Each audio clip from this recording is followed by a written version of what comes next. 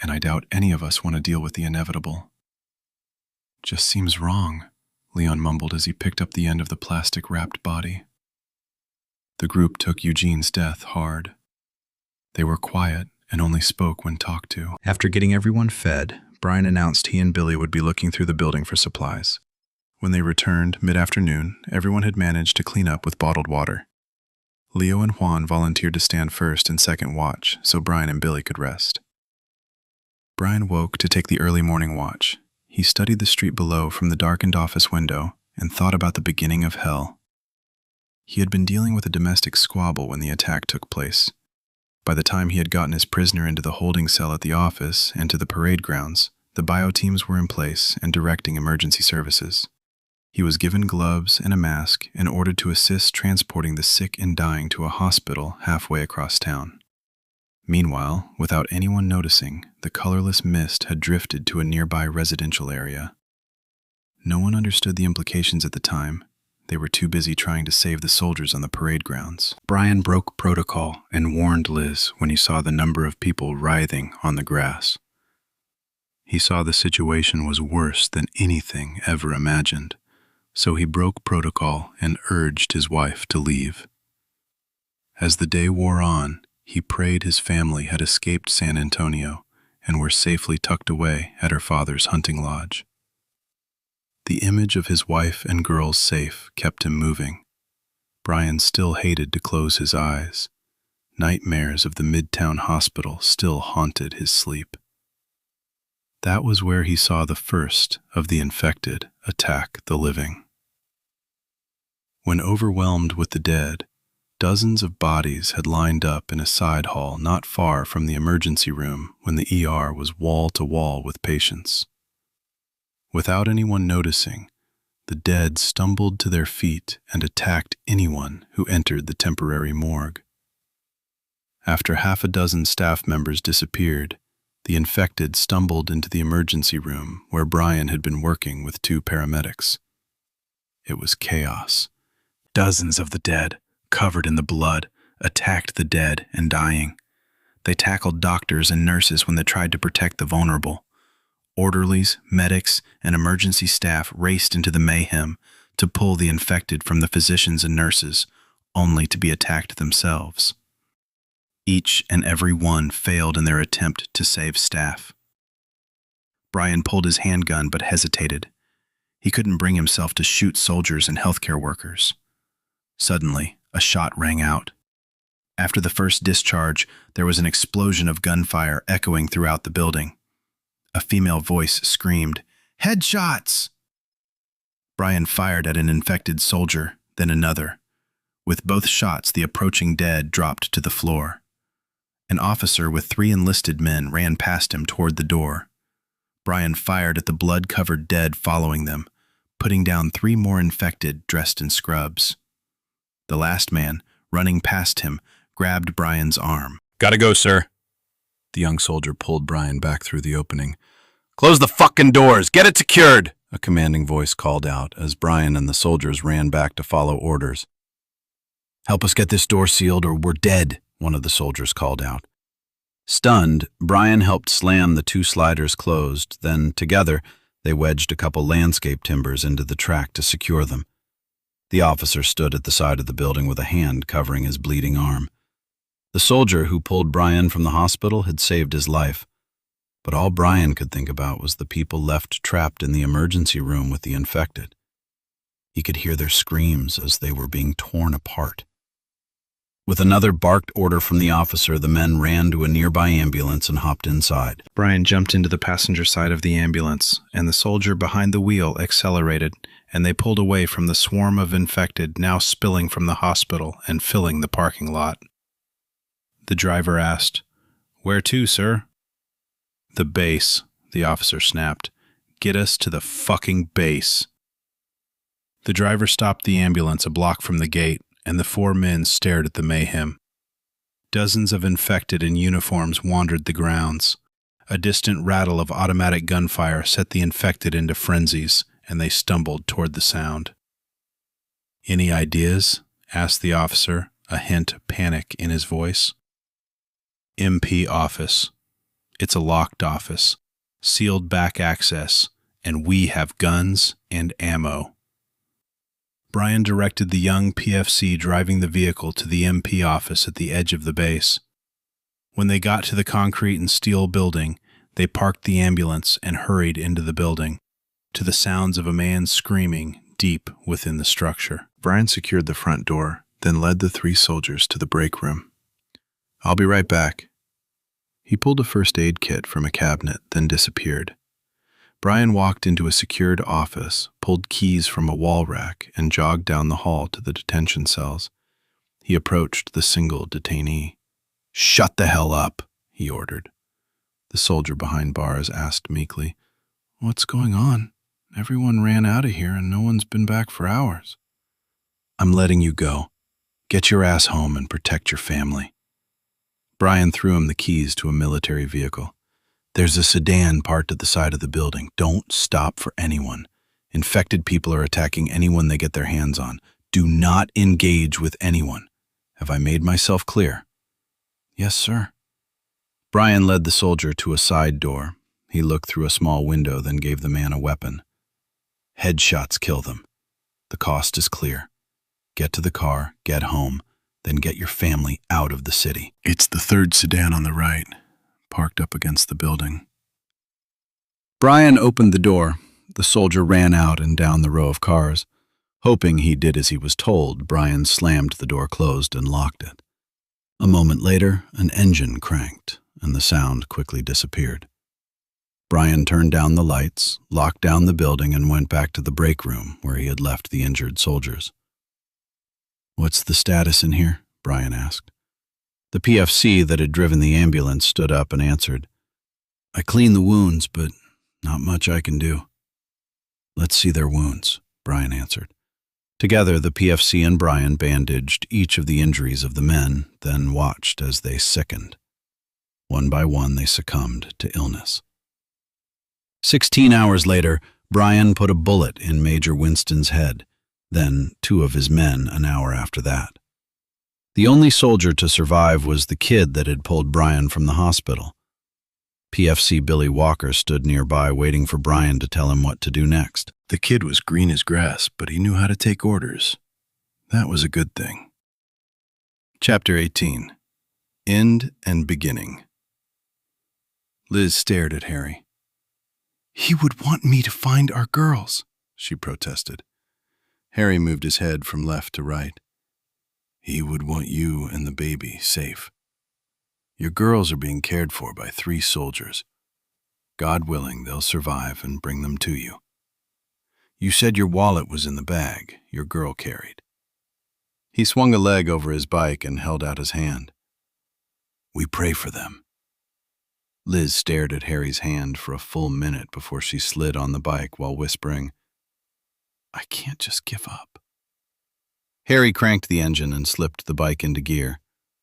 "No one is giving up on your family. We're protecting this part and leaving the rest in his hands." They left the farm-to-market road and headed northwest on an even more narrow, less maintained highway. It was clear of traffic and roadblocks. Few infected seemed to be in the area as a result. 4 hours later, they stopped to let Harry consult the map. They were getting close to Kerrville, an area rife with back roads, hills, and canyons. It was a beautiful country, with lakes, rivers, and forested expanses that made it painful to realize the ugliness of the attack and the infected would be coming. John and Liz wandered toward a set of railroad tracks as they sipped on bottles of water. Ahead, in the distance, was a big rig and trailer at the side of the blacktop. The truck lay on its side, as if kicked out of the way by a petulant child. Liz stared at vines of dewberries ripening, then bent down to pick the lush fruit. Before long, both her and John were eating berry after berry. "I got it figured out, but it'll be a lot of back and forth," Harry announced. Both John and Liz returned to study the map before Harry continued. "We need to head up to FM 16, then catch Ranchero Road, west to North Valley View Drive, north again to Rimrock until it runs into Lehman, then north to Cully Drive. We'll work our way around Peterson Regional Medical Center, then end up on FM 98 North. That's a lot of backtracking, John commented. Harry laughed. You want to go through Kerrville? I'm sure 20,000 people won't be a problem at all. John shrugged and headed for his bike. I'm good. They got back on the motorcycles and slowly accelerated toward the wrecked trailer ahead. Liz glanced to the left as they rode by, and she saw spray-painted graffiti. Suddenly, she slammed her hand on Harry's shoulder and screamed, "Stop!" Harry and John both slammed on the brakes and came to a skidding halt. Harry turned around to see Liz jumping from the bike. He studied the large red heart painted on the smooth metal skin of the top of the trailer. A red heart with Amy and Claire's names painted inside. To the side were 3 smiley faces, the first with bangs, the second with hair on either side of the head, and the last bald. Harry started laughing. Well, well, well. I guess that's a message for someone. Liz reached out to touch the dried paint. She slid her fingers along the swirls of red, as if by touching it she could feel her daughter's. Tears streamed down her face. Finally, John spoke. Would someone tell me what the hell this is all about? Liz looked up and smiled. My girls' names are Amy and Claire. She took a deep breath. It's meant for me. They're safe. Harry nodded. I'll be damned. I think you're right. Suddenly, the sound of a moan interrupted the conversation. The trio looked toward the road ahead and was shocked to see an army of infected stumbling over the hill toward them. Harry cranked his bike and Liz slid onto the seat behind him. Head out, John. We've got to head back the way we came, Harry ordered. They're coming out of the houses up ahead.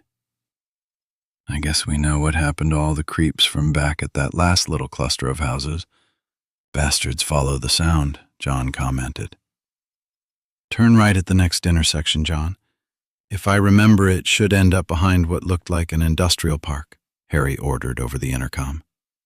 Got it, John answered as he pulled his handgun and fired at the closest monster. A middle-aged woman in a house dress fell to the ground. Liz pulled her own gun and fired twice as they pulled away from the advancing horde of infected. As she secured her handgun, she heard John's startled yelp. John's front wheel jerked to the side and his handlebars pulled from his hands. He sailed over the front end, doing a loose-limbed somersault and rolled. When he stopped moving, he lay on the pavement, spread eagle. Harry slammed on the brakes just as the front end of his bike jerked to the side. Liz clutched at Harry, but in the end, he and Liz were thrown from the machine and off to the side in a tumbling roll. The world became a blur of flying arms, asphalt shredding denim, and driving gravel into her knees and elbows. She felt Harry bounce against her, then slip away. Suddenly she slammed against a wall, and all momentum stopped. Liz lay still, gasping for breath. She heard a distant curse. When her head cleared, Liz called out, "John? Harry?" "Fuck," Harry yelled. "Lizzie!" Liz reached for the snap on her chin. "Here." She pulled the helmet off. A bullet pinged off of the brick of the wall behind them, followed by the loud report. Then another, and another. "Get up, we gotta get to cover," Harry yelled. Bits of asphalt and gravel ricocheted from the ground as Liz realized they were under attack. She rolled over and saw she was close to the bike. She grabbed the strap of both their go-bags, then followed Harry as he crawled to the side of a building. John grabbed his pack from his bike and crawled behind a concrete barrier. "Hey, you two okay?" he called out. Liz looked at her scraped knees and elbows where blood was soaking through the denim. "I'm all right." She turned to Harry and examined a knot on his head. He nodded slowly. "Harry's a little banged up, but we're good." John answered, "Fuckers killed my bike. The front end is trashed." Shots pinged off the concrete again. "They're up high, at least half a dozen shooters." Harry pulled his handgun and pointed to the corner. "We have to get the ammo bags and my rifle. It's still tied to the back of my bike." When Harry made a move to reach across the open area between the wall and the bike, Liz pulled him back. I can do it. You and John make sure no one has a chance to look up." Harry started to protest, but she interrupted. "I'm a smaller target, and you two are better shots." Harry grabbed her arm and handed her a knife with the thick, heavy blade. He stood and took her helmet. "When I toss this, they'll fire. John and I'll lay down cover fire. Get out there and cut the gun and bag loose, then get back here. You'll have maybe 10 seconds before they figure out what's happening, so you have to get back by then." "I got this," Liz whispered. Harry stepped back and tossed the helmet underhanded across the street to clatter against a dumpster, where it hit the lid and fell inside, where it thumped against the bottom with a loud crash and thud. At the first shot by Harry, Liz ran to the back of the motorcycle. She squatted down behind the rolled bike and began sawing at the rifle strapping. While she worried through the leather, she could hear both Harry and John returning fire. The bag and gun dropped. She grabbed the strap of the bag, hunched over, then hurried back to Harry's side. When she glanced over her shoulder, she saw dozens of infected converging on the street leading to the bikes. The group attacking noticed Liz just as she slipped behind the corner of the building, and 2 shots pinged against brick, sending shards into the back of her leg. Harry peeked around the wall and fired 2 quick shots before falling back to release a magazine, shove it in his pocket, and slammed a fresh one into place. "You okay?" When she nodded, he called out, "Head north, John. We'll be right behind you as soon as you're clear." "Got it," John answered.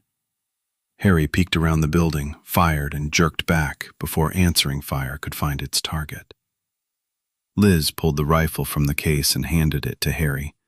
He whispered, "Get low, take 2 quick shots, then get back and take the bag and run after John. I'll be right behind you after I send a couple rounds at that fat guy on the roof. I'm getting really tired of him shooting at me." "Got it." Liz took the shots, backed around Harry, then grabbed the bag and ran. Harry stepped away from the corner with the rifle pressed against his shoulder. He fired. A shooter across the street toppled from the top of a 2-story building to the pavement with a blood-chilling shriek. One of the attackers on the ground rushed to pick up the injured man, but the infected pounced on both before they could get to safety. Harry retreated down the alley while the shooters concentrated their fire on the infected, attacking their comrades. Screams from one of the attackers ended quickly when a single shot rang out. Another shot silenced the second voice, left screaming in terror and pain. Harry limped to where John and Liz waited at the end of the alley. John, with a backpack slung over his shoulder, slid Harry's arm over his shoulder, and the trio hurried around the corner of the building, with the sound of gunfire still echoing in the distance. Liz, struggling to carry both her and Harry's backpacks and gun bag, kept her feet moving. At the first break between buildings, they made a left turn, went half a block, then right again. The distant gunfire was reduced to single shots, as if the shooters were singling out intended targets. The harried voices had long since faded. Finally, Harry pulled away from John's grasp and rocked back against a wall. "We have to find a place to hide out until they give up looking for us," John announced. "I don't think they intended to just take our rides." They each scanned the surrounding buildings looking for a hiding place. Harry walked to the end of the building and looked down the row of offices and storefronts. Wandering infected stumbled into view at the far end of the industrial complex. "We gotta move," Harry whispered. "You can't, Harry. We have to stop and clean John up and tape your ankle." "Has to wait." Harry picked up his pack and limped to the opposite end of the building and took a quick look. "Come on, we don't have time." Liz picked up her own pack and the gun bag and began walking. John slipped up and grabbed the other strap to take some of the load. Liz gave a quick nod and followed Harry. Harry led John and Liz down the alley, around a building, then through a maze of single-story structures until they left the business park through a breach in the fencing and entered a wooded area. After nearly a mile, Harry stopped, gasping for air. "I'm getting too old for this shit." Chapter 19. Sound of Salvation. Tate gave Matt 30 minutes from dawn's first light just in case he found a refuge or stayed in his ride for the night. When he didn't show up, she cranked the engine of the white rig and headed down the long-abandoned road. Once she passed a defunct oil pump, the trail quickly disappeared into the scrub grass and bare sand. She drove for 10 minutes across rocks, through dry gully and around large stands of mesquite. Amid the weeds and scrub grass, she saw the first signs of blood and residues. The scattering of remains made her breath catch in her throat. She downshifted and stopped, then grabbed a small pair of binoculars from her bag and studied the dark patches of dark body fluid and bones. She scanned the area and saw several infected surrounding a cluster of mesquite. At the edge of the thorn-covered plants, she studied a mound of bloodied flesh and length of the bone. She looked closer and saw a split hoof at the end of the leg bone being devoured by an infected. She saw more and more remains of a massive, feral hog. Several more of the infected followed a couple running piglets. As Tate examined the area, she noticed activity amid the cluster of mesquite, where the infected continued to press closer to a maze of bushes. She studied the scene and thought she saw an arm move inside the brush. She looked again and was sure she saw a hand. Then a finger twitched, and a ray of sunlight flickered off of the curve of the glass. It was a bottle, a liquor bottle. With a grunt of disgust, she snarled, "Ought to leave his drunk ass to be eaten." Matt must have crawled under the mesquite when the dead attacked the feral hog and her piglets. Once the infected lost interest in the hogs, dozen infected pressing noticed fresh meat and closer to the brush pile. Matt was trapped. Tate opened the door and slid to the ground.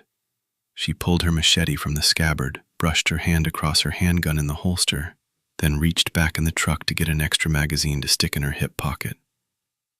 "Tell me I'm not doing this," she mumbled before she closed the door to the cab. "Fuck!" Tate struggled against the stench blowing her direction as she studied the maze of mesquite brush. After a minute, she made out a trail through the brush. Tate squatted low and made her way around a clump of brush and pile of rocks. She moved slowly between the stones and thorned bushes across the rough terrain. Suddenly, Tate rounded a bunch of mesquites and faced a pair of booted feet. She rose and stood face to face with an infected man in a plaid shirt and jeans. The monster reached out and opened his mouth while Tate stepped back and spun around before she slammed the machete into the top of his skull. He fell like a sack of potatoes and remained still. Tate placed her foot on the side of his face and jerked the blade free. She hurried past the body to the next stand of brush. With the death of the last piglet, the infected were losing interest in the scattered remains. Tate picked up her pace and crossed the last 50 feet to the back of the mesquite warren where she had seen the bottle glistening in the morning sun. She bent down and looked into the narrow passageway. "Hey, dumbass, get your drunk ass out here!" Matt groaned. For a moment, he thought he heard a voice, but he couldn't be sure. His head ached. He looked down and remembered he'd crawled in the mesquite labyrinth and gotten trapped by the roaming infected. He couldn't fight dozens of them alone. "Hey, asshole, get the fuck up and crawl this way. We don't have much time before the lunch crowd comes looking for their next meal." Matt knew that voice. The woman with the orange hair. "Hey, I'm here," he yelled. "Shut the fuck up," Tate whispered. Matt looked from side to side in a hungover haze, then asked, "Where are you?" Tate considered raising her gun and shooting him, but answered instead, "Behind you. Crawl back this way and make it quick. Natives are getting restless."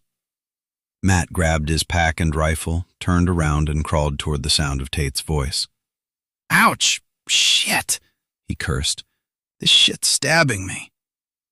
He found a thinning curtain of vegetation, got to his knees, and crawled under the upper branches and thorny brush. "Ouch! Fuck! Damn it!"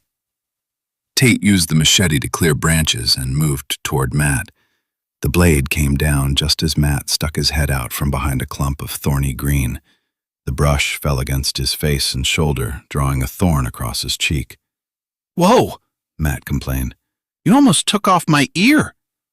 "Come on, you're lucky it wasn't your head," Tate grumbled. She turned on her heels and headed back through the brush and briars. She didn't bother to see if Matt followed, just expected him to. "I need a drink," Matt mumbled as he stumbled after her. When he was clear of the maze, Tate stopped and turned around to face him. "You're a real dumbass. You have all those people in that camp counting on you, and the first time no one is looking, you get drunk. I don't know what kind of asshole you are, but it's time for you to man up." She slammed her fist into his chest. "If you get me chewed on by one of those fucks, I will personally shoot you. Now shut up and keep up." Matt followed as guilt silenced any thoughts of protest. She was right. He was drunk when he led those infected to that roadblock. If he hadn't been tipping the bottle, he would have noticed long before he drove up to the barricade.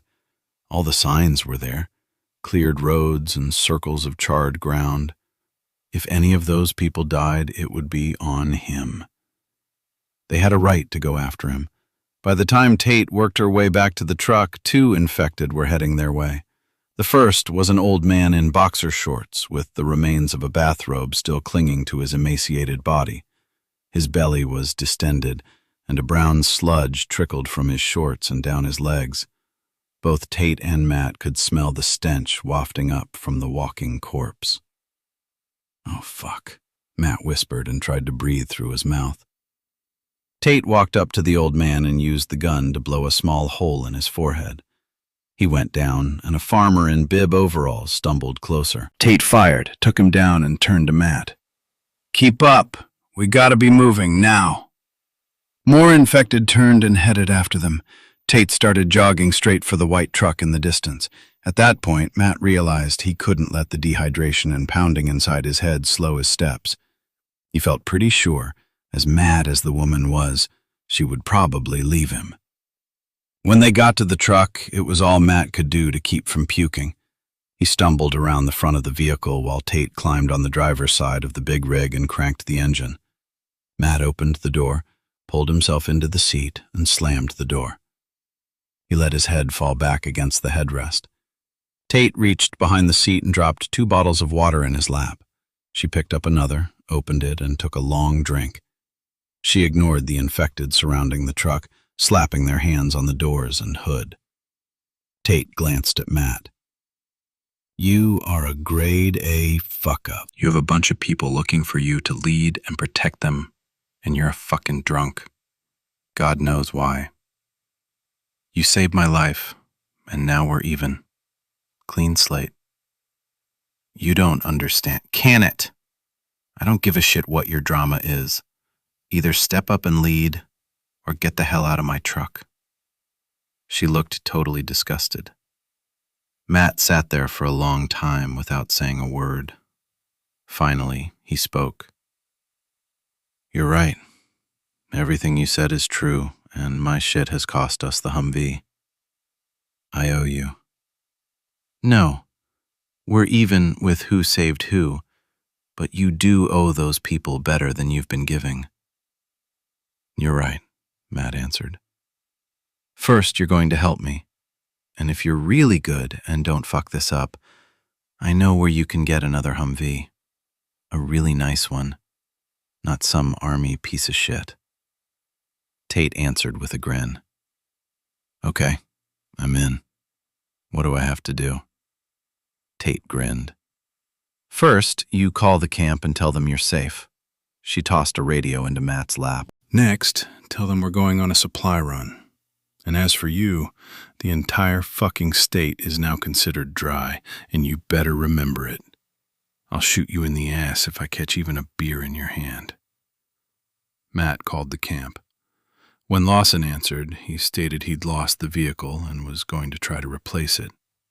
Larry got on the radio and asked questions, but Matt shut him down. "I'll be back tomorrow. Don't take chances and keep the camp safe," he added. Tate laughed at the hangdog look on his face. "Can we go now?" he finally asked. Tate cranked the engine of the white truck. She slammed the beast into gear and rolled forward. 3 bodies slid under the front tires of the rig on the right. She made a full circle around a cluster of mesquite and headed back to the road, leaving the remaining infected in the dust. Chapter 20. The Takeover. Della, still dressed in an oversized t-shirt and boxers, tapped on the door of Steve's motel room. "Military is here," she announced from outside the door. "You have to see this." "Calm down. Give me a minute. Go get dressed so we can check it out." Steve slid into the wheelchair and rolled to the door and left the room. He ignored her shapely dark legs and concentrated on the sound of heavy trucks and roaring engines. "I think we need to be careful," Steve announced. "What do you mean? They're soldiers," Della questioned from inside the darkened room as she pulled on a pair of jeans. "Why here? The military being here makes no sense." He answered before calling over his shoulder to Zach. "Up and at 'em, Zach!" Steve turned back to face Della standing in the doorway. "This is out in the middle of nowhere. Why would the military send troops here?" Della looked confused. "Well, I don't know." "Exactly. This small community is not strategic in any way at all. Not enough space to take in a significant number of survivors." Following that train of thought, I'm worried they're not here under military orders. If that's the case, they're not here for the benefit of this community. Zach walked to the door and chuckled. "Got some good-looking pants there, Miss Della." Della rolled her eyes and turned back to Steve. "So what are you saying?" Zach cringed as if hit, then stumbled back to pull on a pair of shorts. "I think we need to be careful until we know what's going on with the military," Steve advised as Della closed her door. "Let's get some breakfast." Once Zach appeared and ready to join them, they made their way to the school. The wheelchair caused a few interested glances from the new arrivals in uniform, but otherwise, the trio was ignored. When they got to the school, the community residents were abuzz of activity and rife with speculation about the advent of the military. From gossip going around outside the cafeteria, they learned the officer leading the unit had insisted on an immediate meeting with the council at the city center. The impromptu conference was organized, and now the town's civilian authorities were behind doors with the officer in charge. The rest of the soldiers looked around as if expecting trouble. Steve noticed the military vehicles were parked in a defensive formation around the front of the town hall, intensifying his unease. Della, Steve, and Zach entered the cafeteria and picked up trays, then made their way down the serving line. Once settled at a table and eating, they noticed soldiers taking up posts at each of the exits. They ate quickly, keeping watch around the room. "Something doesn't feel right," Della whispered. "I agree. Let's get out of here." Steve backed his chair from the table and headed for the door, with both Della and Zach in tow. As they walked past the table where Sandy was sitting with the 2 young women she had been staying with, Della stopped. "We're meeting at the motel," she glanced around pointedly, "to discuss the latest development." "No thanks. It doesn't matter what you have to discuss. I'm staying here. I have friends now. It's safe. No way I would even consider leaving here," Sandy answered. Della cringed at the outburst. "Please keep your voice down." "Fine." Sandy looked annoyed. "I have no intentions of going anywhere until the soldiers say I can go home. End of story. I'm not your responsibility, and you can't make me do anything I don't want to." Della squared her shoulders. "That's fine, Sandy. If you change your mind, just come see us. Sooner rather than later." She hurried after Steve and Zach. As she approached the pair at the front of the door, she caught the ongoing conversation. Steve glared at the soldier stationed at the door. "Excuse me? What do you mean we have to stay here?" "The Major's request," the soldier answered. He'd like everyone to stick around and be available when he finishes his meeting with the folks in charge here. He plans on a formal announcement at 11 this morning. Steve looked annoyed. I'll tell you what, I need to take care of private needs. Get my drift? We had a bad time getting here. Della is my nurse and Zach hauls me around. Are you holding a disabled veteran prisoner? You want to smell shit for the next hour? Of course not, sir. The soldier looked disgusted. We'll show up for your meeting.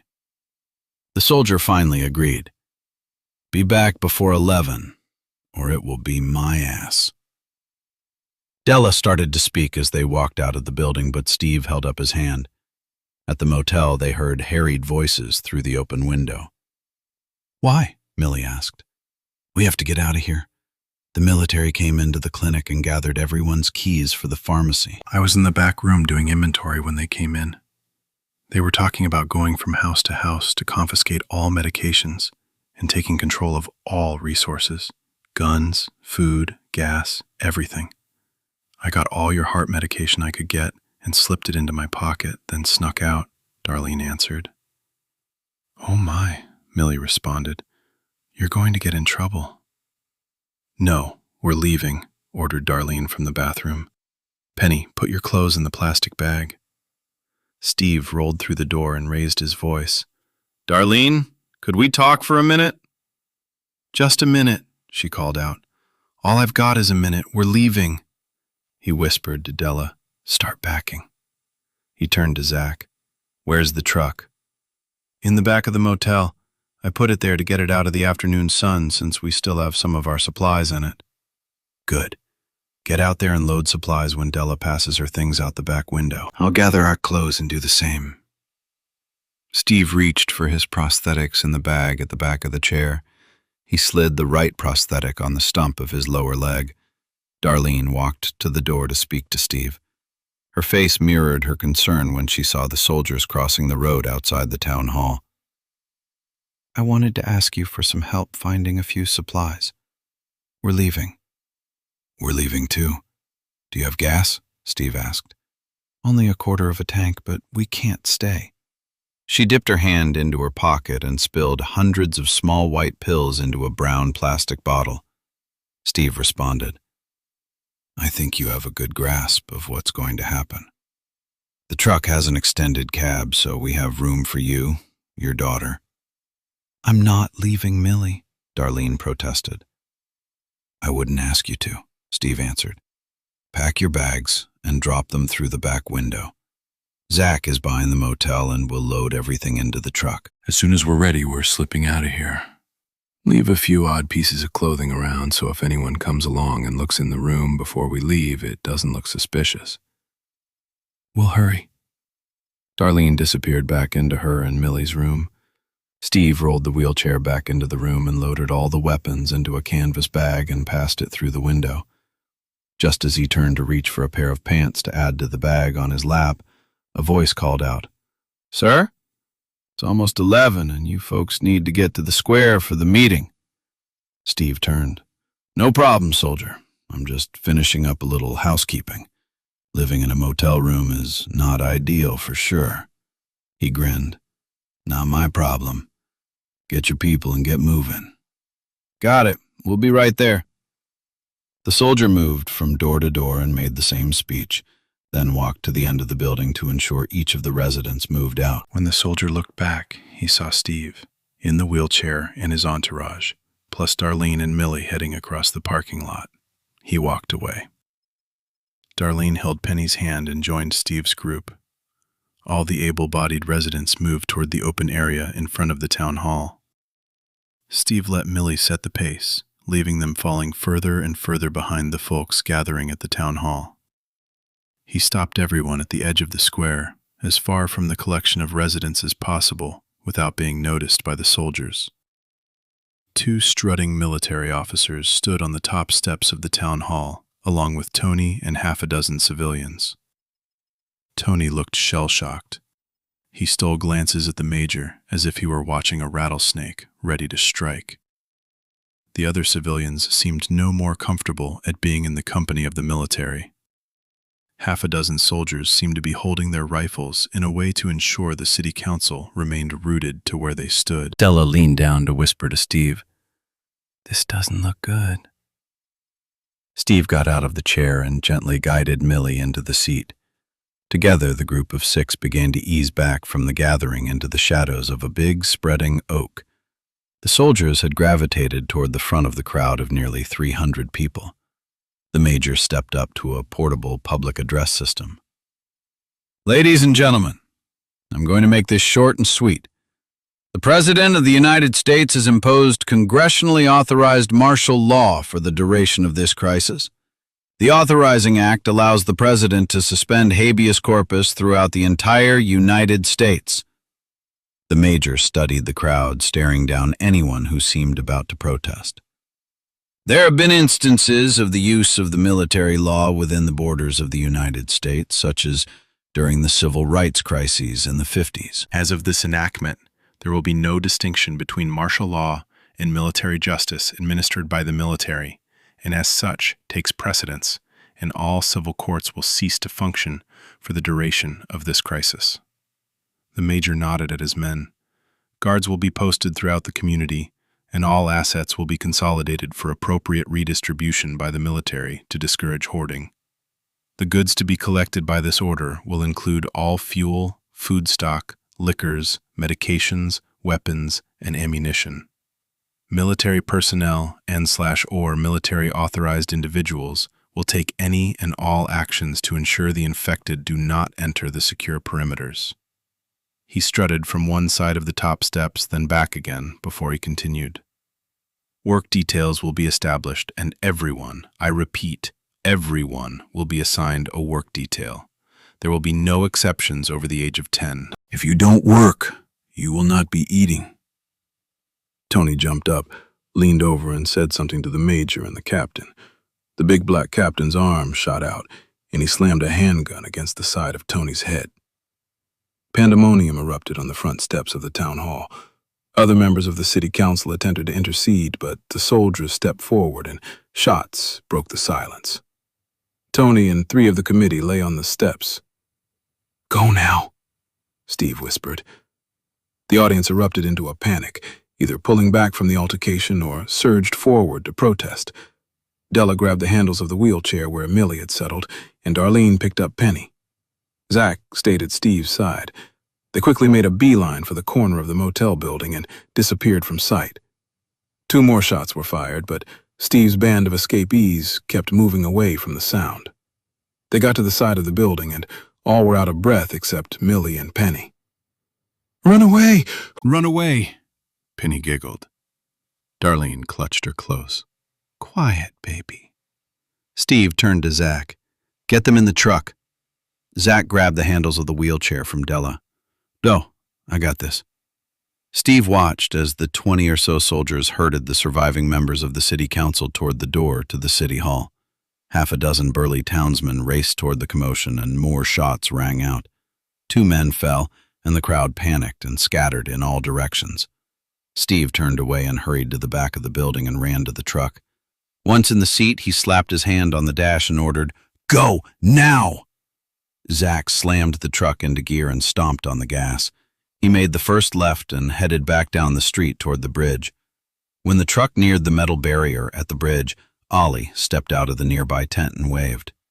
"What the hell is going on?" "Where are you folks headed in such a hurry?" he asked with a worried look. "What were those shots in town?" Steve answered, "The soldiers just caused a riot in front of City Hall. Half a dozen people went down. They're claiming martial law gives them the right to confiscate food, meds, and weapons. We decided we weren't interested in staying and giving up our guns." "What have you got in the back?" Ollie asked. "Just what we came with and the supplies you gave us," Steve answered. "You plan on stopping us?" "Hell no." "Well, son of a bitch," Ollie swore as he looked at the people around him. "How bad is it?" Steve shrugged. "They already killed at least 4 people, he answered, then asked, "Will you open the gate and let us go?" "No reason not to." He waved at the men standing guard. "Open the gate." Ollie looked into the back seat. Looks like you picked up a couple folks. What about that young girl that came in with you? She found some friends and was determined to stay, Steve answered. Will you watch out for her? She's just a kid. The gate swung open. I'll keep an eye on her. Ollie stepped back and waved them toward the gate. Thanks for the heads up. You folks be safe now. Steve hesitated, then added, if this falls apart, head for Pine Creek Canyon in the Guadalupe National Park. Ollie gave a quick nod and waved the truck on. Zach stepped on the accelerator and Steve looked in the side mirror as they drove through the gate to see Ollie heading toward his vehicle as the gates closed. Long wait.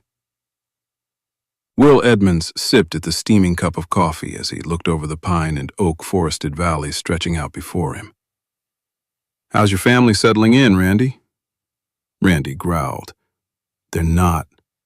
Cassie brought every medical book she had and hasn't moved them from the door. Aunt Wilma's cleaning like a demon since she's worried sick about my cousin. In crazy speak, it's her coping mechanism. He forced a chuckle, then continued. The last time my aunt talked to Tate, she was in San Antonio waiting for a load. She's in the middle of a shitstorm, Will agreed. All we can do is pray our families got out in time and are headed this way. Our job is to have a safe place for them to come to. Their job is to get here. Tate's tough. If anyone can get through on their own, it'll be Tate, Randy chuckled. She used to kick my ass when we were kids. Last time I saw her, I told her if the shit hits the fan to find me. She knows where I am. Randy got a pained look on his face. She tried to help me talk about what happened, but I just couldn't get it out. I was kind of messed up, and those quacks at the VA kept telling me I was crazy. All they did was throw pills at me. Will put his hand on Randy's shoulder. I know.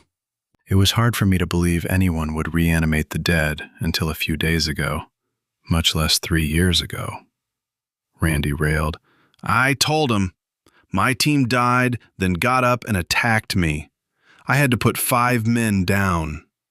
His breath caught and his hands began to shake. Let it go, Randy. What happened then doesn't make a difference now, and we've got the family to think about protecting. Your cousin and my daughter's family will get here, and we have to be ready.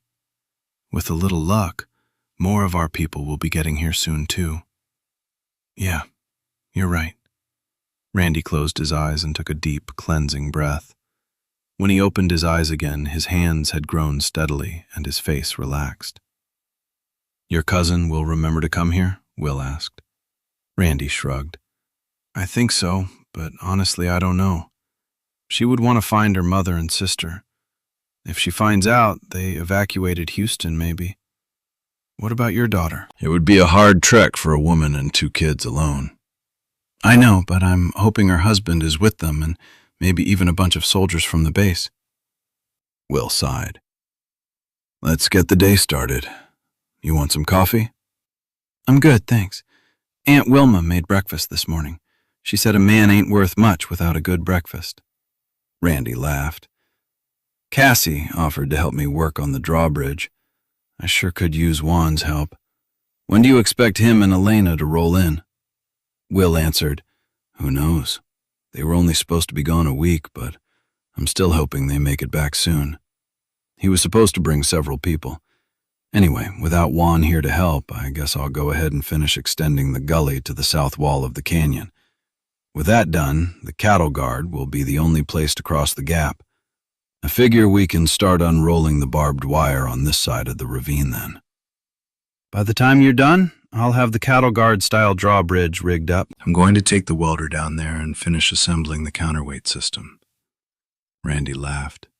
When I'm done, a 10-year-old will be able to raise and lower the gate. We'll have to worry about looters eventually. People will be looking for a place to anchor down. Hopefully there won't be many come up this way. Not many people even know about this place since it was abandoned years ago, Randy commented. Will agreed. True, but there might be a few hunters that remember the hunting lodge. Plus, we had the web designer release that website 2 weeks ago. We've had over a dozen responses. I didn't realize it had gone live, Randy commented. Shit, that's not good.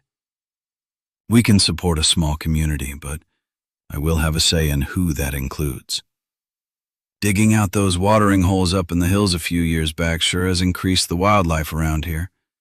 I even saw a few wild horses the other day, Randy commented. Maybe we'll run across some stray cattle if we get a chance to search some of the open range. For now, our focus has to be security, and that means me digging that trench and you getting the bridge operational. Randy shrugged. I'll get Cassie and head out. I did ask Aunt Wilma if she'd go to the lodge and fix our dinner, and she said she would. We still have some venison from the deer we killed 4 days ago. I've been thinking. I know the cabin you three are is big enough, but I'd like you, Wilma, and Cassie to move up to the lodge. It doesn't have to be today, but soon. It'll be safer for all of us for the time being. You'll want your family to live here when they come in, Randy protested. There'll still be plenty of room, and I don't want strangers in the lodge with me and mine. Besides, right now I'd like the guns all in one place. I guess you're right, Randy answered. I'll talk to them, but I don't see a problem. We got a lot to do to protect this place, Will mumbled to himself as he walked away. Be sure to pick up the two-way radio at the front desk. 4 hours later, Wilma Hamilton stepped into the lodge and glanced around. So now a hunting lodge was going to be their home. They were safe because of Randy and this strange man, but she wasn't sure she liked the new living arrangements. Both she and Cassie had watched the horror of the attacks at the military base unfold through news clips on the television. All the networks sent reporters to stand in front of hospitals to watch ambulances arriving, and were still there when the infected rose up and stumbled around the emergency rooms and spilled out to attack the news teams. Wilma and Cassie had discussed loading up the car and leaving, but Wilma was afraid they would get trapped on the freeways in Cassie's little Prius, just like they had while trying to escape Hurricane Rita several years ago. They continued to stack supplies by the front door and decided to wait until morning while they kept watching the news and discussing where to go when they did leave. Randy had arrived like a storm at midnight. He told Wilma and Cassie they had 20 minutes to get together whatever they wanted to take. They wouldn't be coming back. He had backed his big pickup to the front door, taking out one of her rose bushes, and lowered the tailgate. He loaded what Wilma and Cassie could carry out of the house. Wilma insisted on her portable sewing machine, trunks of fabric, and sewing supplies. When Randy announced enough, she packed 2 suitcases of clothes and rolled them toward the door. With the time left, Wilma emptied canned goods from the kitchen into 2 laundry baskets and grabbed a large blue enamel pot with all her canning supplies inside. She hurried to the garage and retrieved 6 boxes of assorted sizes of canning jars. Cassie spent her time packing up her laptop, printer, and paper supplies. She pulled quilts from the beds and linens from the hall closet. It took a bit of convincing to get Randy to load the massive cedar chest from her room, but with it headed for the truck, she packed her own clothes, then cleared the bathrooms and cabinets of shampoos and OTC medications. When Randy ushered Wilma and Cassie out the door of the small house in West Houston, it looked like a storm had hit the inside. Wilma closed the door with a final look, knowing she would never see it again. The 2 women got into the truck, and Randy cranked the diesel engine. He headed west on the back streets and connected to a narrow 2-lane blacktop road. He raced down farm-to-market and country roads of southwest Texas. Any pleas for stopping or a break fell on deaf ears. Randy kept up the grueling pace until he finally stopped in Dryden at a fast food restaurant that still had internet access. Cassie sent an email to her sister, then used the computer to pull up news programs and social media to see accounts of attacks that began on the southeast side of Houston and rolled over the city like a wave. She tried calling Tate, but cell service was sketchy at best this far from the big city. Randy filled both truck fuel tanks while Cassie and Wilma ordered food. The 3 ate a quick meal of greasy hamburgers and stale fries. After refilling soda, Randy shuffled everyone back into the truck, and they headed northwest again. The trio got to the lodge late that next afternoon. All three were exhausted. After a brief introduction to Will Edmund, they drove to Randy's cabin, and all three fell into bed. Wilma and Cassie woke the next morning to see their boxes and bags sitting outside the front door, and Randy nowhere to be found. With the supplies in the kitchen, Wilma made a quick breakfast before both women got busy bringing the plethora of items they had carried from Houston. The two women sorted through a few items and stored the rest in a spare bedroom. They settled on the leather couch to watch the news channels as they reported while city after city fell apart. After 4 hours, Wilma was too worried to just sit amid the squalor of Randy's cabin, so she got and started cleaning. It took Wilma and Cassie 2 days just to get the cabin up to what Wilma considered livable. Each evening, Randy came in well after dark, cleaned up, and fell into bed without discussion or explanation. The morning of the third day, Randy came back to the cabin and announced, "We're moving to the lodge." Wilma hadn't really gotten a chance to get acquainted with General William Edmonds. Both men spent each day, all day working, and the 3 times she had been in the man's presence, he'd been gruff and foul-tempered. She wasn't looking forward to living with a man with such a sour disposition. An hour later, Wilma stood admiring the main hall.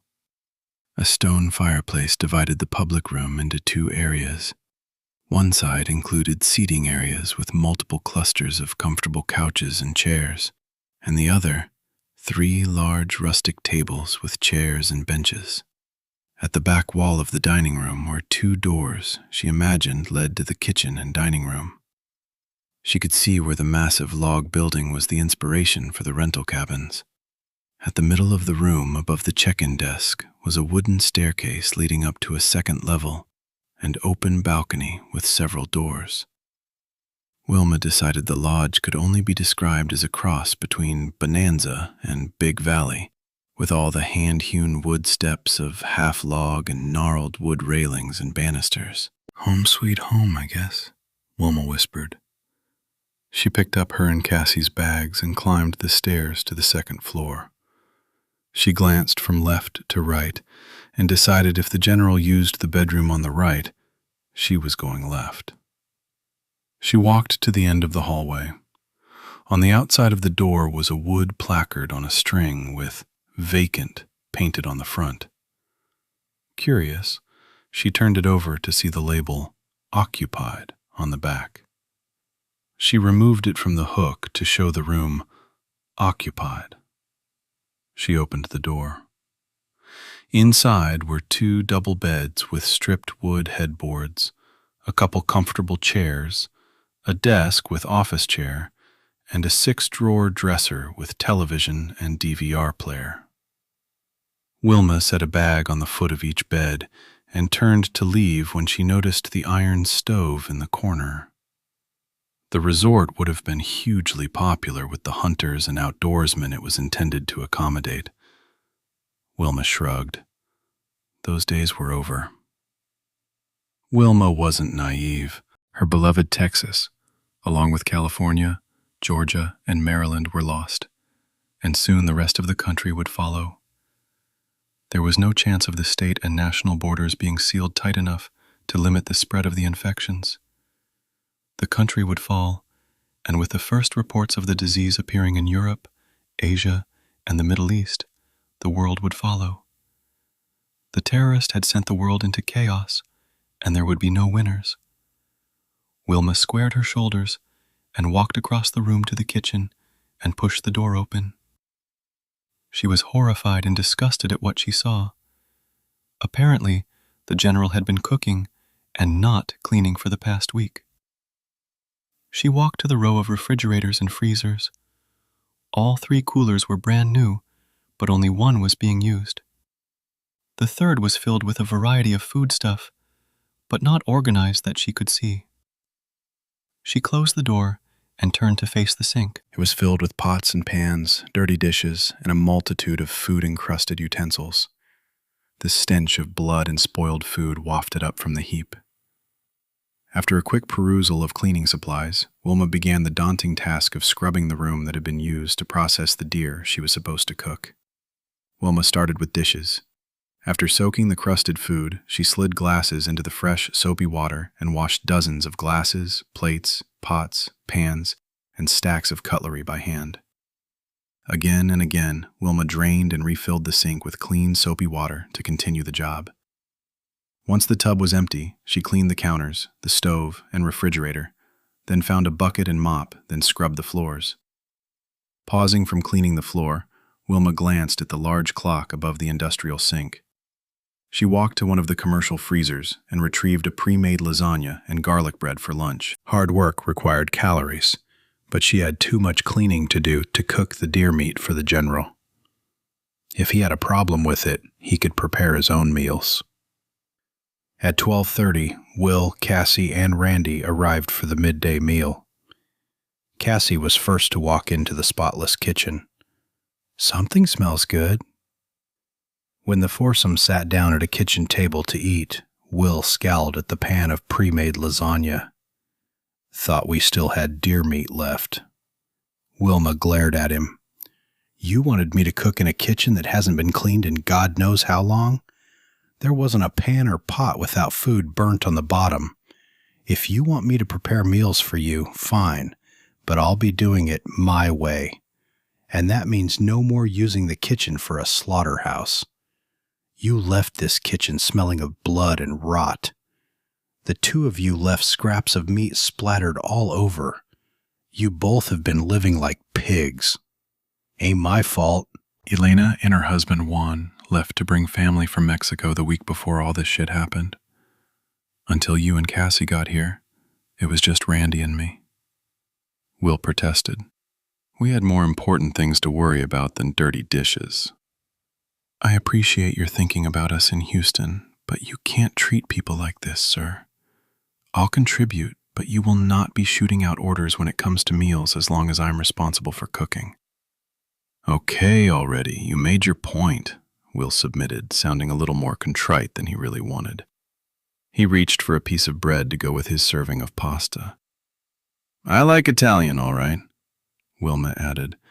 I need Cassie to help me inventory the food stock this afternoon. We need to start rationing fuel if we have to continue running the generator to maintain the freezers. We won't be needing it much longer. I'm going to finish hooking up the solar panels tomorrow. Fine. Then I won't worry about the fuel issue. But there's more. Frozen food will run out, eventually. We need to think about sustainability. Is there a garden? Will answered. There's a chef's garden out back. Wilma threw up her hands. We need to plant as much garden as we have usable space for. You keep telling me there are going to be a lot more people coming. If that's the case, we have to create a self-sustaining environment. Will scowled. We don't have the manpower. Chapter 22. Leaving it all behind. Brian and Billy found a military truck in the motor pool with several damaged garage doors hanging open. The garage door was still open and a front tire lay next to the vehicle. It explained why the truck was there. With Brian standing guard, Billy checked the tire's pressure, then bolted the tire on the front wheel as fast and quietly as he could. Billy picked up 2 extra mounted tires from a second vehicle at the back. Once the small group of survivors was loaded up, Brian and Billy climbed into the cab. Brian steered the light truck away from the army base and headed out of town. They drove through the streets of chaos and roaming infected. Suddenly, a panel van rounded a corner with squealing tires. The blood-smeared vehicle accelerated out of control, and as much as Brian tried to avoid a collision, the van T-boned the truck. The panel truck sheared the front wheel and pinned the army vehicle against a traffic barricade. Brian and Billy saw an infected woman attacking the van's driver. A look through the windshield verified a horde of infected had noticed the commotion and turned toward the sound of the accident. They stumbled toward the trucks. Billy grabbed his rifle and climbed out the window and down the concrete barrier before he ran around the front of the vehicle. Brian retrieved his own weapons and collected the duffel with extra ammo and a pack filled with water and food. After passing one of the bags to Billy, Brian led his group of survivors past to the van where the driver was beyond help. They escaped the slow-moving horde, only to be driven into hiding by another mob of infected. They slipped into a building alcove to hide long enough to catch their breath, then ran again. Brian ensured they headed west all afternoon, making their way down streets and alleys, then hiding when they needed. Their companions made the trek even slower and more difficult. Brian glanced over his shoulder at the trio gathered together, watching him expectantly. The two women, Paula Mendoza and Margot Dixon, were both exhausted, but were in pretty good shape after having been locked in the building for days, with only bottled water, soda, and snack machine fare to survive on. The 50-plus-year-old insurance salesman, Dale Whitman, was overweight and had the wheeze of a long-time smoker. Dale patted at his pockets every few minutes, looking for that elusive pack of cigarettes he had long since exhausted. Brian was waiting for the return of the latest addition to his group of survivors. The two surviving members of a construction crew were doing a little recon mission. The two men, Leon Jones, a short black guy who had mad skills with a hammer, and Juan Campo, who claimed to be 100% American to anyone who dared to call him Mexican, were tough men that Brian was glad to have around. Billy sat on an office chair, a handgun lying on the desk in front of him, his eyes continually drifting toward the door of the room as if expecting a monster to stumble in at any moment. He was a good kid, but a little overwhelmed at the moment. When Brian wasn't running, scavenging, or planning their next move, he worried about his family. Brian prayed when he got to his father-in-law's place. He would see Liz and the girls standing on the wooden porch of the lodge. Brian had to believe they were there, waiting for him, so he could keep going.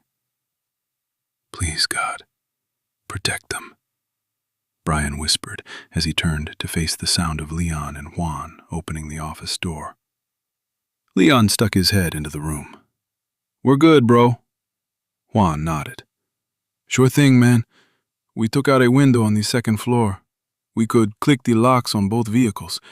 We saw the lights blink, so the batteries should be good to start. Brian crossed the room and followed the two men across the hall. Is either one close? Juan announced, one is at the back of the lot and looks like it's a 10-year-old piece of shit. The other is a big GMC, all decked out with roll bar and big tires. It's parked 3 rows back and just left of the main drive, maybe 10 yards from the door. Most of the people must have started early, so there are less than half a dozen vehicles scattered around the lot. Leon nodded. We can get to it easy enough. The ladies should be all right, but good old Dale is gimpy since he stumbled coming up the stairs yesterday. Add that smoker's wheeze, well, who knows? Does the big truck have an extended cab? Brian asked. Not so lucky. But it's a big fucking ride, Leon answered. 3 people in the cab, rest of us can ride in the bed. It has huge tires and a lift kit. Once we're in the truck bed, nothing will be able to reach us as long as we stay away from the sides. Juan looked excited. When I was looking for the keys on the big security guard, I found a gas receipt. It looks like he filled up the gas tank that morning, both the main and reserve tanks. Show me the truck. Brian grinned with real optimism for the first time in days. They walked across the hall to a window in another office, and the two men pointed out the big blue truck with a Confederate flag stencil on the back window. Leon chuckled. I always wanted to ride in a big-ass redneck truck like that. Well, you get your wish, Leon. Let's get our people and get the hell out of town. Brian chuckled. He led the two men back into the office. Okay, folks. He looked at the anxious faces of the two women and Dale looking at him. We're ready to move. Billy jumped to his feet. Yes, sir. I have all the rations stored in the 4 backpacks we found. The extra magazines are good to go. Additional firearms loaded and ammo stored in the duffel. I pulled off the metal legs from a couple tables for quiet weapons.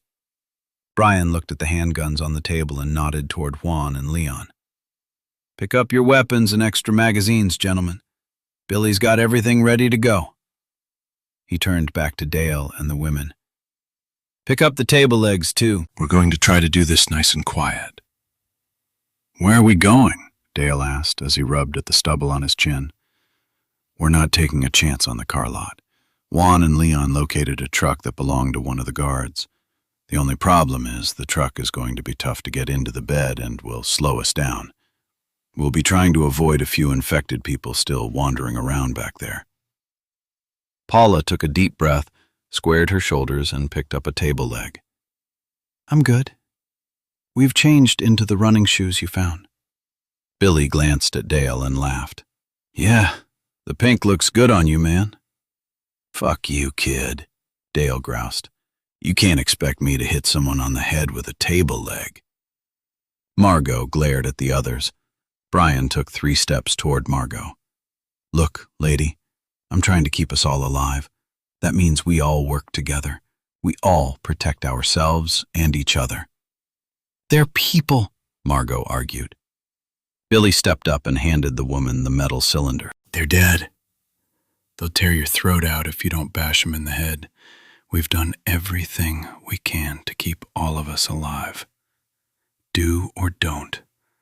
But if I get bit because of you, I'll shoot you before I die. Can't do it?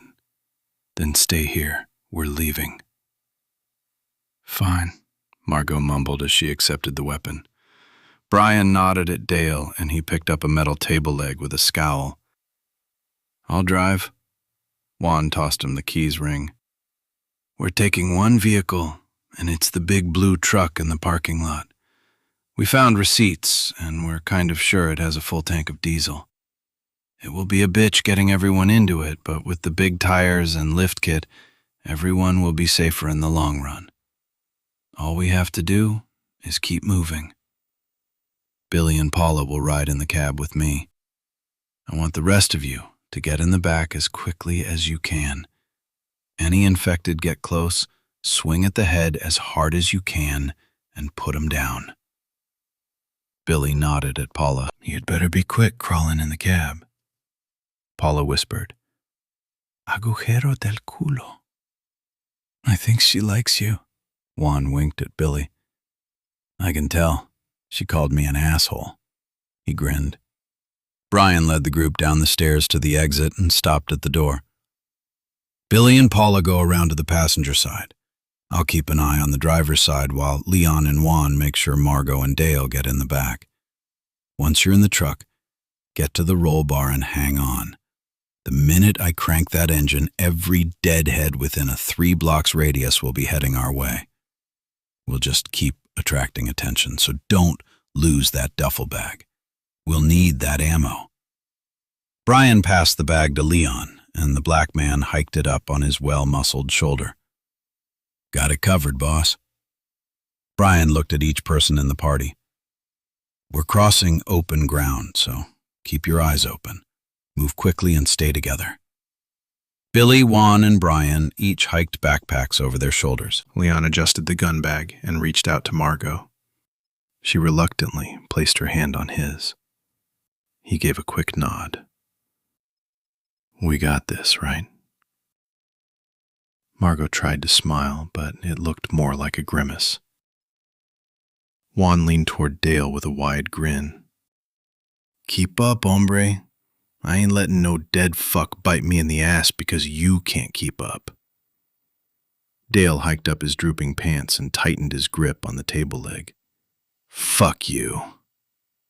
The group made their way down the dark stairway to the bottom floor of the building. Brian peeked through the small glass window at the top of the door and saw a nearly empty parking lot. He pushed the door and eased it open slowly. Looking around one last time, he stepped out into the sunlight, squinting at the glare. Once everyone was out of the building, he moved from the sidewalk to the asphalt of the parking lot, one step at a time. The others followed close behind. Slow and easy, folks, Brian whispered. And be quiet. Brian hurried across the parking lot with Paula and Billy close on his heels. Following them were Leon clinging to Margot's arm, Juan with Dale in tow. Jan began lagging further behind with each step. Dale gasped for breath. Juan slowed and motioned at the insurance salesman to move more quickly. When Dale caught up to him, Juan whispered with a voice tinged with panic. "Want another cigarette? Hurry the fuck up." Brian and the group had gotten 10 yards before the first infected noticed them. He unlocked the doors with a push of the button on the key fob. "Move it, people," he called out in a loud whisper. The click of the button sounded deafening in the quiet of the city. Billy, still holding Paula's hand, veered off to the passenger door with the blink of parking lights on the truck. An infected woman stumbled from behind a minivan and headed for the group. 3 more infected turned to make a beeline across the parking lot toward them. "They're coming!" "We have to go back," Margot shrieked. "The building door locked! Run faster!" Leon ordered, just as Margot tripped and jerked from his grasp. She fell to her knees, dropping the chair leg with a loud thud on the asphalt.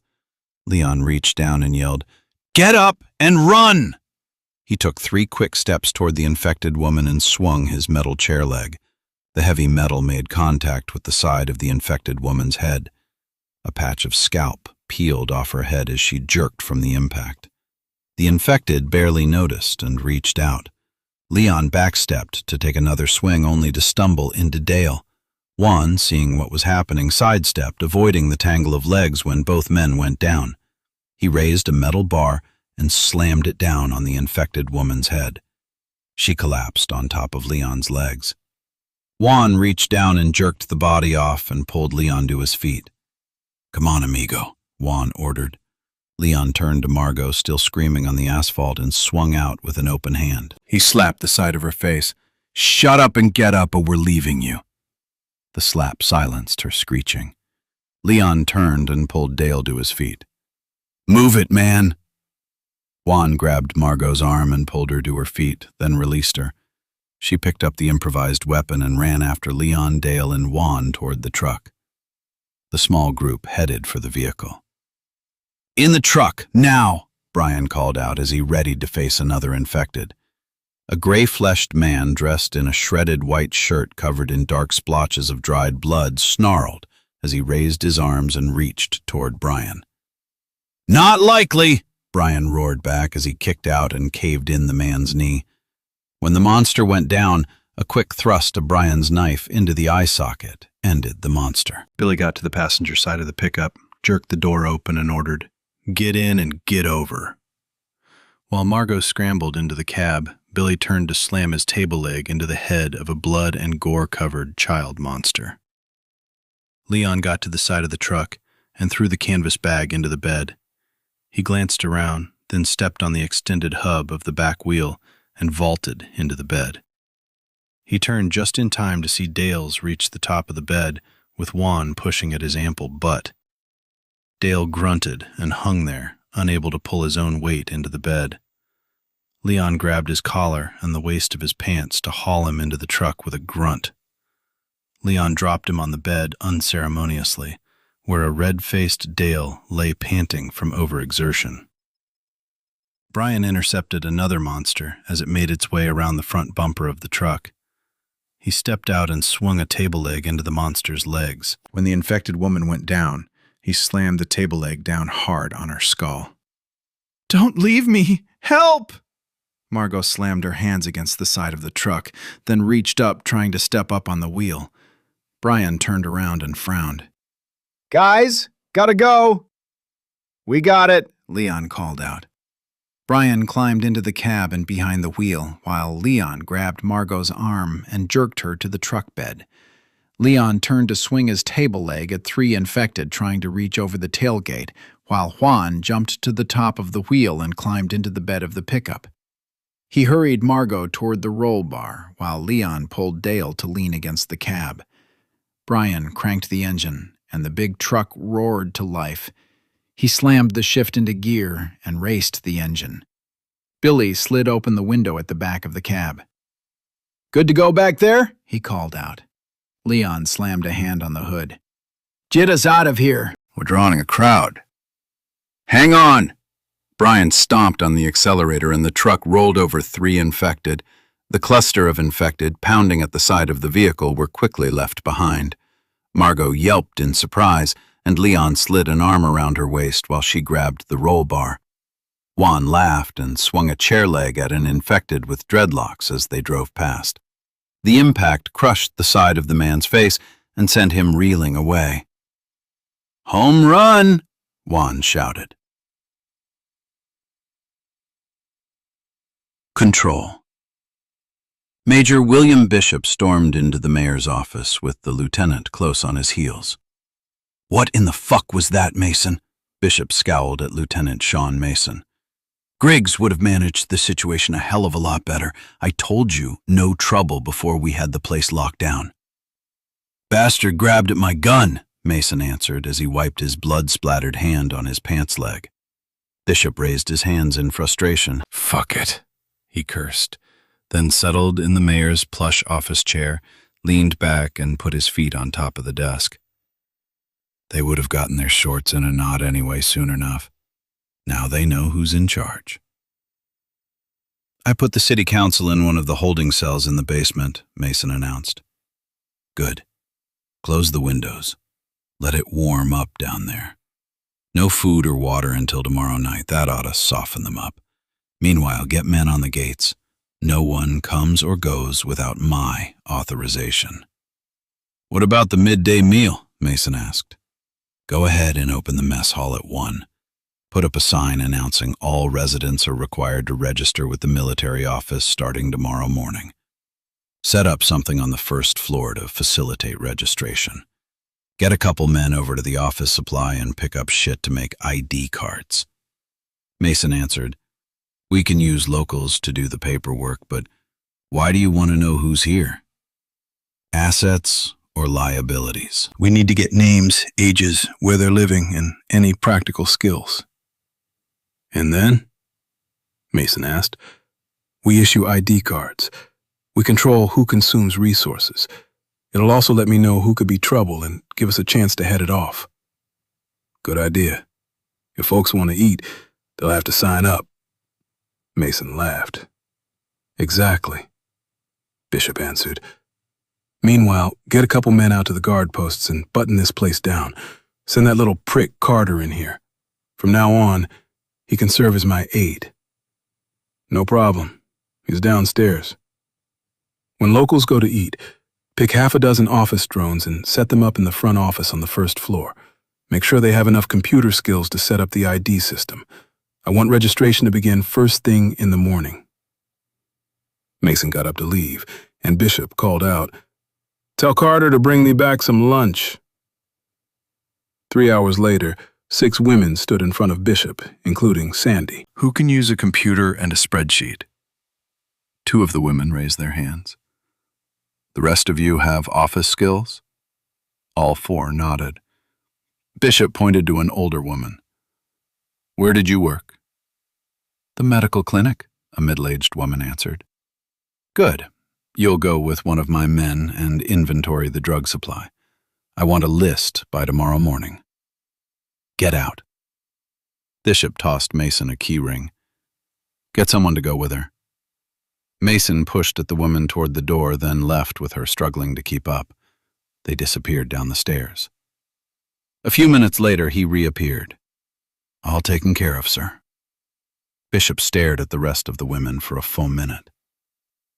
You have until tomorrow morning to develop a plan to register all residents and have the ability to issue ID cards within the next 48 hours.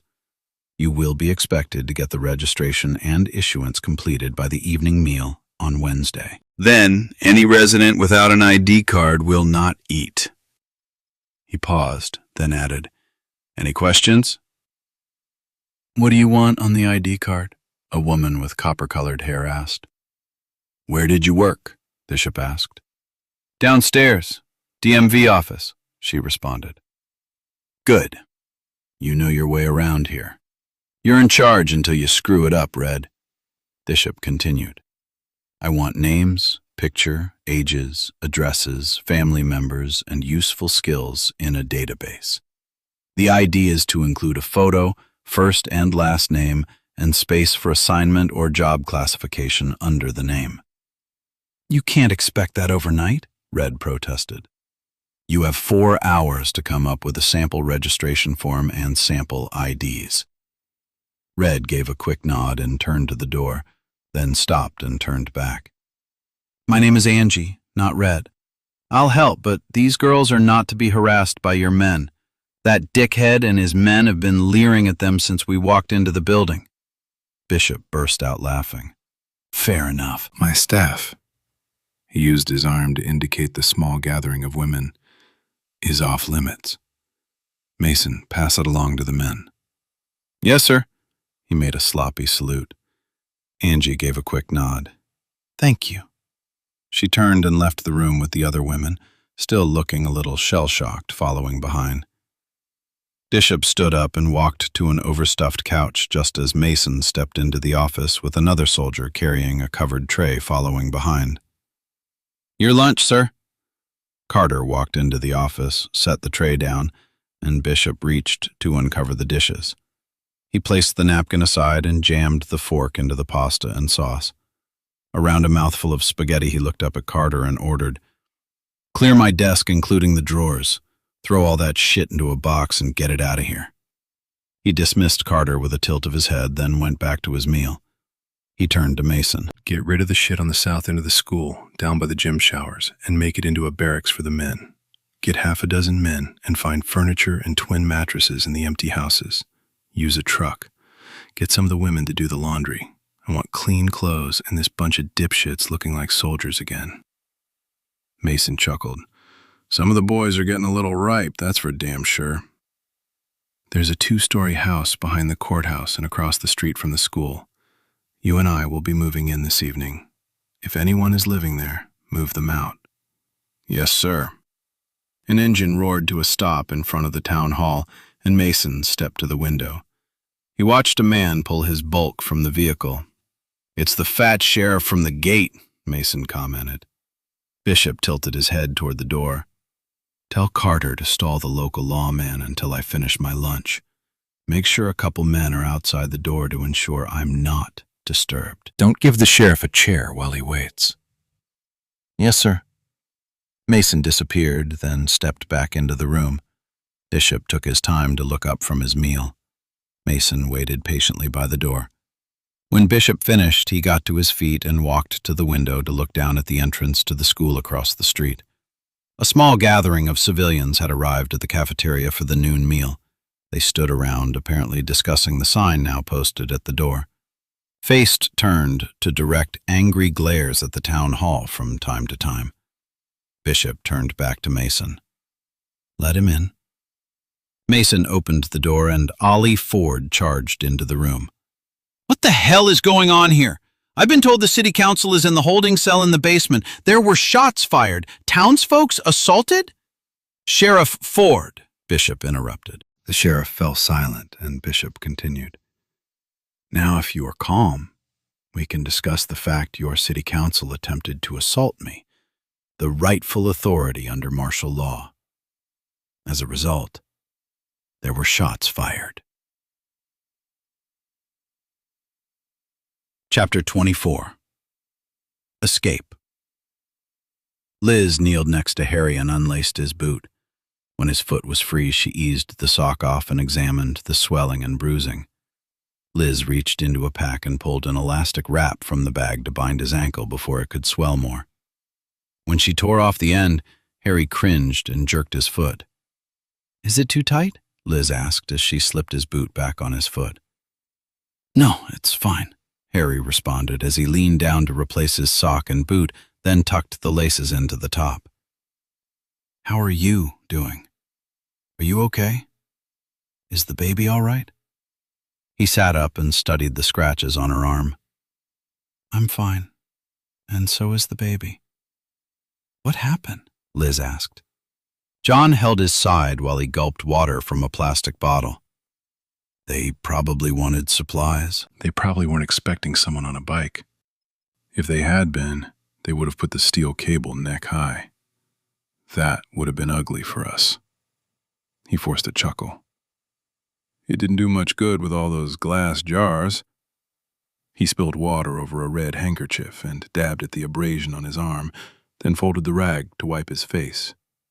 He brushed gravel chips from his pants leg and commented, "We're damned lucky to be alive. It's a miracle none of us ended up with broken bones." Harry picked up his bag. "Let's find a place to hunker down." Liz rose and brushed gravel from her pants, then pointed at a distant sign mounted on a structure. "There, behind that fence." Both men stood and looked to where she pointed. Dozens of campers were parked on a massive sales lot. "Happy Holiday Camper Extravaganza?" John asked. "Why not? We're at least a couple miles from the assholes that ambushed us." They have no way of knowing which direction we've been going, and besides that, it's late enough they won't follow us if they're smart.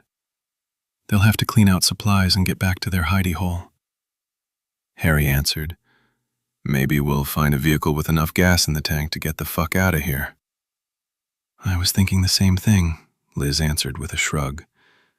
Harry got to his feet and picked up his pack. "It's more of a plan than we had before. Let's go." Harry led John and Liz down an alley, across a blacktop to the gate of the Happy Holiday camper yard. When John reached for the lock, Harry pulled his hand back. He pointed to a pickup sitting at the side of the hurricane fence. "Let's go over the fence. If anyone comes sniffing around the gates, it will still be intact. Hopefully they won't figure there's a reason to get inside."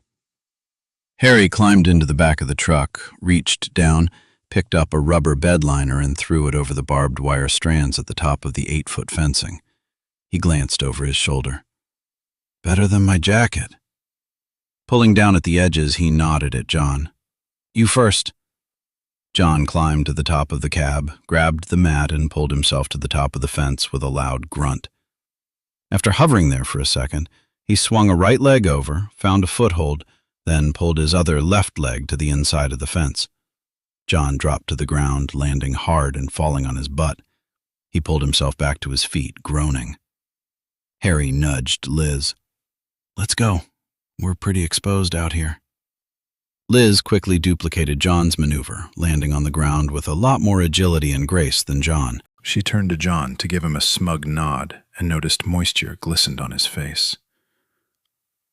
"Are you all right?" John whispered. "Might have a couple cracked ribs." Liz and John reached up and grabbed the mat and held it in place while Harry duplicated their maneuver. When they all stood at the base of the fence, Harry pulled the bed liner off the wire and dragged it behind a camper. He pointed toward the front of the parking lot and a sprawling office building with a service garage at the back. 3 vehicles the name of Happy Holiday Camper Extravaganza stenciled on the sides were parked near the front door. "You think anyone is in the building?" Liz whispered.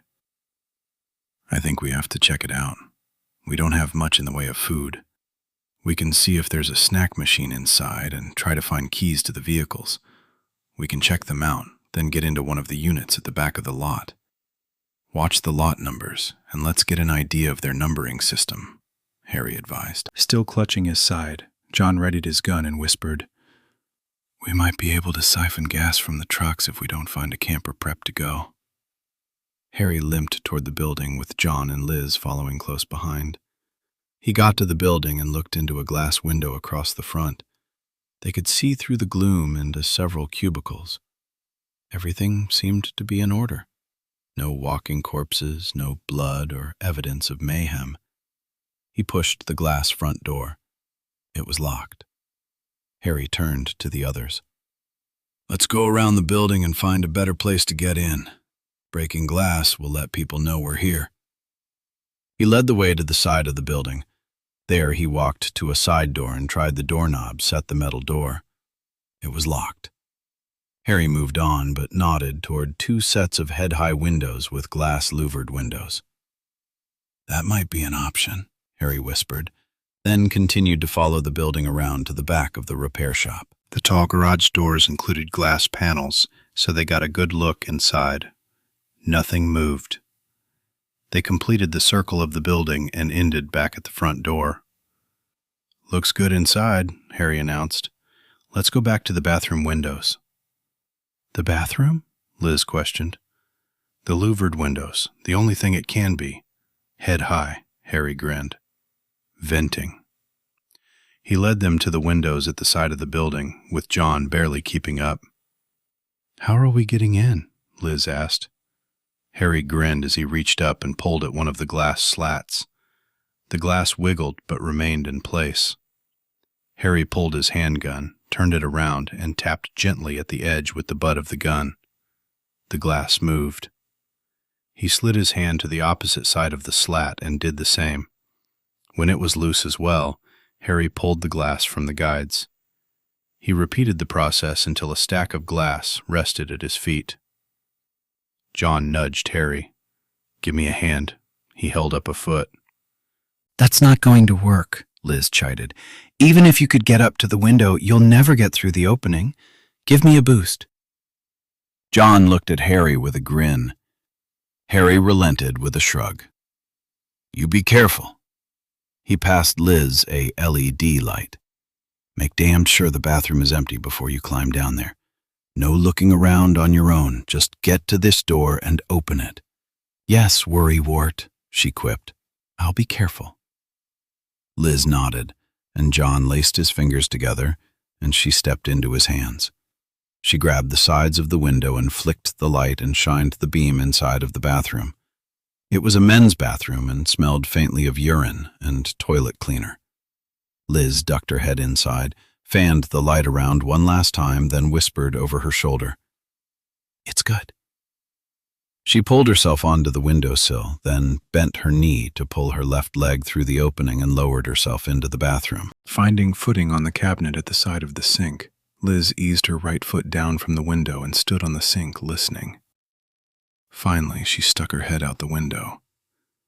Going in. Be ready. Be careful, Harry called over the wall. Liz slid to the floor, crossed the room, and reached for the doorknob. Her heart raced. She pressed her ear to the door, then waited until her heart rate slowed before leaving the bathroom.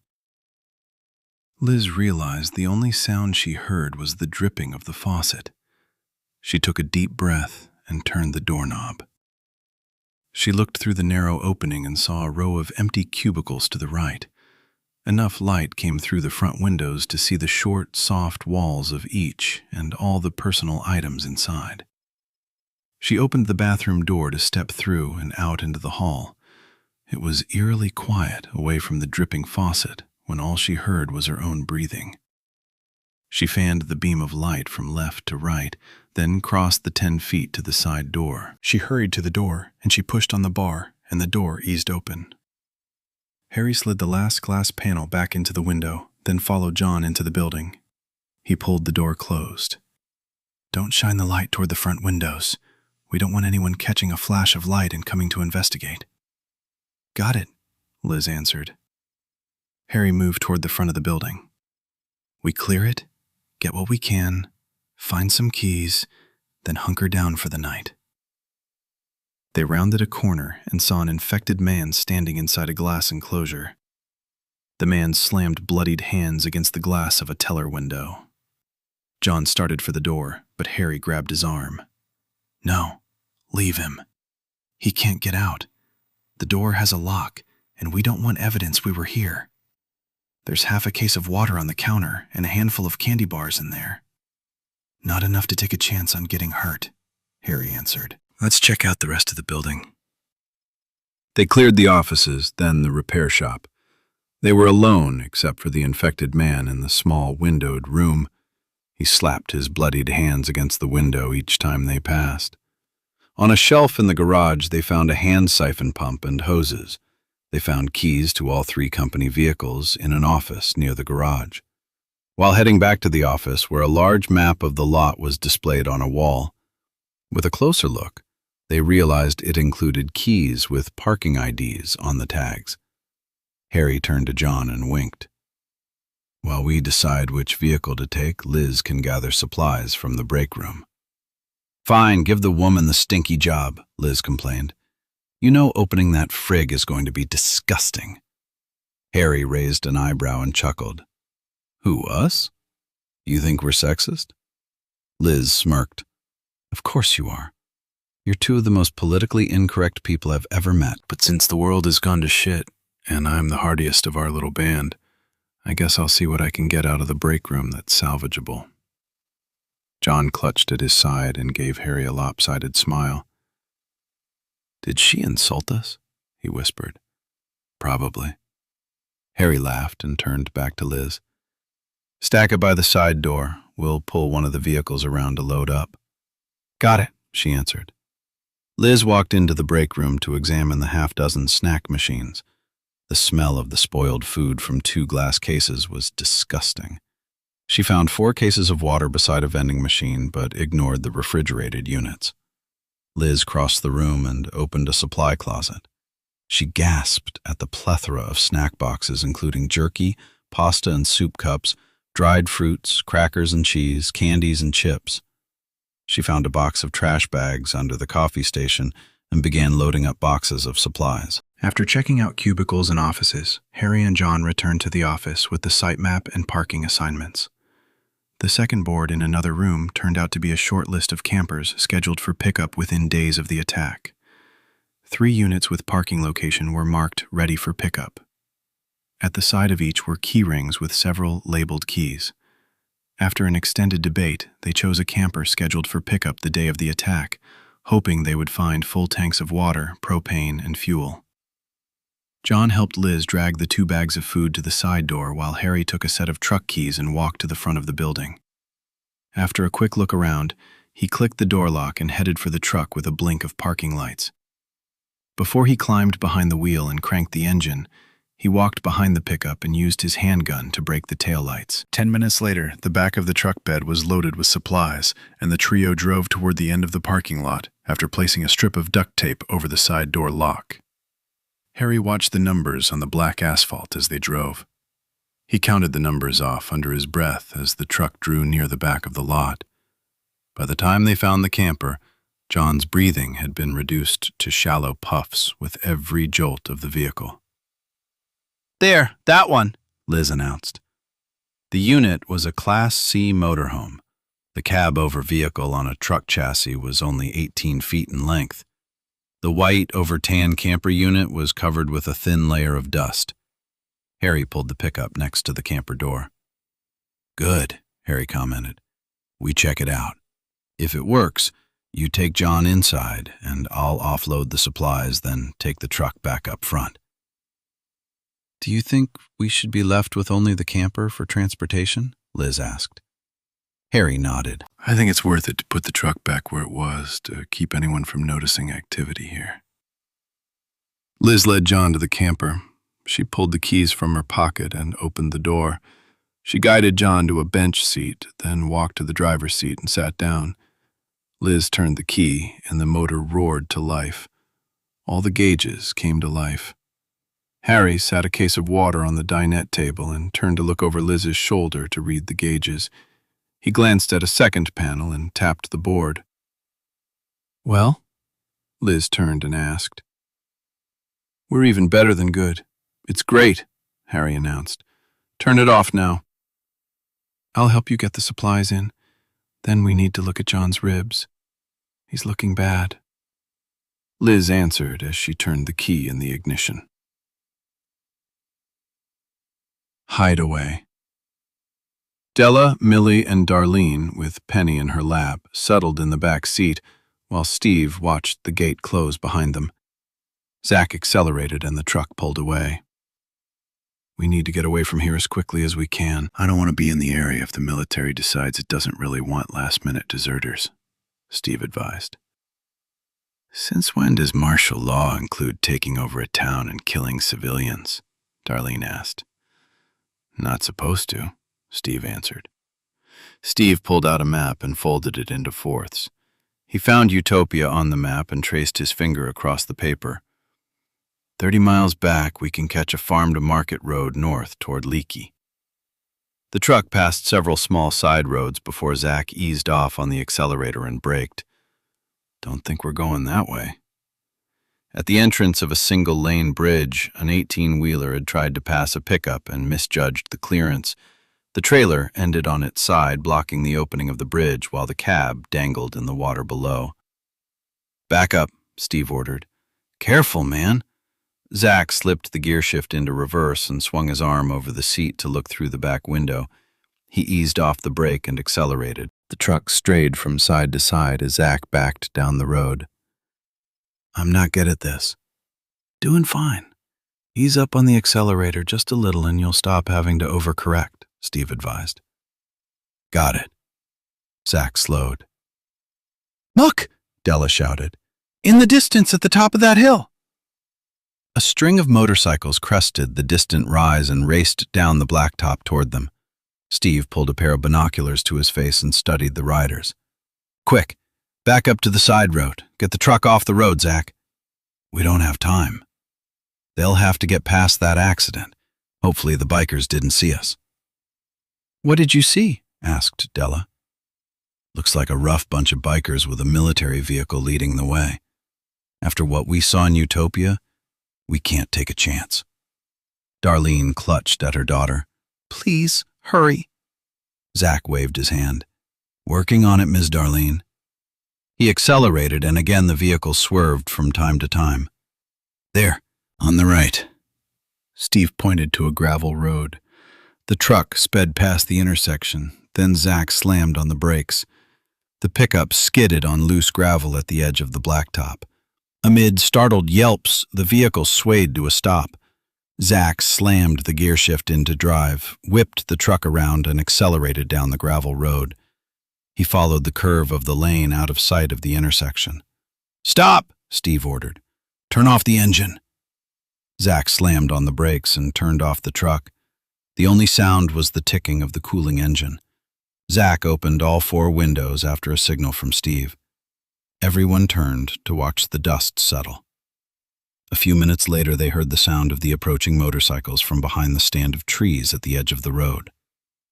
Did they see us? Della asked. We'll know soon enough, Steve answered as he looked back, hesitated, then ordered, Real slow. Pull off to the left under that oak tree and behind the brush. Zach did as he was told, but Della interrupted. Why are we stopping? We need to know which way they go, Steve announced. He started to exit the truck, but Della caught his arm. You can't do that. Your legs are not healed. You'll be crawling before you get 100 feet. Steve opened his mouth to protest, but Della rested her hand on his shoulder.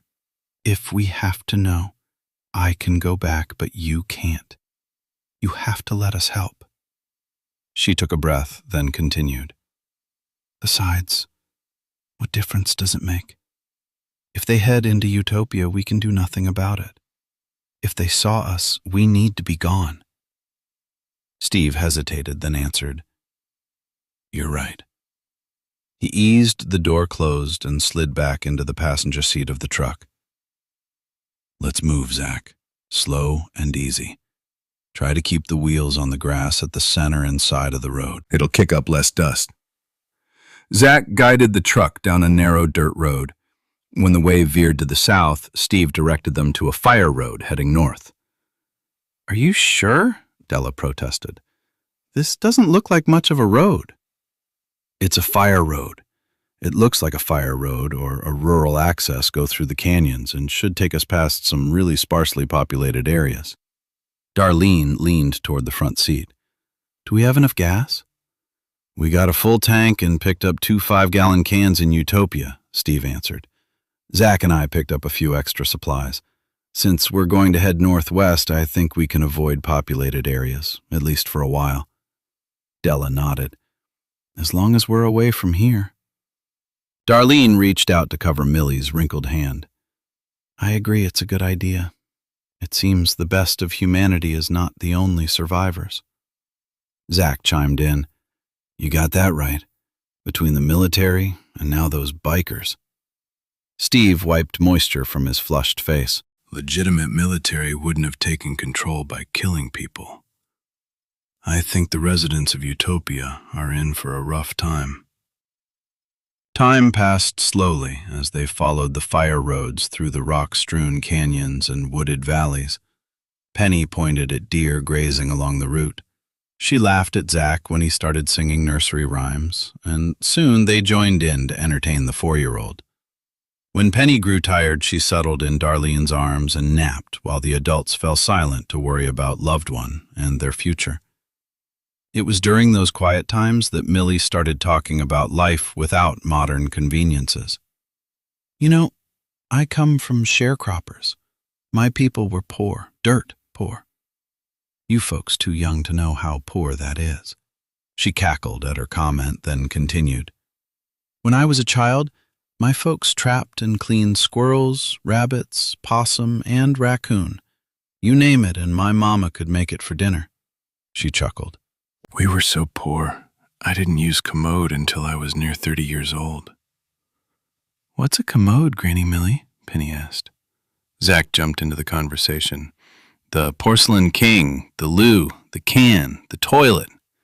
Penny giggled. The potty. She turned to Millie and whispered, What did you do?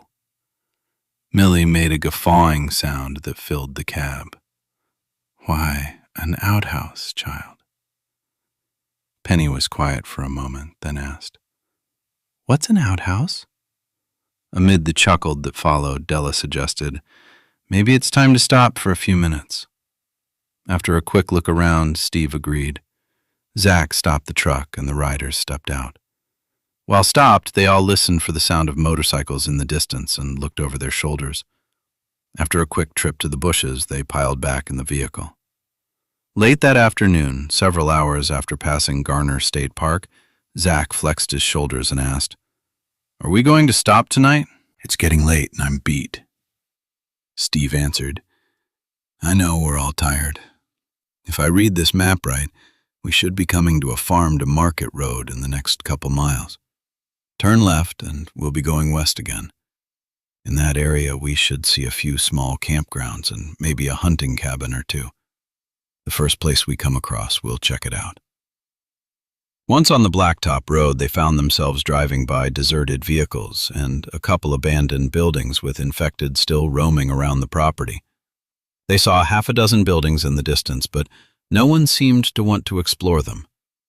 When Zach pointed toward a ranch, Steve frowned. Too close to the road. Too many abandoned vehicles that could be infected around. The pickup drove around yet another abandoned vehicle while the light quickly began to fade when the sun dipped below the distant tree-covered ridge. A glimmer of light flashed in the distance. Steve raised his binoculars and saw a small cabin on a high hill nestled in a stand of trees. They neared a gravel road that turned to the right and disappeared into the trees. Zach stopped the truck. Well, what do you think? It would be off the beaten path for sure, Steve answered. Let's try it. They turned onto the dirt road, heading into a copse of trees. The path climbed the side of a hill. The further they drove, the steeper the slope at the edge of the road, and the narrower the path grew. Della sat up in the seat and whispered to Steve, Are you sure about this? No, but there's no place to turn around right now, Steve answered. Keep going, Zach. They crept over deep ruts and washes, then the path widened at a cattle pen and shed. Zach eased the truck to a stop. What now? It looks like the wrong road. No, I see the cabin through those trees. I think the road loops around the shed. Wait here. Ignoring Della's silent protest, Steve stepped out of the truck and followed the path to the back of the shed. He disappeared for a few moments, then came back. We're still going in the right direction. I can see the cabin. It looks pretty narrow ahead, but if we get beyond there, the cabin is right ahead. Let me check it out. He retraced the narrow path to the back of the shed and around a stand of trees. Ahead, he could see a hunting cabin. It was a narrow trail that looked to be used by four-wheeled ATVs in the past, but nothing recently. He limped farther down the track and saw an open yard in front of the cabin. On the way back, he rolled half a dozen large rocks to the side of the trail. Covered in a film of moisture, he wobbled back to the truck and climbed inside. He announced, It's narrow but doable. Around the back of the shed, head up the trail. Zach did as directed. When he pulled around the shed, he slammed on the brakes. That's not wide enough!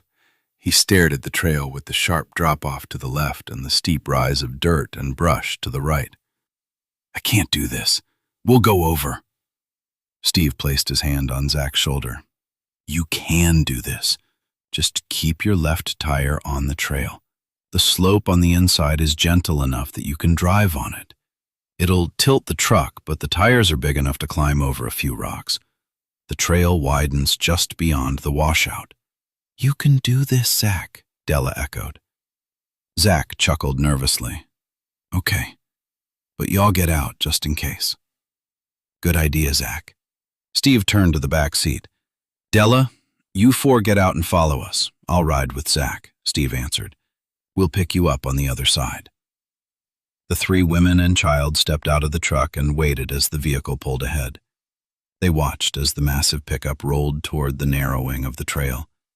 Zach shifted into low gear and the engine growled. With Steve's urging, Zach steered the truck toward the slope at the passenger side. Zach fought the steering wheel to the climb rocks and sliding earth. The front tire climbed up the incline while the left tires rolled alongside the drop-off outside driver's side. Zach asked, Am I good? I can't see the road. You're doing fine.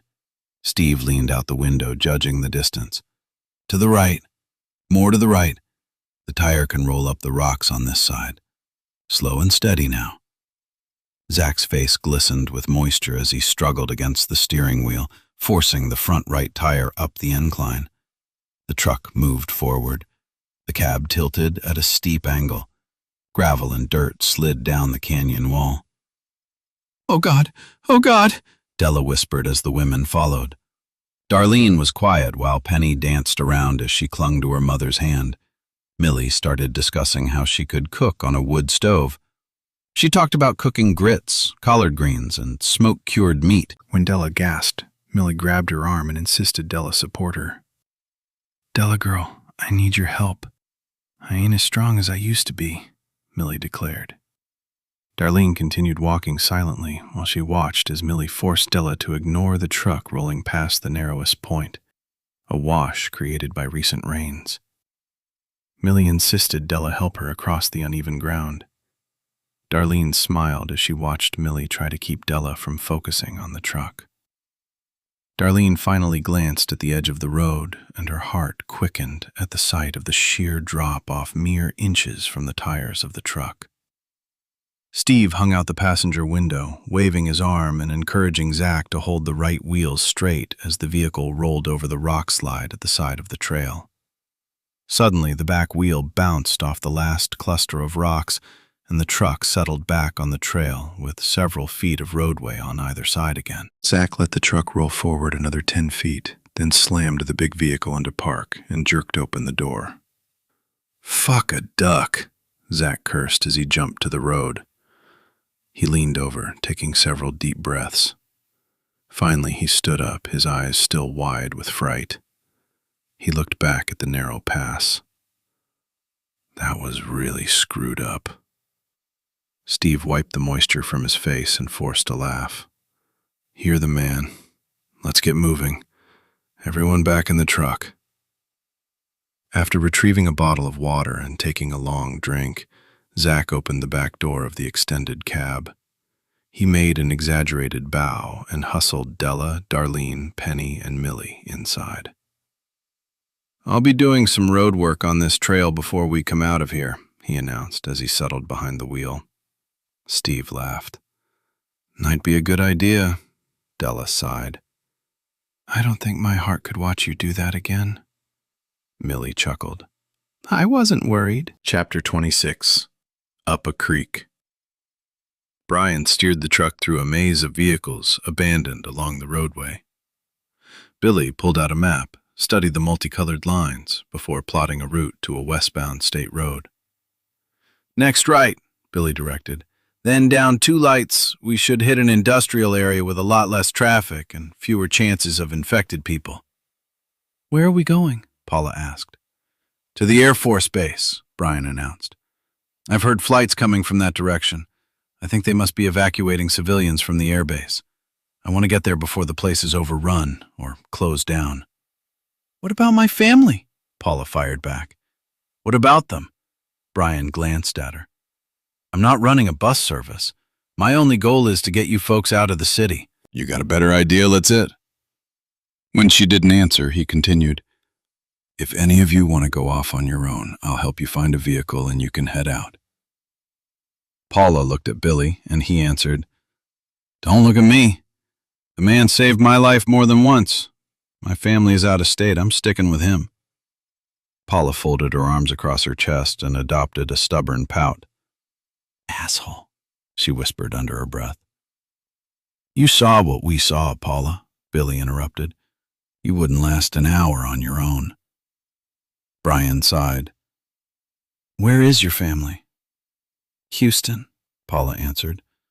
We heard on a radio they evacuated Houston 2 days after the attack. All we can do is get to safety and then contact the Red Cross. They'll be setting up camps and some kind of registration to reunite families. Brian answered, Your family would want you to be safe. In the meantime, we stay safe and pray our families are as well.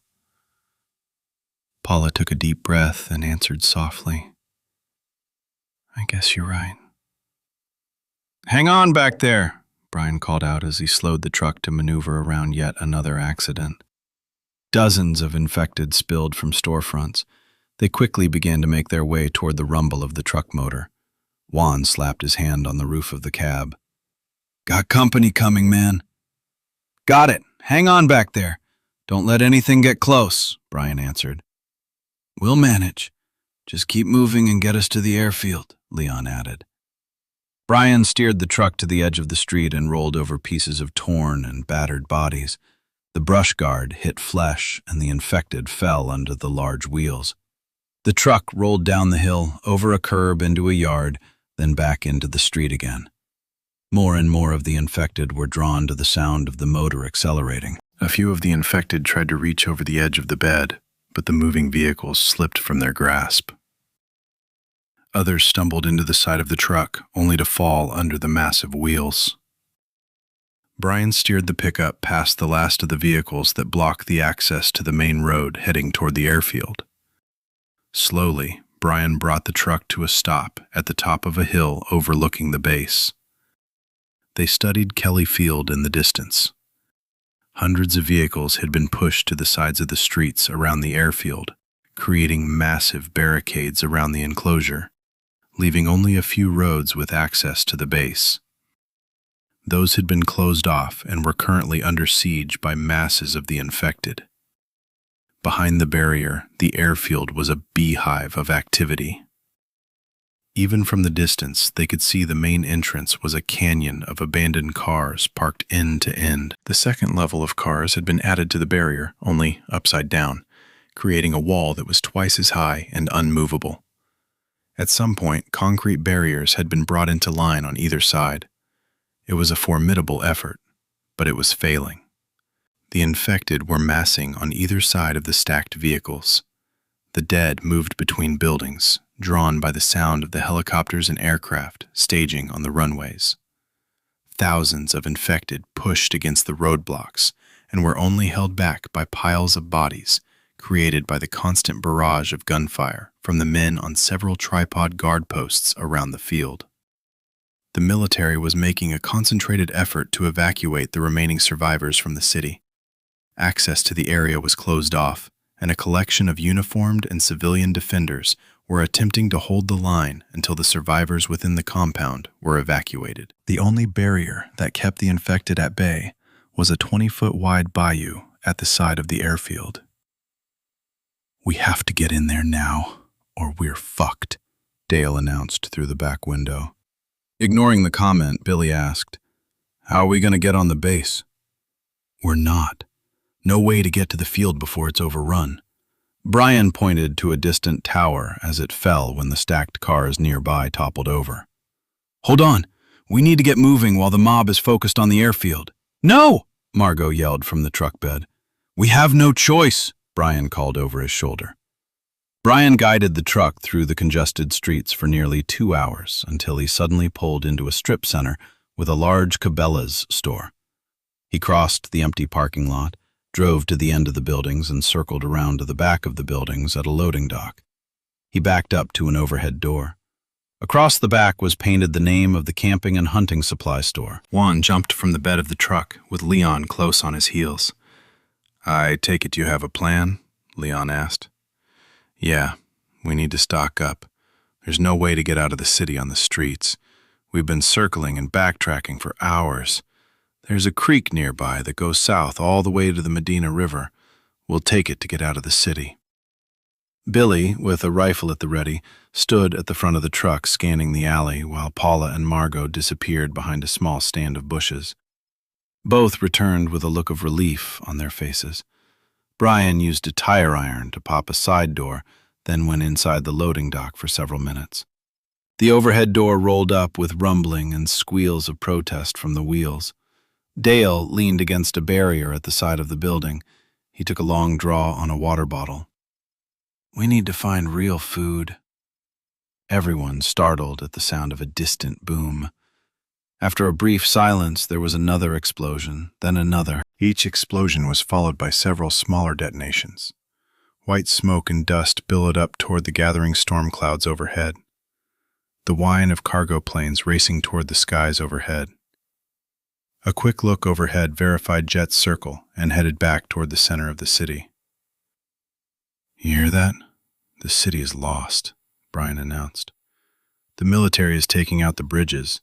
They're trying to isolate the infected. No one else will be leaving the city, at least not by roadways. You saw the airfield. It'll be overrun within the hour." "They're trapping people in the city with those bastards," Dale lamented. "Hey, don't shoot the messenger. I'm just telling you what I think. It's a matter of the greater good. They are trying to save the rest of the state." "Then there's no way out," Paula gasped. "We're dead." "I expected this. We're going to get rafts or canoes, whatever we can find, and go down the creek until it runs into the Medina River." "It's a fucking creek," Dale protested. "It barely has water." "There may be a few places that will have to portage, but that's the best option now. Between the traffic, downed bridges, and infected blocking roads, we have no choice," Brian argued. "Besides, the creeks were widened for storm drainage the last couple of years. We have to take a chance." Billy grinned. "We could paddleboard out. I always wanted to try that." "This won't be a day on the lake," Brian responded. "I'm hoping for a 10 or 12-foot inflatable boat, maybe 2 if smaller. We'll float down the creek and right past the infected. More shallow the draft, the better." Leon stepped closer and asked, "You think it's going to be that easy, boss?" "We're out of options now," Brian answered. "Billy, you're with me. We clear the building, then get the boat. The rest of you, get food, clothes, weapons, ammo, and whatever you can find that's useful." Dale picked up a partially smoked cigarette from the dock and lit up while the rest of the group headed for the door. "That's just screwed up, man," Billy laughed as he followed Brian inside the building. Brian hesitated as he quickly studied the shadows of the warehouse lit by battery-powered emergency lights. He flicked on a LED light and fanned the beam across the room for a better look. He sniffed. The only odors were dust, rubber, and plastics. It was the smell of trade goods, not the stench of the dead. After one more pass of the light across the interior, he walked to the second overhead door and examined the system. He pulled the release cord hanging overhead. The lock released, and Brian used the handle to roll up the door. Brian waved Juan to his side, and a few moments later he started stacking cases of bottled water on the end of the loading dock. With the added light spilling into the warehouse, Brian saw 4 12-foot, flat-bottomed John boats on a rack. 2 different inflatable rafts, 2 canoes, and half a dozen kayaks. Pallets of goods were spread around the back room, organized by departments. Everyone stood staring. "Where do we start?" Paula asked. Brian held up his hand. "Let me and Billy check out the storefront, then the rest of you go in and gather supplies." Brian and Billy disappeared into the darkened storefront and made a quick pass through the aisles. "I don't smell anything," Billy announced. "Looks like it might have been closed and it hasn't been looted yet." Brian agreed as he made his way back to the open loading dock. Once there, he called out, "Leon and Juan, check out the storefront. It's clear, so you can take the ladies and Dale to the storefront. Stay away from the windows. Billy and I'll take care of getting 3 boats and trolling motors." "What's priority?" Leon asked. Brian answered, "Pick up emergency food, backpackers' meals in pouches, batteries and flashlights, and clothes. We have plenty of water back here." Brian answered, "Make it quick." He turned to Billy. "Let's get busy." Billy asked, "Which one, sir?" "These flat-bottom boats have a shallow draft for low water. The only problem will be a maximum weight limit. We'll divide the weight between the 3 boats. We'll only be able to carry an extra 60 to 70 pounds of supplies per boat, so be selective." Brian dragged his hand across the top of his head, cringing at the dirt and grit embedded in the stubble. He took a deep breath and frowned at his own body odor. He wondered when any of them would ever have a bath and feel clean again. "Yes, with the extra weight of the supplies, we don't have a choice." Billy walked to the boat rack. "How are we transporting them?" "Not sure yet. I'm hoping to use that boat trailer," Brian answered as he walked back to the opened overhead door. One look at the back bumper of the truck and he growled, "Well, fuck. That shot that in the ass. No trailer hitch. Plan B." Brian grabbed the end of the first of the 3 fiberglass boats. "We stack 'em in the bed, nested one next to the other, then tie 'em up against the side. The rest of the supplies, trolling motors, paddles, half a dozen batteries, and tarps next to them. Should leave room for folks." "Tarps?" Billy asked. "What do we need tarps for?" "Hopefully, if the infected can't see us on the boats, maybe we can slip by unnoticed." "What happens if we do make it to the river?" "Who in the hell knows?" Brian answered. "Stay on the water or walk until we get wheels." Brian and Billy loaded 3 John boats by the time the others came back from in the store. The tailgate lay open with the John boats hanging over the end. Next to the flat-bottom boats was stacked trolling motors, batteries, paddles, and 6 cases of water. Juan came out of the warehouse with 3 backpacks over his shoulder and threw both men wet towels. "There was a water dispenser in the break room. Thought you might use a cooling off. This shit's supposed to stay cold." Brian recognized the blue cloth. "It can't hurt. Have we got everything?" He ran the towel over his face and draped it around his neck. Leon stepped up. "We found backpacks and filled one for each of us. Trail food, water purification, flashlights with batteries, and first aid supplies. We guessed on sizes for y'all." He nodded toward the women and Dale, who now wore cargo pants and dark t-shirts.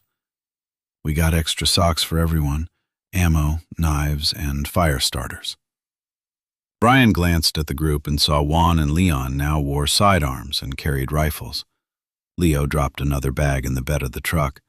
Brian opened the zipper and saw more ammo. He closed the bag as Juan set 3 square plastic buckets with black and white labeled, identifying them as emergency meals, next to the bag. Billy set a stack of camo tarps behind the water cases. "That's it, sir." "Let's get moving," Brian announced. "Everyone in the truck." Chapter 27. New Beginning. Once Tate turned back on the blacktop, she slowed the vehicle, pulled out a map, and tossed it into Matt's lap. "Figure out where we are and the best way to get to Hondo. Back roads only." "Hondo is back toward San Antonio," Matt protested. "No shit, Sherlock," Tate snapped. "I told you I need a new ride." "How do you know you can find a truck there?" Matt asked. "There's a Mack dealership there. Saw the trucks with my dad a few years back. It has dozens of rigs lined up. It's one of the biggest dealerships in Texas." "Maybe, but it's at least 60 miles, Matt protested as he examined the map. "I imagine that's about right," Tate answered. I don't suppose I can talk you out of it, Matt argued. Nope, Tate answered with a stubborn set of her chin. All right, then. Back roads it is until we get to FM 426 and catch that into Hondo. He took the time to designate the route he had picked out, then finished by adding, If that works for you, take the next right. Tate downshifted as they approached the turnoff. Sounds good, Matt asked. Where is the dealership? South side of town. Tate downshifted again, then turned on a narrow blacktop. She accelerated, clutched, and shifted until she was rolling along at 40 miles per hour. The white tracker rig rumbled down the highway all alone, passing stalled and abandoned vehicles. Undefinable rattles and groans from the suspension left her even more determined to get a new rig. Tate glanced at Matt. I figured we'd get close and hold up for the night. By the time we get there, the light will be going, and I don't want to go into a populated area in the dark. We can head into town in the morning. I've got a place in mind that is remote enough to be safe. Matt looked at the woman sitting next to him. Why did you come after me? Simple. I need a truck, and I figured if I found you, you'd owe me, so you'd help me get one. Tate answered. Besides, those people at the camp need you. I don't know about that, Nat whispered morosely as he stared out the side window. She nudged Matt's arm and nodded toward the road ahead. What do we have here? Matt studied the line of slow-moving vehicles heading toward them. Tate reached into her duffel bag and handed him binoculars. He brought the glasses to his eyes and studied the pickups and the drivers. The lead vehicle, a pickup with big tires and a roll bar, included 2 men in the cab and 2 rifle-toting, rough-looking redneck types in the back. Another truck, a lot older and in appalling shape, followed the first. Behind the second vehicle was a flatbed with a cage up the sides with a canvas top. Inside the truck, clinging to the bars, stood women and a few children, while on either side of the vehicle walked 2 men. Platforms had been welded onto the back and sides of the cage truck for the guards to ride on if they picked up speed. Behind the open bed truck was an Oldsmobile 88 with a faded paint job splattered with smears of dark brown. The last vehicle was another pickup with men clinging to the cab. What do you think? Tate asked. Pull into that drive near the shed up ahead, Matt said. Do you think they'll attack us? They aren't making any moves, but I don't like the looks of those women in the cage. Guns out, we need to look ready for trouble. Matt opened the passenger door, stood on the step, and draped his elbow over the door, with the military weapon and his garb in plain sight. He threw his hat at Tate. Put that on, and don't let him get a good look at your face. We don't want them to know you're a woman. Tate scowled, but put the hat on and pulled it down to hide her face. She held the steering wheel with her knee while she slid her arms into a camouflaged shirt. She picked up the Mossberg rifle and propped it against her leg with the barrel sticking out the window. Tate downshifted and let the truck slow. The caravan of vehicles continued to approach. She glanced at Matt. He looked mean and dangerous as he hung over the opened door with the automatic weapon pointed at the first truck. As they got near, he angled the barrel of the gun at the first driver. Stop the truck. Let 'em come to us, Matt ordered. Pick up the radio when they can see and act like you're having a conversation. Tate downshifted and slowed to a stop, letting the truck idle. She picked up the hand unit and held it to the left side of her face. The convoy of vehicles stopped about 20 feet from Tate's rig. The pickup driver opened the door and stepped out. He wore forest camo and carried a hunting rifle. He pushed the brim of his hunting hat up to expose a face lined and darkened by the sun. After examining Matt for a full minute, he called out, "Is that what the Army is driving these days?" Matt ignored the question and asked, "You folks doing okay?" He watched one of the men walking along the side of the cage jump to the platform and start speaking to the women and children. The group, en masse, stepped back from the men and clustered toward the opposite side of the truck. The driver scowled. "As good as we can be, with every dead fuck in the area trying to eat us." Where are you folks headed? Matt asked. We got kin in a camp up the road a piece. We're headed up that way, if we can make it through, the man answered. Where are the rest of your army boys? He looked around as if worried. Matt laughed. Closer than you think. We're looking for a place to camp tonight. He nodded at the truck.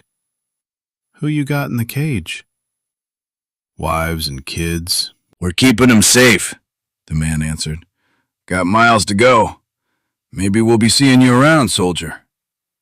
A good chance, Matt answered, then added under his breath, a damned good chance. The man settled back on the truck seat and put the truck in gear. He waved out the window, and the convoy headed out with the complement of vehicles following close behind. One by one, the trucks passed with both Tate and Matt scrutinizing the procession. As the cage passed, a red-headed woman in the back clutched at the cage bars and mouthed the same words over and over again. Help us. Help us. Help us. Your shopping trip is going to have to wait, Matt muttered as he flopped down into the seat and slammed the door. I didn't like the looks of that bunch, Tate announced, and it sure didn't look like those women were happy being in that fucking cage. I saw a padlock on the door, Matt answered. It'll take them less than a mile to figure out we're not part of a large unit. They'll send someone back to take care of us as soon as it gets dark. And that'll be soon. Matt made a quick survey of the area, then grinned at Tate. Let's make it easy for them. Park over there. He pointed at an open cattle guard and a shed beyond. Tate drove over the bars used to stop livestock from leaving the pasture and parked the rig outside a small shed. They got out of the truck and carried a few supplies and weapons to the pole building. They shared a meager meal of snack food and bottled water while Matt outlined a plan.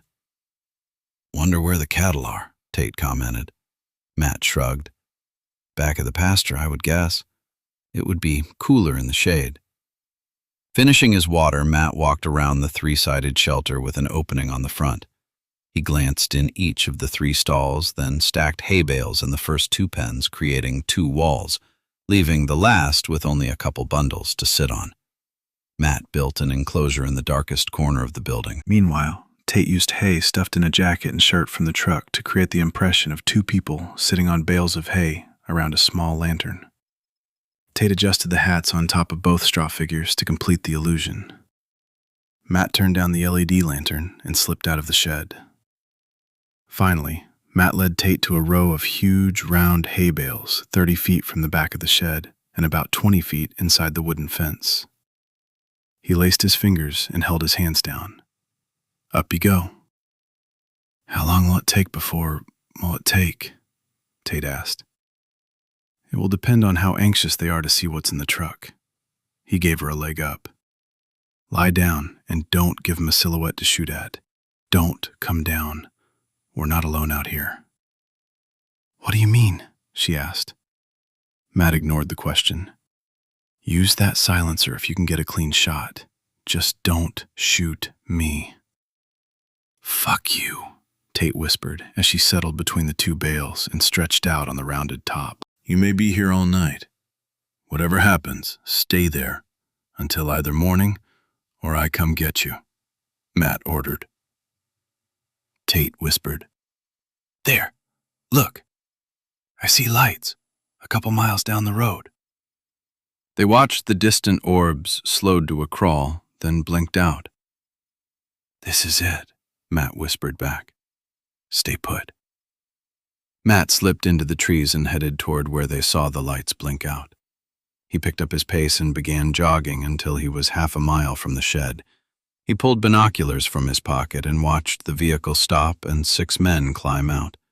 They gathered for a short conference before splitting up and heading toward the shed. Matt glanced over his shoulder and could see the dim glow of the lantern through the rear opening in the shed. He squatted down in the tall grass at the side of the road to watch as one of the attackers directed 2 men one way, another 2 another direction, and the last man to follow him when he moved out. The first 2 men crossed the road and disappeared into the brush to work their way back to the shed. The second pair climbed over the fence and headed into the woods. The last two men stepped into the ditch alongside the fence and crept toward the building.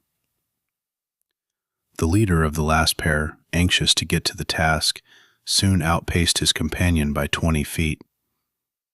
Just as the second man passed, Matt rose from the waist-high weeds, grabbed the man's head under his chin, and shoved the blade of his K-bar under his chin into his brain. Matt eased him into the grass and stepped away.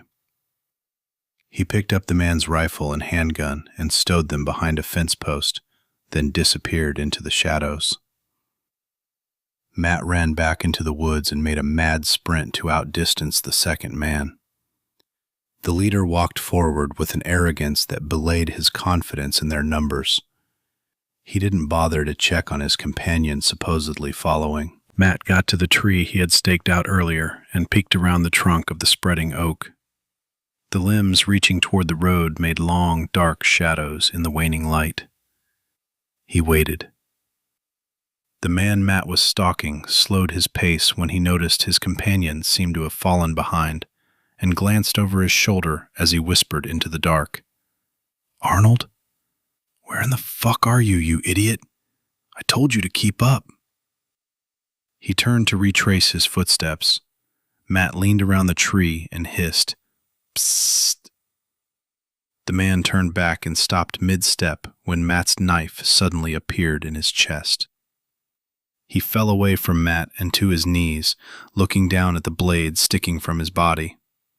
Matt stepped closer and grabbed his knife. He pulled it from the man's chest and drove it into his eye. The body lay still in the grass. Matt turned back to the woods and disappeared back into the shadows. Chapter 28. Planning Ahead. Over the evening meal at dusk, the 4 adults at the lodge ate without much conversation. Each seemed lost in thoughts of family and the struggles they must be facing. Despite the hard labor, most picked at the food, despite Wilma's culinary skills in the kitchen. Finally, Randy announced, "I've been monitoring CB radio transmissions. There are a lot of people moving west and north from San Antonio since the FEMA camp was overrun. That means they're bringing the infection with them. We have to be careful who we let in." "We have room for over 100 people here," Wilma protested. "You said so yourself." "Shush." Cassie jerked her head to the side. "Hey, I hear something?" After a minute, the distant rumble of motors fell silent, and a distinctive truck horn blared twice. There was a brief silence, then it trumpeted again. Will and Randy jumped to their feet and ran to the front porch with the 2 women close behind. The men each picked up rifles, stepped out into the night air, and looked toward the raised cattle guard in the distance. At least half a dozen sets of headlights approached the gully. "Who in the hell?" Will cursed. "I think it's Juan. You asked him to bring help to work at the lodge," Randy answered. "I believe it's that old beater he drives. Or it could be some asshole who decided this would be a good place to hide." Will glanced at Randy and ordered, "Let's get on the ATVs and check it out." Randy called over his shoulder at Wilma and Cassie. "Get armed, but stay out of sight." "We're not helpless. Do what you need to," Cassie answered as she picked up a rifle from beside the door. Randy and Will each climbed on ATVs and disappeared into the darkness. 5 minutes later, they rolled up to the wide ravine and shined a spotlight toward the vehicles. The first was a rattletrap truck packed with boxes, bags, and supplies. 3 men stood at the roll bar of the second truck, shading their eyes from the glare of the spotlight. The driver of the first vehicle stepped out of the driver's door and approached the edge of the gully in front of the cattle guard. "Hey, Senor Will," the man called out. "I come back like I promised." "Miguel?" Will answered. "Si," Miguel called out. "I bring Elena and others. You make a big change." "Yeah. Give us a minute to lower the bridge, then come follow us to the lodge and park the vehicles in front. We'll go inside so we can talk." "Senor Will, Is something wrong? Miguel asked. We will be checking for the infection, Will responded. What about the women and children? Miguel answered. No problem. We got a couple women to check them, Will answered. We do the exam, or you can turn around and head back south. No, Senor Will. It is little to ask. Is no problema, Miguel answered. Will nodded to Randy. He walked to the 6-foot wheel and lowered the cattle guard. One by one, the new arrivals followed, with Randy close behind after raising the cattle guard again. Will led the vehicles to the lodge and parked at the front door, then directed the new arrivals to line up next to the ATV. Will lead a dozen men, 8 women, and 10 children into the lodge. Randy followed with a rifle resting on his arm. What is this? Wilma berated Randy. Why are you carrying a gun inside? We're going to do a quick health screening, Will answered, ignoring Wilma's indignant outburst. He turned to Carrie. Ladies, if you will escort the women and children into the conference room and give them a once-over, Randy and I will check the men. Everyone we bring through the gate will be doing this, no matter who they're kin to. Wilma scowled. I suppose it's necessary. When Cassie followed the assemblage of women and children, Randy stopped her at the door and stuck a handgun in her hand. She pulled her hand back, but Randy leaned close. You will always carry a weapon when new folks come into the camp. He nodded toward the others. One infected, and we all suffer for it. Cassie slid the revolver into the back of her jeans and followed the women into the conference room at the front of the hall. 20 minutes later, the women reappeared to see the men sitting around the main room, holding beers or glasses of tequila. They were laughing and drinking like the long-lost friends they were. Senor Will, it is bad in Laredo. The muertos came from San Antonio the first day with familia. It's busy at the checkpoints, but this was loco. They just opened the gate and let people go. The first night, the muertos sat up and killed familia and the migos, Miguel explained. We already packed to come up for the job when it happened. We gathered family and left before dawn. A short, thick man by the name of Pablo added, The first day was terrible. This is all fascinating, but you men have families to get settled, Wilma announced. She turned to Will. I'm assuming you have places for these people set up since they were expected. I would suggest you get the women and children fed. Then if you men want to sit around swapping lies, you can do it without the children passing out from exhaustion. Will snorted. Oh, yes, I guess we should. If I might suggest, my family will return to the staff housing with my brother and the rest of family, Miguel suggested. There is room for mi madre. Only 2 families will need alojamiento. Sounds good, Will answered. Miguel, take them to the big cabins closest to the staff housing. Anything they need, make a list. We'll try to find it. For now, get everyone settled. Don't forget to turn on the water at the side of the house. The batteries should be charged enough from the solar panels, so lights won't be a problem. Give us an hour, and we'll bring venison and a big pot of beans and rice to the staff housing. Miguel and Pablo hustled the crowd back into vehicles and drove around the lodge to the first of the designated cabins. After leading a family of 4 inside and turning on a few lights, Miguel went to the side of the cabin to turn the water on. He reappeared to lead the next vehicle to the second cabin 20 yards away. Again, Miguel took the family inside and then turned on the water. He pointed to a more substantial building behind the lodge and advised, We'll be there. Clean up and come for your evening meal. Miguel returned to the staff housing where Pablo had gone ahead and was busy getting both their family settled. Wish I not lose my truck, Pablo said when Miguel walked to the staff kitchen and filled the glass with water. After taking a long drink, he answered, We are here, hermano, and the familia is seguro. Safe? Are you sure? Pablo asked. Chapter 29. R.V. Hilton. Harry and Liz stacked the supplies inside the door, then Harry stepped back out of the camper. I'll be back in 10 minutes. He gave a casual wave as he got back in the truck and drove the pickup back to the sales office. Liz closed the door and stepped back inside to look at John. Her face mirrored her concern. I can't see much. Let's tape some of those black plastic bags over the windows. Then you can turn on a light. John struggled to get to his feet. Liz held up her hand. I got this. Sit tight. She pulled the trash bags and duct tape from the stack of supplies taken from the office and moved around the camper, covering the windows. When she finished, she turned on a small light and announced, I'm going to make sure the light can't be seen from outside. With a gun in her hand, she slipped back outside and walked around the camper. When she returned, she stepped inside to see John's face red and glistening with moisture. You're in pain. John nodded, and she helped him out of his denim jacket, then his shirt. She turned up the light to get a better look. Half of his chest was splotched with dark purple and abrasions. Oh, God, John, he moaned softly. I think I hit the concrete divider. I'll be okay. Just needs to be taped. His breathing was reduced to shallow gasps.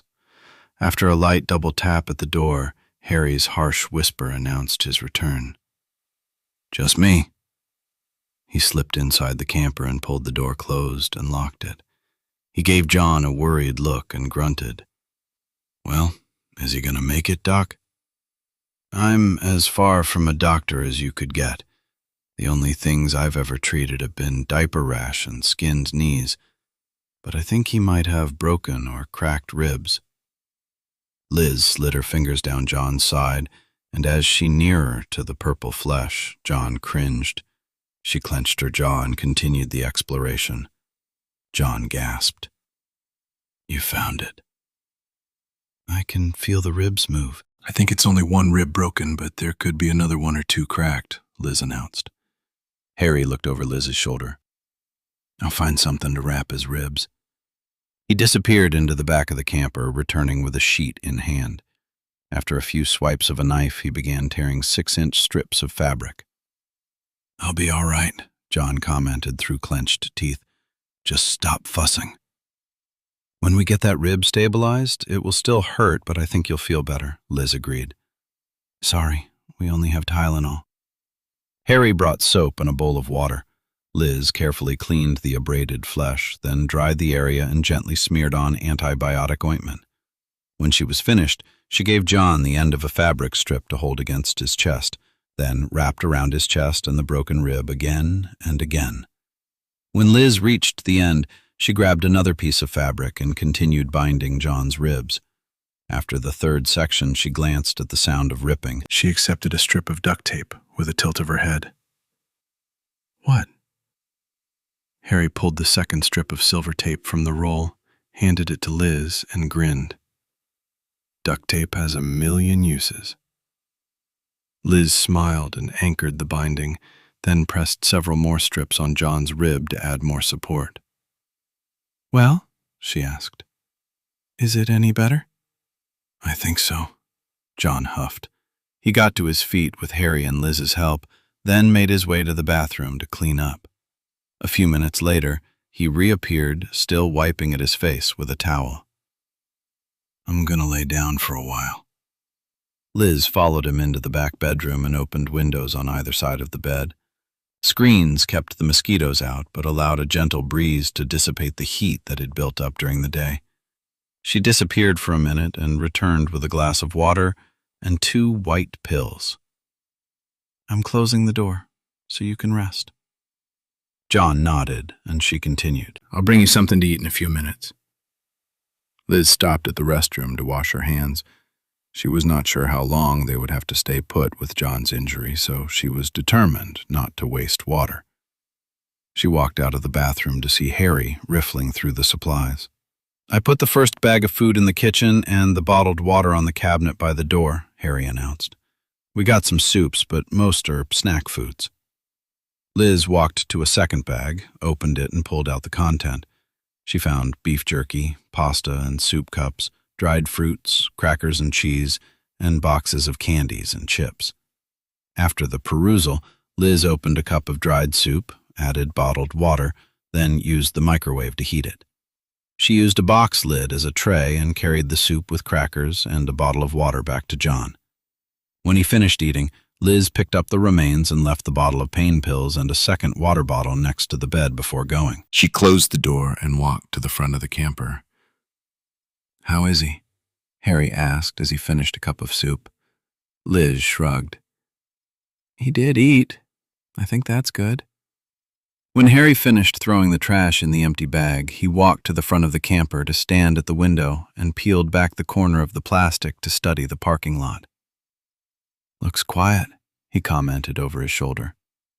"Do you think they'll keep looking for us?" Liz whispered as she made her own cup of soup. Harry pressed the tape back into place. He shrugged as he settled at the table. "Hopefully they'll give up. They probably wanted supplies we had. They have it now. No reason to keep chasing us. At least I hope. I'm not really sleepy. Why don't you try to rest? Use one of the bunk beds. I'll keep watch and wake you around too," Liz said. "That works. I'd like to let John rest for a few days to give his ribs a chance to heal." "What about you?" Liz asked. Your ankle? Harry glanced down and stuck his foot out from under the table. He leaned down to pull off his boot. He groaned in relief when he pulled it off. "It'll be okay if we can stay put for a few days." He reached into a bag of dried fruit Liz had opened. He tossed a handful into his mouth and chewed. After a full minute of chewing, he took a gulp of water and scowled. "This stuff tastes like shit. I wish we had some beer." "It's good for you," Liz commented. "Enjoy it while I get cleaned up." She walked back to the bathroom and filled the sink with a couple inches of tepid water. She used a washcloth and cleaned up as much as the limited water would allow. When she returned, Harry grinned. "You smell better." Liz laughed. "You don't. Get cleaned up and try to rest. I'll wake you up later." Harry settled on the narrow bunk outside the back bedroom, and within minutes was snoring. Liz turned off the lights and pulled the side of the plastic aside to watch the front of the lot. The moonless night left deep shadows amid the rows of campers and around the building. Time moved slowly, but finally, the illuminated hands on her wristwatch found 2 o'clock. She stumbled down the hall to wake Harry and climb into the top bunk. The next morning, Liz woke when a shaft of sunlight invaded the camper from the edge of the plastic. She looked around the narrow bed and sighed. Liz hadn't slept in a bed since leaving Benny and Hazel's farm, and she hated to leave the comfort. Liz curled up under the sheet and tried to recapture the dream of her husband and children, laughing and sharing a pizza. But it was lost. All that was left was the stifling heat of the sun beating down on the camper and sweat beating up on her forehead. "May as well get up," Harry called from the dining room. He limped to the small table and sat down. "I think John looks a little better." Liz climbed out of the bunk and rummaged around in the kitchen until she found a package of animal cookies and a bottle of fake juice from the supplies and began eating. "How's your ankle?" "Not great, but if I can stay off for a couple more days, I'll be all right," Harry answered. Well, let's hope we don't have to run again anytime soon," Liz replied as she handed Harry a bottle of juice. He took a big gulp, then flexed his ankle. He winced and frowned. "I was looking at the navigation on the dash. The parking lot backs up to a country road that heads west. I think we could take it to State Road 54, then to 180 to head north. That should get us to the Guadalupe National Park area. Then it's up to you." "We can't just leave my daughters," Liz protested. "And where do you think we should look for them?" Liz looked at her clutched hands on the table. "The girls are in God's hands. Your son is in ours. We're continuing to your dad's place." Harry answered with a finality that Liz knew meant the end of the discussion. They spent the next couple days inside the camper, resting and eating the stash of junk food. All the while, they watched for the attackers. By the end of the second day, they were exhausted from the heat and antsy. The third morning, Liz woke to the sound of breaking glass in the distance. She stumbled to the kitchen to see Harry had nodded off near dawn while she slept. "Did I hear something?" John lumbered from the back bedroom, rubbing at the stubble on his chin. "Did I hear something?" "Fucking getting old." "I fell asleep," Harry groused as he peeked out of the window. Liz slipped her feet into her boots. "What is it?" She pulled the laces tight and made a quick bow in each. "What are we doing here?" John asked. "What's happening?" "Wait," Harry answered. "Maybe it's just a lone scavenger looking in the office. That's why I wanted to leave it as undisturbed as possible. Didn't want anyone to think there was anything worth breaking in for." He looked toward the gate. They busted the lock on the gate. "Fuck." John responded. "It might have backfired. Most offices have at least a vending machine or two and a kitchen." He moved the edge of the plastic aside, then let it drop. "I'm going to get a better look. Be ready to take off." John adjusted the handgun at his side and grabbed his knife. He opened the camper door and stepped outside, then turned and gently closed it. He walked to the back of the row of campers and disappeared. Harry nodded at the back fence. "I'm going to cut the fence. Get the plastic down so you can see to drive, but wait to get behind the wheel. For now, stay out of sight."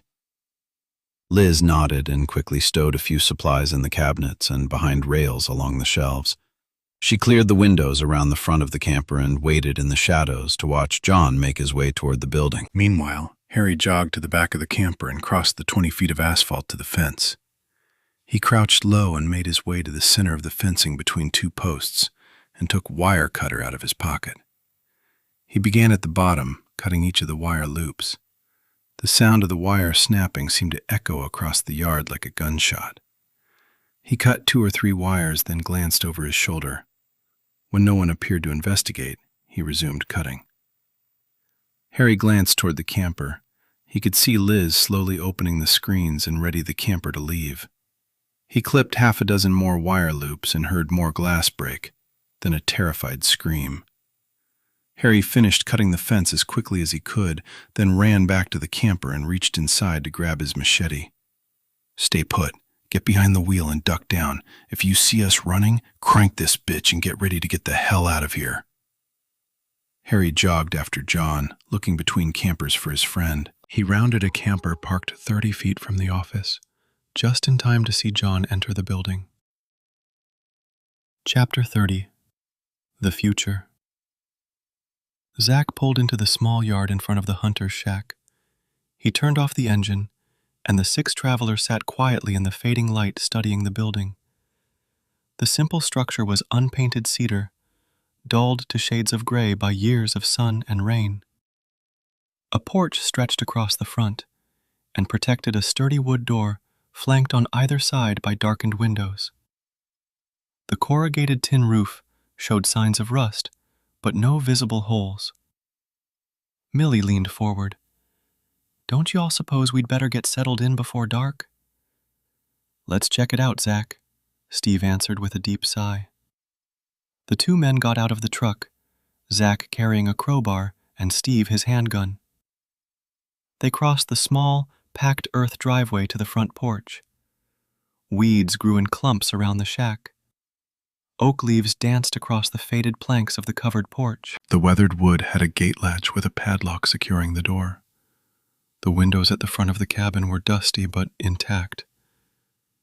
"Someone's hunting camp. If we're lucky, there's a cistern or water well," Steve whispered as they each crossed the porch to a window. He pointed to the window closest to Zach, then 2 fingers to his eyes. He turned to the second window and leaned over the edge of the window and peeked inside. The waning light exposed the minimalistic furnishings inside. Zach watched and repeated at the window on the left side of the door. "Nothing here," he whispered. "Stay here," Steve mouthed. Steve stepped off the porch and stumbled to the ground, then around the side of the building. He followed the solid wall to the back of the structure. Looking through the back windows, he realized the shack was a single room with a ladder access to a loft overhead. The rear of the cabin included barn doors on an overhead track. He made his way around the corner, and a massive stack of firewood had been stacked at the side of the house. He stepped back up to the porch with Zach. "Anything?" Zach asked. "Looks good. Let's get inside. It's almost dark."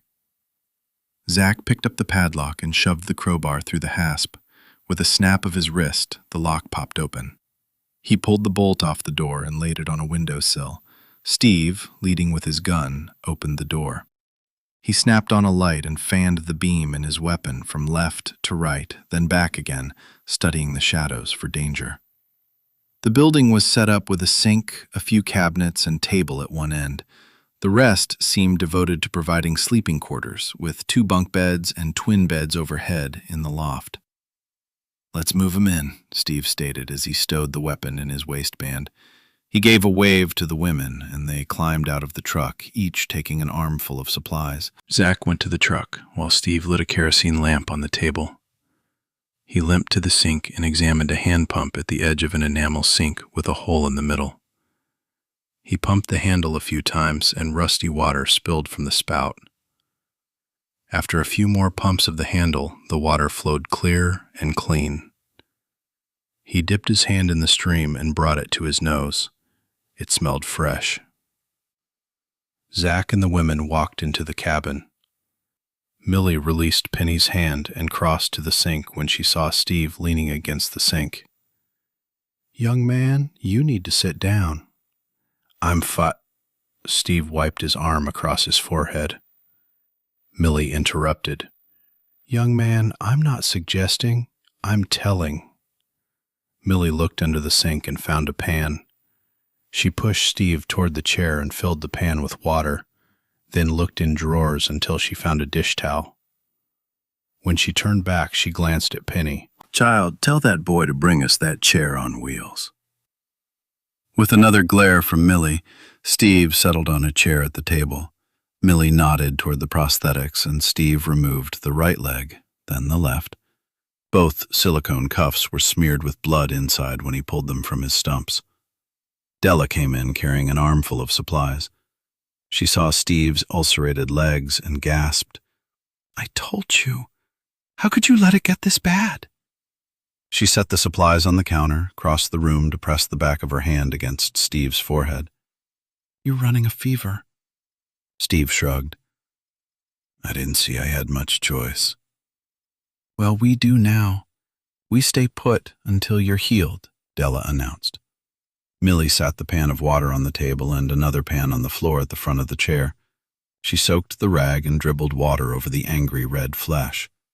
Steve blanched at the shock of ice-cold water against the wound. After the first couple passes of cold water over the angry red tissue, the pain lessened and grew numb.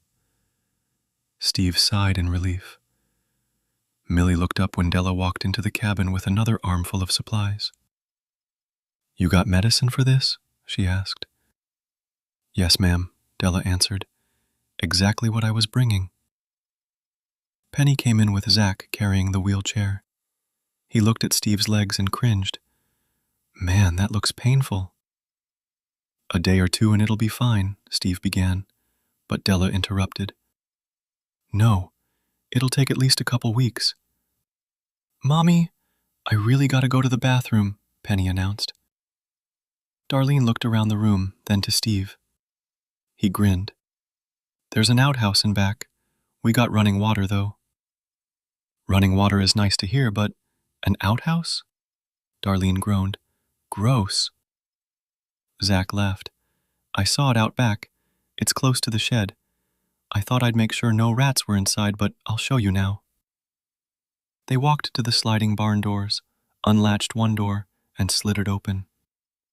The cooling night breeze replaced the stale air of the shack. Zach pulled a LED light from his pocket.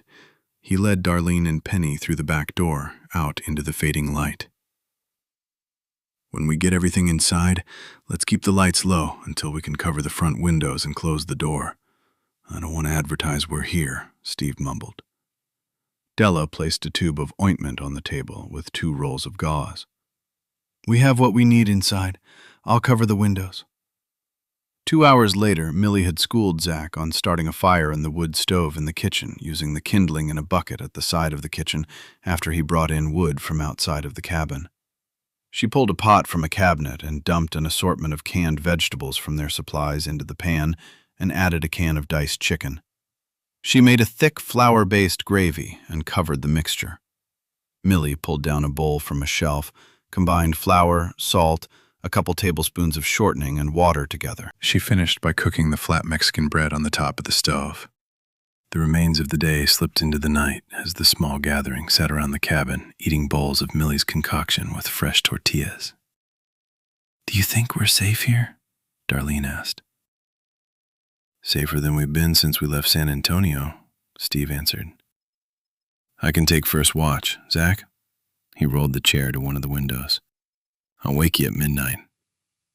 "No problem," Zach answered. "When we turn out the light, we can open the windows," Steve added. Della helped Millie settle on one of the lower bunks while Zach pulled a mattress down and laid it near one of the windows to catch the evening breeze. Della, Darlene, and Penny made their way to the loft.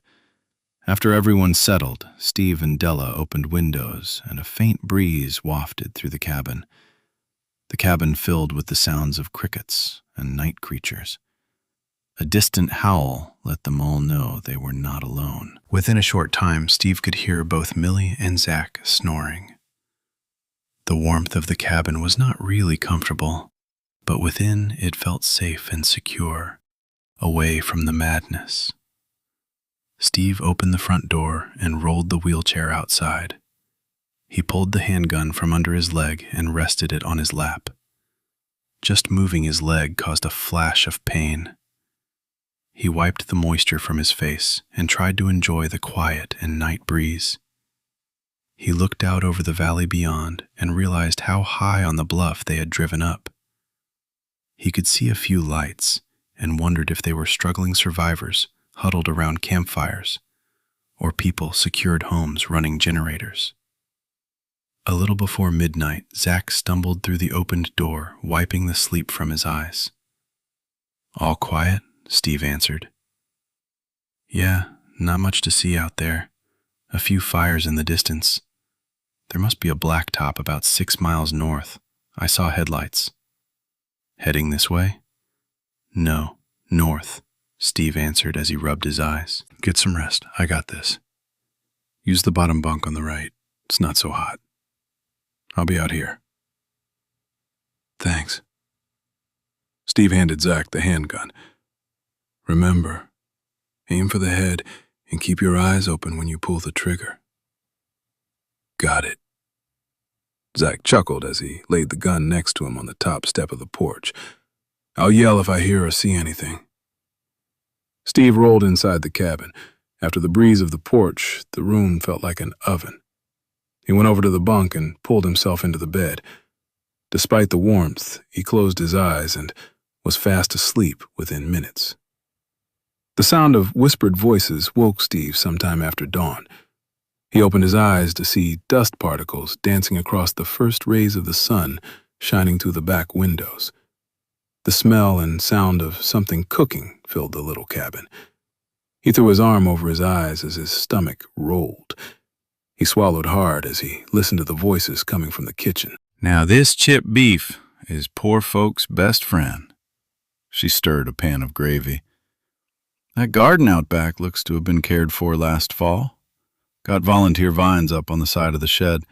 Might be something we could use," Millie commented. "Penny and I can check it out," Darlene volunteered. "I figured to take the young man with me and show him how to set a few snares. I don't know if we'll catch much, but I know we don't have food for more than a week at most." Zach chuckled. "Me? Trapping? Just call me Daniel Boone." Despite nausea, Steve slid out of bed and onto the wheelchair. He rolled toward the back door. "Zach, can I get this to the outhouse and shed?" I got you covered. You'll need a little help, Zach answered. Let's see what's in the shed while we're out there, Steve added as his stomach gave a lurch. Y'all got time for that after breakfast, Della protested. I can't eat right now, Steve answered as he rolled toward the door. A few minutes later, Zach pushed the wheelchair from the outhouse to a run-down shed. The owner of the property had a shed with the padlock on the door. Zach pulled the crowbar from his belt and performed the same procedure as before to pop open the lock. When he was done, he slid the door open. Man, look at that. Inside the shed was an ATV parked against the wall. Zach flicked on the LED light for a closer look. He saw garden tools propped in the corner, fishing gear, and a variety of hunting equipment. In the back corner was a large mound covered by a thick canvas. This is a gold mine. We need to see what's under the tarp. Steve slumped back in the wheelchair. I'll check it out later. Zach stepped behind the wheelchair and pushed it toward the cabin. You don't look so good, man. If we had enough supplies, it would be a good place to rest up, but we don't. We can't sit around and wait for my legs to heal. We'll get it figured out, Zach answered. Chapter 31. New Home. Wilma instantly liked Elena. She brought her mother into the lodge the first morning after their arrival, ready to work. The three women sat at a small table at the side of the large commercial kitchen with cups of coffee. Elena smiled approvingly at the kitchen. I am surprised. I did not expect the kitchen to be in this condition. Those two are not the cleanest. Senor Will can make a big Leo mess, she clarified. You're telling me, Wilma laughed. You can't even imagine how bad it was a week ago. Cassie walked into the room and retrieved a cup of coffee. Hi, ladies, she yawned. Coffee sure smells good. Didn't you sleep last night? Wilma asked. I was checking out the library and trying to get a handle on what's available in print.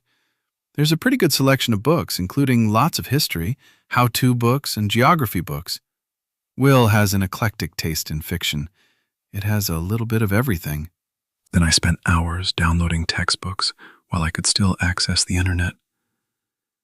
I feel we have limited time to get all the information we can. More and more websites are failing. The virus is appearing all over the country. It took less than a week for the roadblocks around the affected states to collapse. Cases have already appeared in Chicago, Miami, Minneapolis, and even Vegas. Europe is in chaos, Cassie announced. They're saying the virus is airborne and people are exposed by the just passing bodies. Wilma nodded. I was afraid of that. We're all infected? Elena asked quietly. Yes. Anyone that dies will turn now. The virus has mutated according to the CDC. There's no stopping it. Cassie sat down with her own coffee. According to some of the news reports, they traced it back to Iran. The U.S. and our allies bombed Tehran and half a dozen Iranian cities. 2 of our aircraft carriers were involved.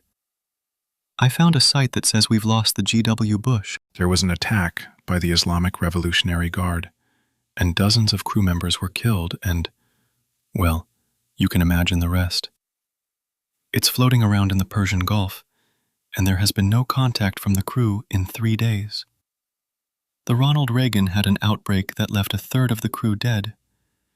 They are supposedly in the process of securing the ship. The sad part is, we needn't have bothered.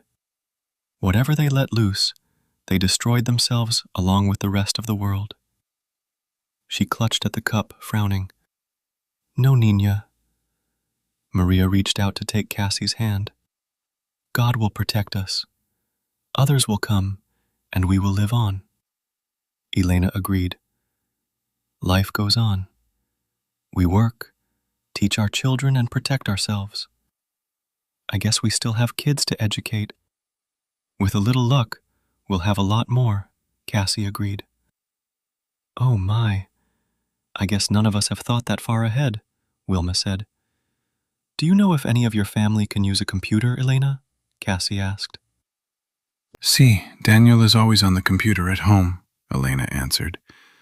Will has a computer center behind his office, and I set my stuff up in there. We need to download as much information as we can get our hands on. I'll talk to Daniel about helping you if Mr. Will says it's okay. Cassie smiled. I'll mention it to Will. We need this. Education is very importante, Elena's mother answered softly. I wish I had a lot more myself, Cassie added. We're going to need a doctor, and I have only 6 months practical experience as a physician's assistant. It doesn't make me much of a doctor. We're lucky to have you, Wilma answered. If you had been at the hospital. Her voice trailed off and her eyes filled with tears. I would have been, if not for the immunization clinic at the community center. Cassie sighed. I lucked out when the van broke down, and I had to catch a city bus home. Her voice trailed off. I was clueless about the state of the city until Randy turned up. We're blessed Randy came for us, Wilma commented. Elena added, We are all lucky to be here. It only took a couple of days for the 15 adults and 5 children to settle in and to establish a semblance of routine. The 3 older women decided 3 meals a day would be cooked and served in the main lodge to control supplies and avoid duplicating efforts. Will's communication office was appropriated by Cassie and Daniel. While Daniel accessed the internet, Cassie inventoried the few medical supplies in the closet-sized first aid station next to a small conference room. She began to make a list of supplies she thought were critical, then spent hours adding to it. The next morning, Will, Wilma, Randy, Cassie, Miguel, and Elena sat together making plans. They spent a couple hours listing content to be accessed on the internet while still available. No one wanted to admit it, but they all knew the resource would disappear soon enough. Daniel turned out to be methodical and patient as a researcher. He set up spreadsheets, filing systems, and priority lists. He and Cassie worked almost non-stop until the internet went down. They spent hours downloading files on natural medicines, gardening, animal husbandry, and dozens of other subjects they thought might be of value. The business center included 3 printers and a pallet of paper and office supplies that allowed them to print content for immediate consumption, while other times information was saved to a hard drive with a nightly backup. As Cassie added another item to her list of medical supplies, Daniel remarked, You know, we could get most of those supplies at a veterinary office or animal hospital, with maybe less danger from the infected. Cassie looked up. That makes sense. When people got sick, they went to the hospitals and clinics. Those places were overrun quickly from what I've seen on the internet. That's actually a pretty good idea. They use the same equipment, more or less. I'll get a listing of veterinaries within 100 miles while we have the internet. We need to put maps on our list. We need Texas, New Mexico, maybe even Arizona. I guess atlases would be best, Cassie announced. As time goes by, we'll be expanding our range of travel, searching for supplies and people. We'll need ways to communicate with our people and others, Daniel commented. What about short-range radios, CBs or shortwave radios? Cassie asked. I'll start looking around for options. Maybe we can build something, Daniel grinned. I've always wanted to do something like that. Cassie smiled as she realized how lucky they were to have Daniel. Adding to his computer skills was his curiosity. She imagined by morning he'd have explored several different forms of communications and shortwave radios types. He'd download information on options and directions for the CB and shortwave radios and all the list of jargon and codes. Daniel turned to Cassie. When the internet fails, and it will, we'll need a way to communicate with the outside world. Cassie shrugged. You think there will be anyone left to talk to? Of course. There'll be people like us all over the country. This will pass.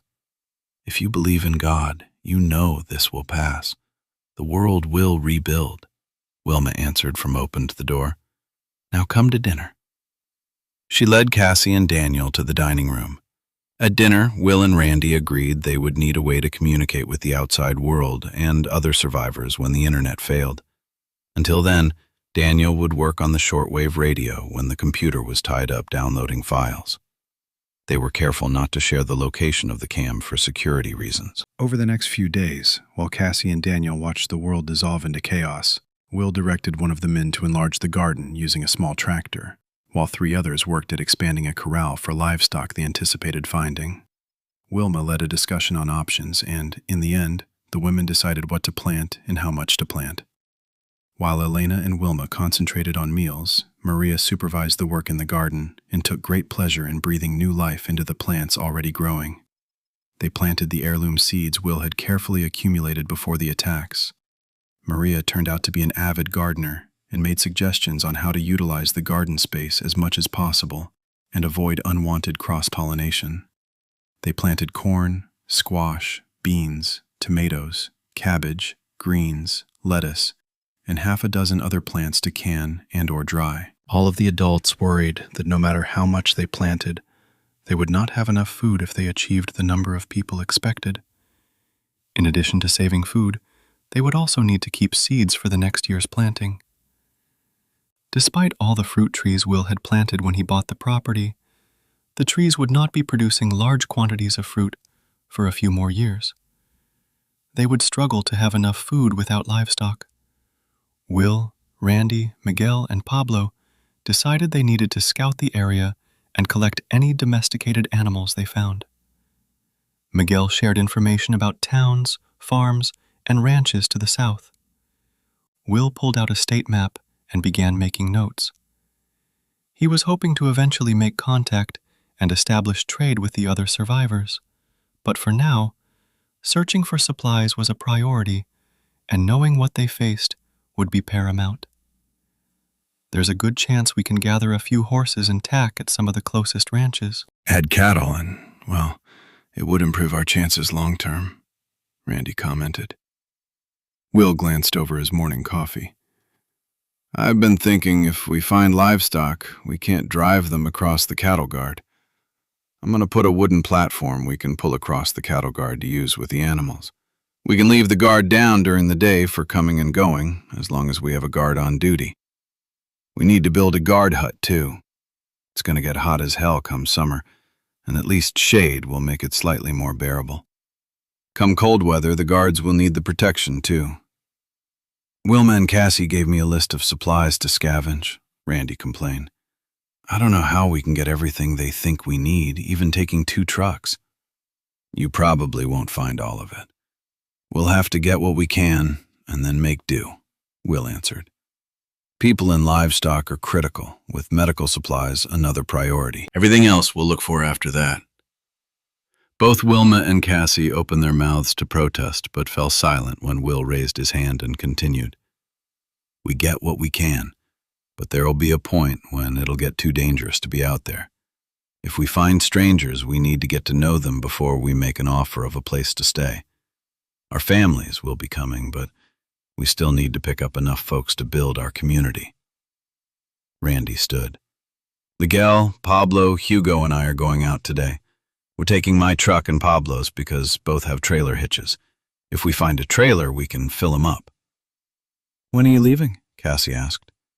This morning, Randy answered, then got up from the table and gathered his plate and cutlery to stack in a plastic pan on a cart at the side of the dining room. 3 Hispanic men followed suit. Be safe, Wilma called out. Vaya con Dios, mi amor, Elena whispered. Miguel slammed a hat on his head. No te preocupes, mujer. Randy threw a careless wave at the room and stepped out into the morning sunshine. 10 minutes later, motors roared to life and 2 vehicles headed toward the cattle guard half a mile away. Cassie turned to Elena. Did the new folks get settled in all right? Yes, but the grandmother is in a lot of pain. They had run out of her pain medication before they crossed the border. Do you want me to walk out and take a look? We can go after breakfast, Elena answered. Anchors away. Brian glanced at Billy. You ready for this? Billy shrugged. Do we have a choice?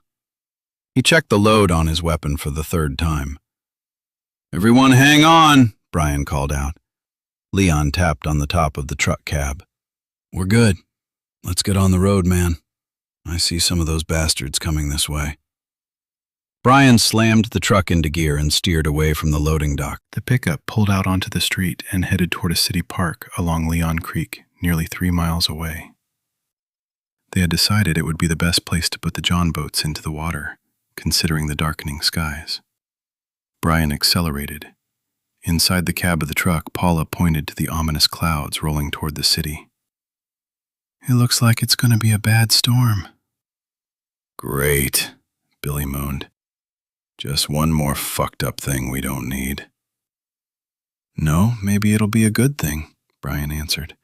If we can get the boats in the water and it starts raining, the shallow area of Leon Creek will flood and we'll float right past the base and the infected. The first drops splattered on the windshield as they backed down a narrow incline to the edge of the creek. They were south of the Riverwalk, but north of Concepcion Mission. It was a spot alongside the stream with a shallower decline in the bank leading down to the creek. The waterway was a little over 15 feet wide, but probably less than 5 foot deep. Billy, watch our 6.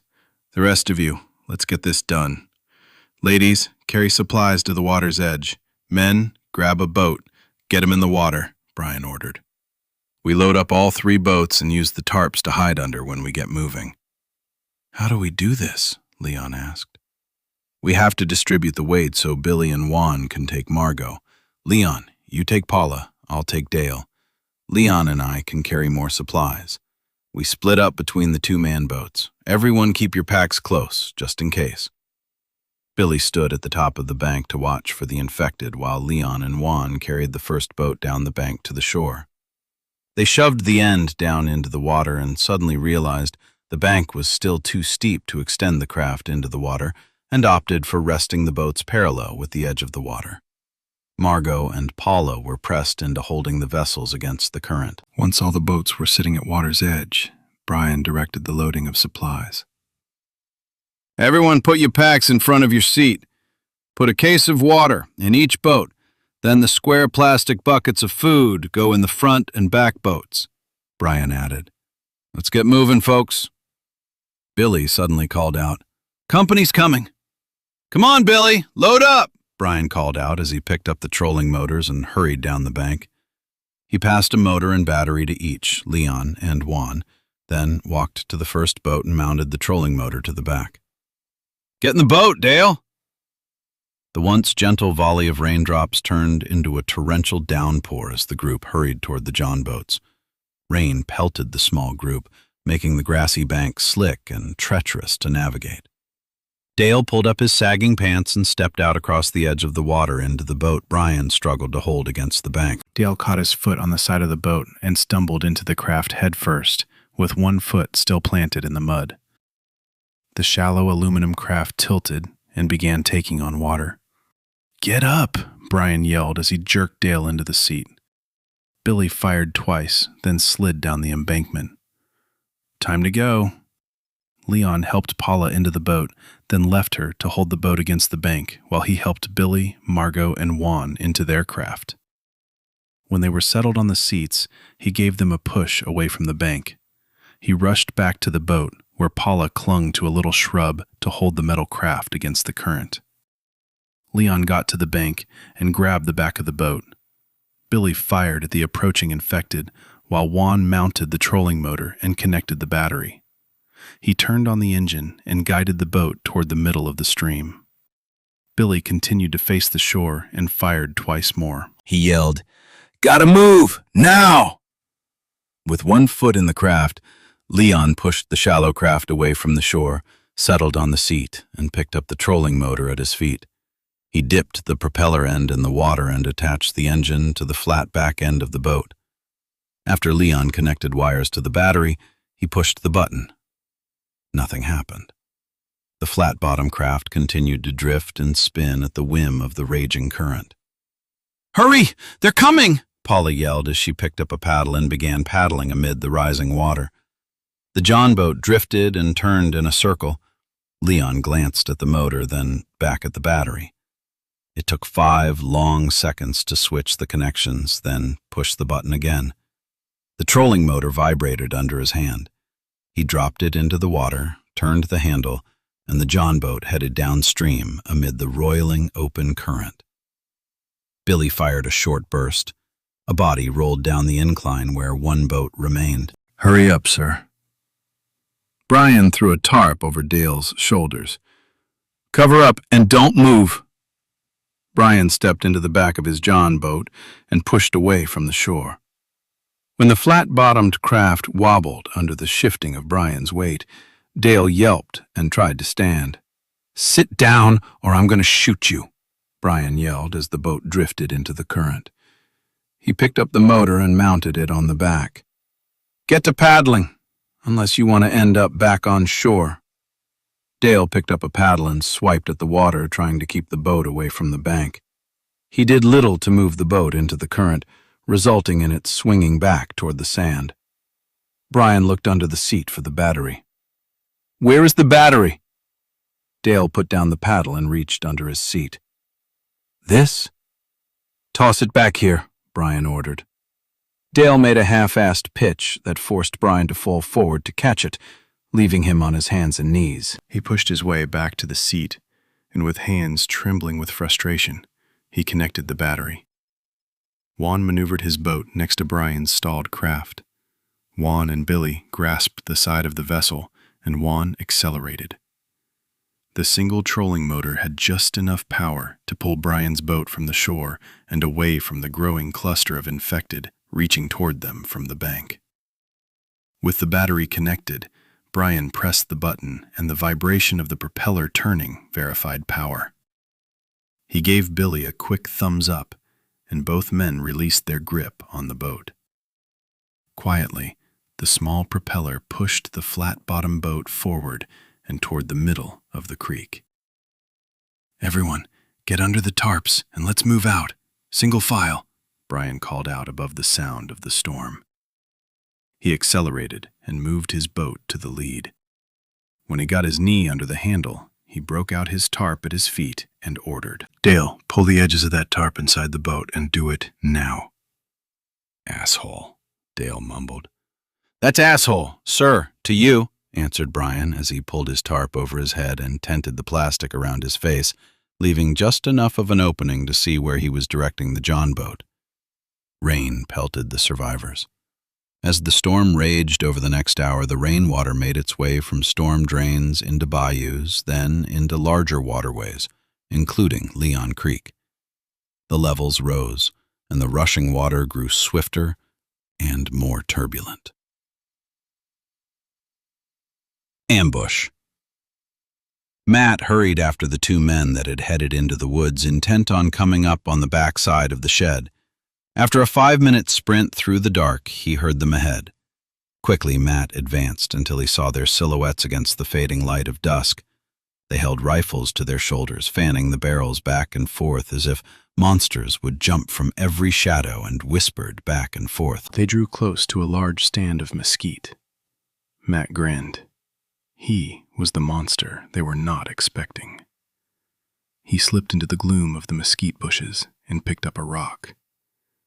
Matt studied the 2 men's movements, then tossed the stone to the opposite side of the pair. Both men stopped, frozen in place. After a brief whispering conference, one of the men headed toward the sound where the rock had landed. The second man stood still, waiting for his companion to check out the noise. The waiting man's hands trembled as he moved his weapon to cover his cohort. Matt took several seconds to circle to the back of the cluster of mesquite. When he stopped, he stood near enough to the man to hear his nervous panting. Matt sidestepped from behind a tree and pulled the man's head back to drive the blade up into the flesh under the man's chin. Without a sound, the man relaxed against Matt's chest, and he pulled the 10-inch steel free. Matt grabbed the rifle strap before the weapon could fall from the man's fingers, then dragged the body back into the brush and slowly eased it to the ground. He placed his foot on the dead man's back and rolled him under the bush. Footsteps in the dark alerted Matt of the second man's approach. Matt stepped behind a forked cedar as he listened to the man march closer. "Where the fuck are you?" the man called out in a loud whisper. Matt answered, "Over here." "Where?" The man stopped and whispered back. "This way, over here," Matt whispered. The man took a tentative step forward, then another, and another. Suddenly, Matt slammed the butt of the confiscated rifle into the man's head. The man went down with only a grunt. Matt checked his pulse, bound his hands, then strung him up under a massive oak limb with a length of cord. The man's feet barely touched the ground when he was done. Matt searched the man's pockets, finding nothing more than a dirty handkerchief and a couple handfuls of bullets. Matt pocketed the ammo, then pushed the rag into the prisoner's mouth. He pulled a towel from his own pocket and wrapped it around the man's open mouth and tied it behind his head. Matt gave the man a shove and walked away. He picked up both rifles and handguns. Matt slid them under the brush near where he'd left the first man's body, then glanced toward the road and realized he was less than a quarter-mile from the shack. The moon had risen, full and bright. He sprinted after the two men sent to circle around the back of the shed. Tate, laying on the hay bale 40 feet from the corner of the shed, ignored the hint of light between the weathered boards of the shed and kept her eyes moving, examining every shadow, looking for movement from the road to the woods. Suddenly she noticed dark shapes across the highway in the pasture heading on past the shed. A sudden snort drew her eyes away, and Tate watched a four-legged, short-horned, thick bodies plod toward the water tank. She heard more snorts and hoof fall from nearby as more animals rounded the hay bales, heading toward the rest of the herd. She studied the shapes and realized they were not cattle. Tate was surrounded by a herd of buffalo. She had once read a couple ranches in the hill country supplied meat to specialty restaurants in Houston and Austin, but hadn't thought much about it. From the article, she knew buffalo were not domesticated. Getting back to the truck, interesting, since buffalo were unpredictable and could be dangerous if they felt threatened. Tate turned the scope on her rifle from the bison and back to the woods and saw a sudden movement. She studied the shadows and made out two bent shades rushing across the blacktop. She followed the moving silhouettes with the rifle scope as they sprinted toward the shed. The men made it across the open road and squatted at the corner of the fence, pointing weapons toward the building. After a full minute, one of the men rose and rushed to the shed, where he disappeared into the building. The second man started to follow, then suddenly stopped and turned. He kicked out with his left leg just in time to connect with an apparition that had appeared out of the dark. Tate watched as Matt doubled over, spun around, and delivered his first blow. His foot connected with the man's leg. The man tucked his body and rolled away, coming up with his revolver in his hand. As he brought the barrel up, Tate fired. Matt grabbed at the barrel of a handgun just as the bullet tore into the man's chest. He fell to the ground, leaving Matt to jam the gun into the back of his pants, then waved at Tate before turning to head for the shed. Suddenly, 3 shots rang out behind the shed. Stampeding hooves and the sound of snorting beasts filled the night. The ground trembled with the pounding of a stampede. A terrified scream rose above the charging buffalo, then fell silent. Matt ran to the corner of the shed and looked around in time to see a man disappear under the mass of running bison. The herd, startled by the gunfire, stampeded toward the man running from the shed. The buffalo lumbered past the building in a wide arc and disappeared into the night. When the night grew silent, Matt made his way to where the man had disappeared. He pulled a penlight from his pocket and fanned the beam back and forth until he found the remains.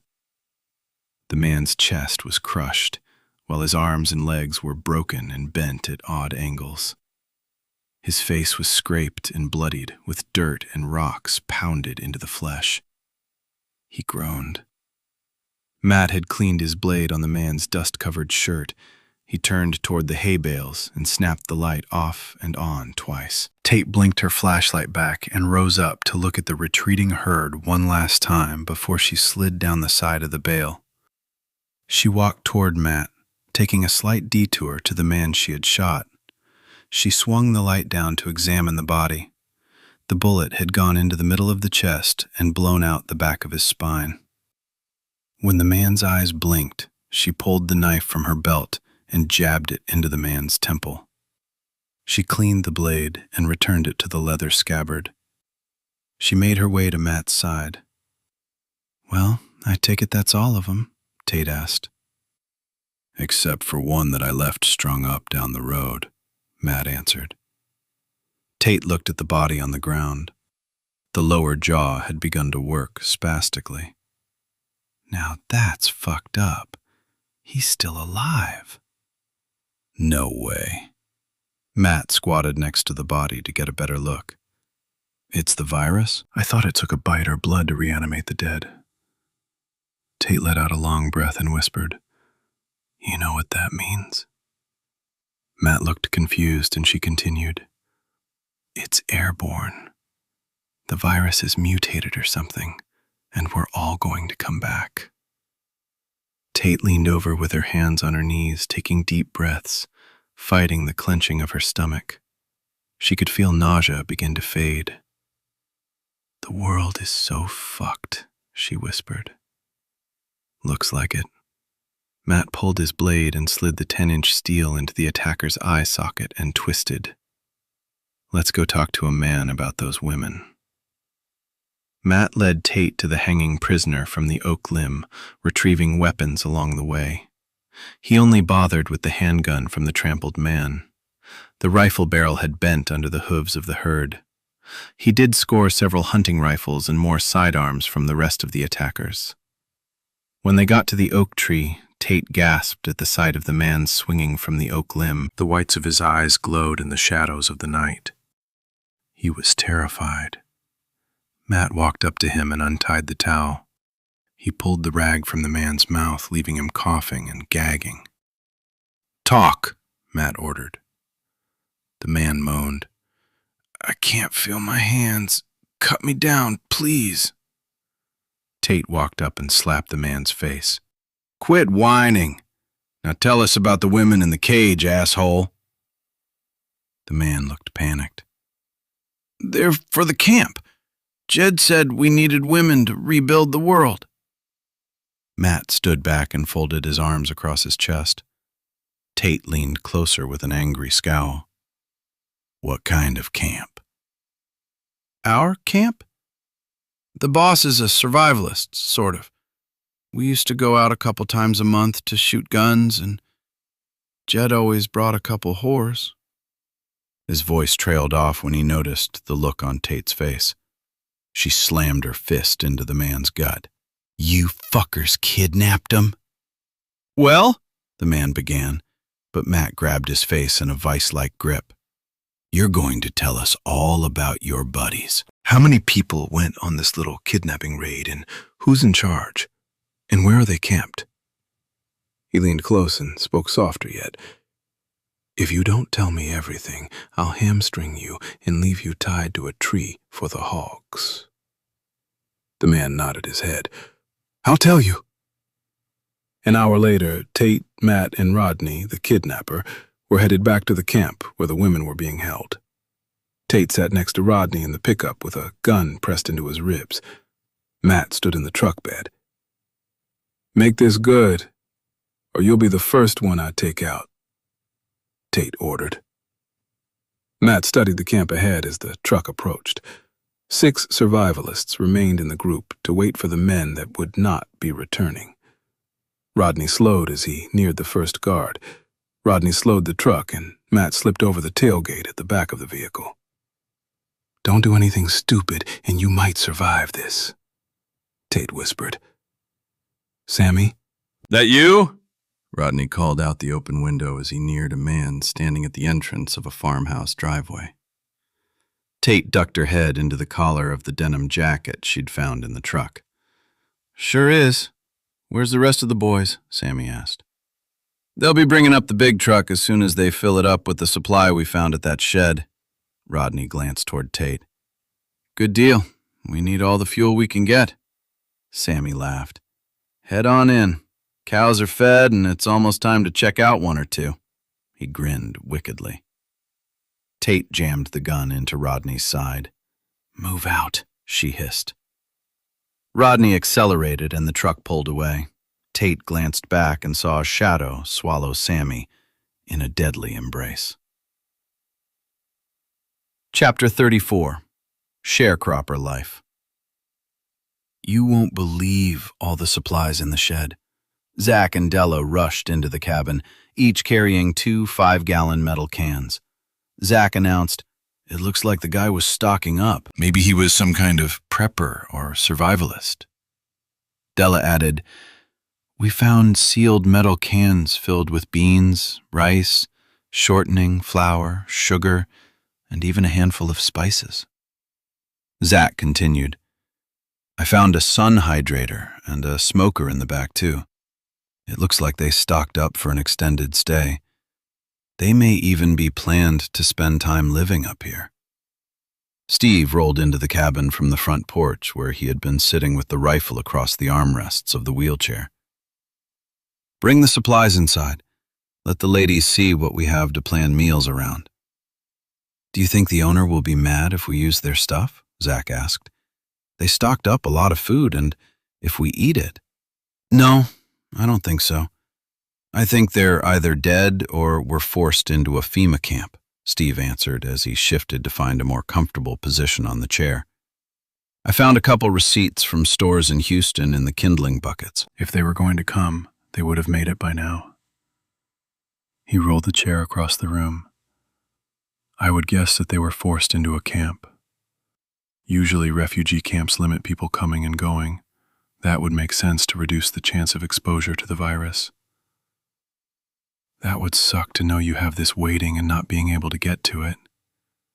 Zach gave a careless shrug. The 3 women unpacked the metal cans, excited to see the food available. Millie sorted the spoils into piles. When she was done, all the items were arranged on the table. She checked the cabinets, then walked back to the stash, made a face, and scrawled lists on a scrap of a brown paper bag with a stump of a pencil. "Well, I'll leave you to it, but I think that extends our stay a while." Steve ran the back of his arm across his forehead. "Can I get another glass of water? It's warm out here," he called out from the open front door. Della glanced at Steve sitting on the porch, surprised at his request since he seldom asked for help. She crossed the worn wood floor and pressed the back of her hand against his forehead. "You're running a fever. You need to rest for a while. We got this.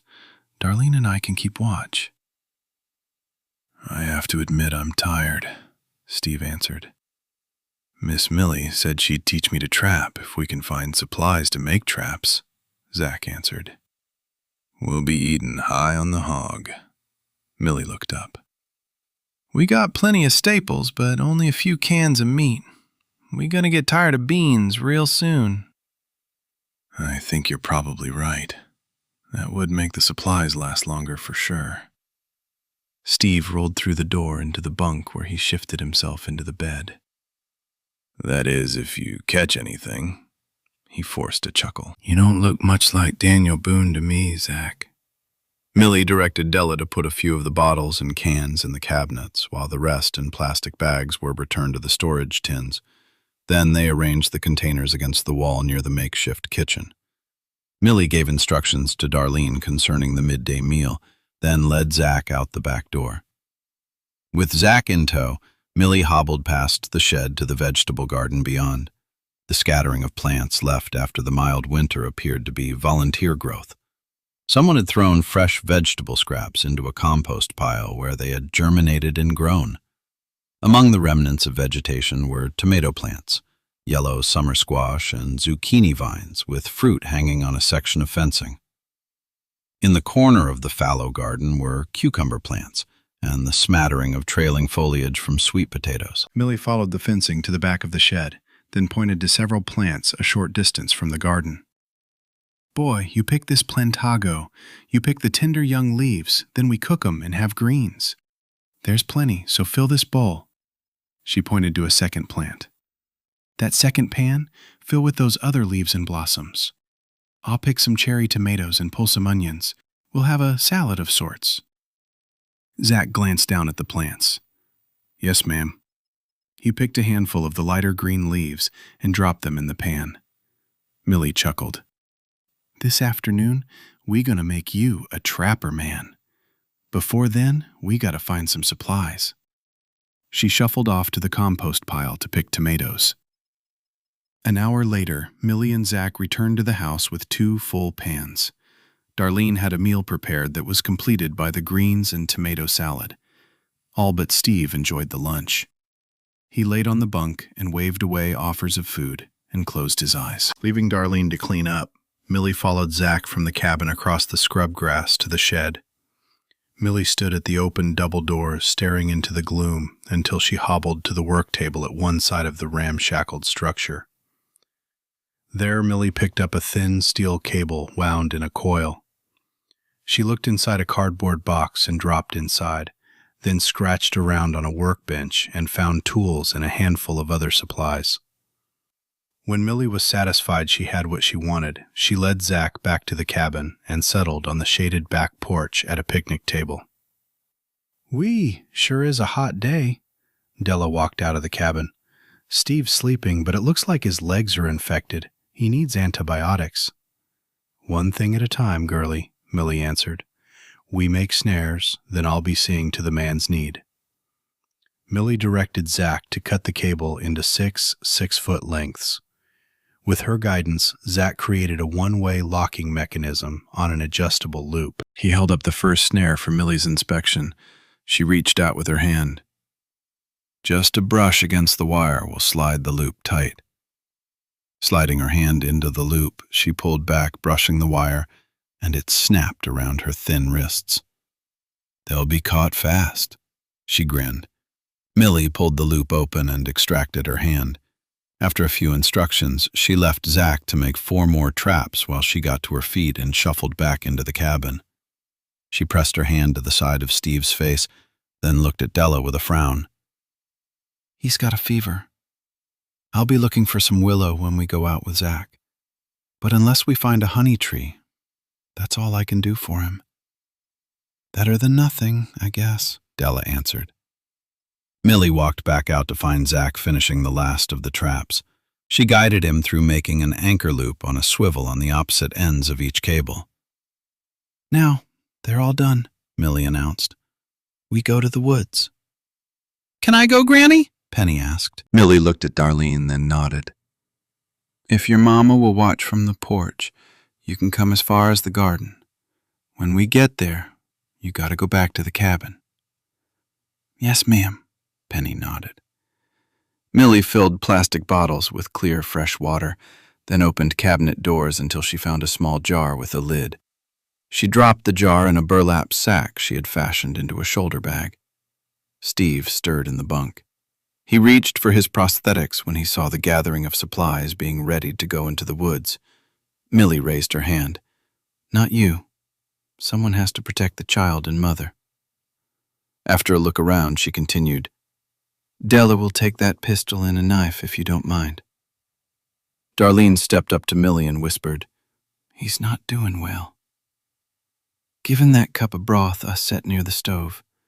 Take the warm water and clean his sores and bandage them with that ointment Della has. If we find a willow, I'll bring some back for his fever." "No problem. I'll do it as soon as Penny gets back," Darlene answered. Millie led Penny, Della, and Zach to the edge of the clearing. There, she pointed Penny back to the cabin. When the child was back in the arms of her mother and waving from the porch, she led Della and Zach into the woods. Thanks to the townspeople in Utopia, Della and Zach had changed from her filthy scrubs to jeans, a t-shirt, and jogging shoes. Neither looked like woodsmen, but Millie was determined to pass along what she knew. As they walked, she pointed to plants. Millie explained how to tell the ones that were toxic and which ones they could eat. She passed a willow tree and pulled handfuls of the young, tender branches and stuffed them into her burlap bag. Millie described how game trails could be used for trapping and how to spot them. She pointed at droppings and the differences between a raccoon and what a squirrel left behind. She spoke quietly but used each example to convey information. Now that is from a deer, Millie explained as she pointed to droppings. Millie walked deeper into the woods, studying the ground as she went. I showed you what to look for, but you have to go deeper into the woods to set the traps. I'm just about tuckered out. She pointed to the ground. This is a pretty busy game trail. Look for a choke point, a place where the trail narrows. That's where you put the snare. She spent the next 10 minutes showing how to place the trap. We have to decide what size animal you're trying to catch.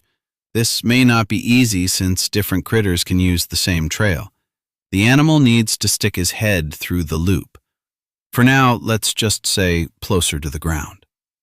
Both Della and Zach nodded with each bit of information. Finally, Della announced, I think we got it. Millie stood with the aid of Zach's help. Use that hatchet to mark a trail so you don't get lost and can find your trap. Don't go more than 2 miles out. You got 5 more snares. Don't put them too close. A struggling critter will warn off other animals. Yes, ma'am, Zach answered. Don't get lost. Stay together and mark the trees like I showed you. She sighed with a puzzled look on her wrinkled face. Go a ways south, then west, and then back north. Use that compass on the knife, and you'll end up back on the road, Millie ordered. Della smiled. We'll be fine. Millie sighed. I wish I could go with you, but my legs won't make it, and I need to get Willow back to the cabin. Be quiet, and you won't scare off the game. Della and Zach watched the old woman hobbled back the way they had come. She placed her feet carefully on the path as she shuffled back toward the cabin. She had seemed so tireless since arriving at the cabin. Now it seemed less so. Watching her walk away, Della realized Millie was desperate to share as much information as possible. Millie provided answers and was determined to do whatever she could to help extend their stay. Millie's knowledge of foraging and trapping would enable them to stay for quite a while. If their trapping efforts were successful, they could give Steve time to heal. Well, are we doing this? Zach grinned. Can you even believe we're doing this? Della smiled. Not really. Lead out trailblazer. Della reached into the bag slung over her shoulder to verify the handgun was still there, while Zach clutched the hatchet in his hand. He marked a tree, as Millie had directed, then confirmed the direction with the compass. Della and Zach walked deeper into the woods, following the game trail, trying to avoid briars and brush, but when the path turned, they turned. When the route forked, they kept to the right. They set each of the 5 additional snare traps, then moved on. Well, how do you think we're doing? Zach asked. I'm pretty sure we're doing it right. Now, if we can just follow the same trail to recover the game. That is, if we catch something. Della chuckled. In the end, they found themselves near the base of the narrow road leading up to the cabin when they came out of the woods. Both Della and Zach were sweaty and dirty from their trek through the woods when they got back to the cabin. It was nearly 5 in the afternoon when Della walked inside the cabin. Steve asked from the bunk, Enjoy your walk? It was long and hot, Della answered as she wiped at the perspiration on the side of her face. She settled on a chair at the table. Steve raised himself on his elbow and asked, See any signs of other people? There's a good-sized watering hole that is fed by a small stream. It looks clean. We saw fish. Zach stopped up the steps and appeared at the cabin door. He went to the sink and began pumping the handle. A moment later, water began to flow. He stuck his head under the stream and wiped at the dirt and dust clinging to his face and neck. It's hot as hell out there. Not much of a breeze in the woods. Millie pulled his hand from the pump handle and pumped it slow and steady. Zach scrubbed at his face with both hands, then pulled the shirt over his head and stuck it under the water. He wrung it out and wiped at his face and neck, then draped it around his neck. When Zach stepped back from the sink, he carried 2 large mason jars of water. He handed one to Della and settled on a chair. Millie gave Della a damp towel. She nodded at the old woman. Well, that was an adventure. Gal, did you do any, Vance? How long before we know? Trapping ain't knowing until you follow the trail and check your traps first thing in the morning. You be hoping for night critters. We gotta get up early and go back? Zach asked. If we're planning on eating what we trap, we might want it fresh, Millie answered. This isn't such a bad place to be. Darlene walked into the cabin to join the small gathering with Penny at hand. Maybe we should stay here until the government gets the infected under control. Maybe. Steve fell back against the pillow and answered. For a while. He closed his eyes. No replacement. Harry stepped through the shattered front window of the camper sales offices. Glass crunched underfoot. He could hear excited whispers at the back of the building. He glanced at the teller's window and saw the infected man was no longer trapped behind the glass window. Shit, Harry whispered. John? Back here. We got a problem. Come on back, John answered. Harry followed the sound of John's voice into the dark recesses of the dealership building. When he got to the break room, he saw John standing over 2 men lying on the floor. One was the infected man from the teller's booth. The other was a stranger, still moaning and writhing in pain from a nasty bite on his arm. Squatting next to the dying man were 2 children. The man and both kids were malnourished and covered in grime. The taller of the 2 soon-to-be orphans looked to be a boy around 13, while the younger was preteen but too dirty to tell if it was a girl or boy. "What the fuck is going on here?" Harry demanded. "This guy and his 2 kids came in looking for food. When they didn't find anything, they tried to get the stuff in the booth. I got here in time to kill the infected guy, but not before he took a chunk out of the guy there," John answered. "Fuck," Harry cursed. The man on the floor pushed himself up to his knees and waved his children behind him. He looked at both John and Harry with panic mirrored on his face. "Please, don't hurt my kids." "We have no intentions of hurting your kids. What are you folks doing in here?" Harry asked. "Looking for food. What do you think, asshole?" the boy answered with a snarl. The man grabbed his son's shoulder.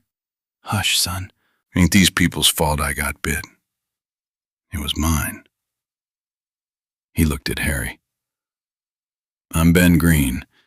This is my kids, Cody and Trace.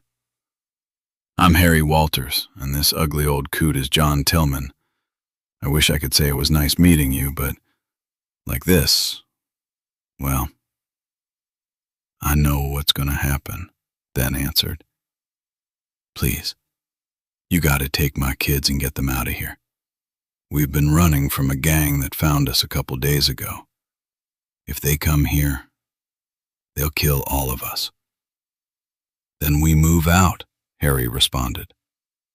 "Take my kids," Ben pleaded.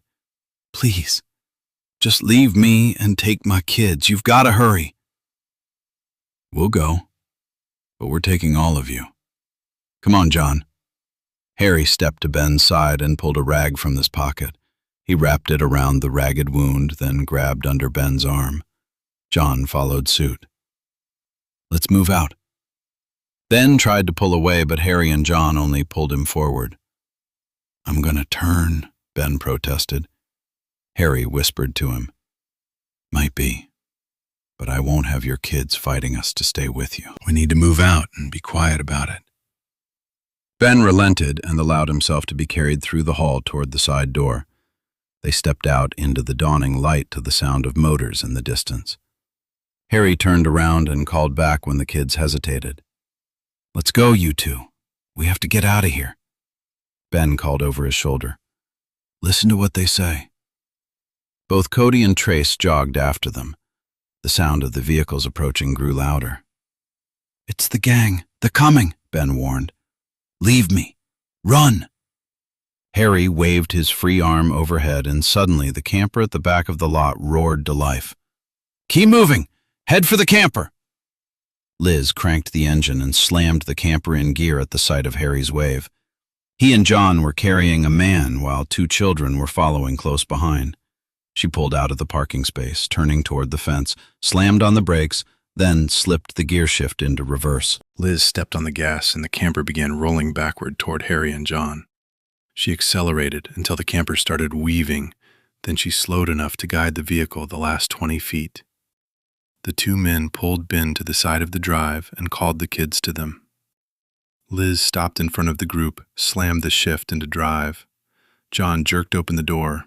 He let Harry step inside, then pushed Ben and the kids in behind him. John leaned inside and ordered, "Hit the gas and go through the fence. Take the ditch at an angle. Head west down the road and half a mile and wait 10 minutes. If I don't make it by then, leave without me." Liz opened her mouth to protest, but John scowled and she responded, "Got it. Don't be late, old man." John ran to a blue camper, climbed inside, and cranked the engine. He revved the engine, then waited. Liz stepped on the gas and aimed the camper between the posts where the fence sagged. Harry dropped Ben at the table and pointed the kids toward the opposite side. He threw a towel at Ben. "Stop the bleeding. Sit tight until we get out of this mess," he growled. "Kids, hang on." Harry flopped into the passenger seat next to Liz and belted in. He pointed toward the back of the property. "Ease up on the gas right before you hit the fence. It'll knock the support from the top of the post. Angle to the left, crossing the easement, and hopefully there won't be water in the ditch, and we get stuck. When you get up on the road, haul ass." Liz hit the fence with the front bumper and the zip ties split. The front windshield frame hit the pipe at the top, and it was thrown to the side while a crack raced across the glass. The front end of the camper dipped, then bounced up the incline to the asphalt. The back of the camper tilted and bucked, then bounced onto the roadway. Liz pushed her foot down on the accelerator and glanced back at the parking lot just in time to see a smaller blue camper stop near the office, then accelerate toward the fence. John opened both side windows and pulled the seatbelt tight. He jammed his foot into the accelerator. The engine revved and the machine roared as the camper raced toward the open fence. He waited until the very last moment, then spun the steering wheel hard to the left just as he got 20 feet from the destroyed barrier. The blue camper skidded and tilted while John held the wheel.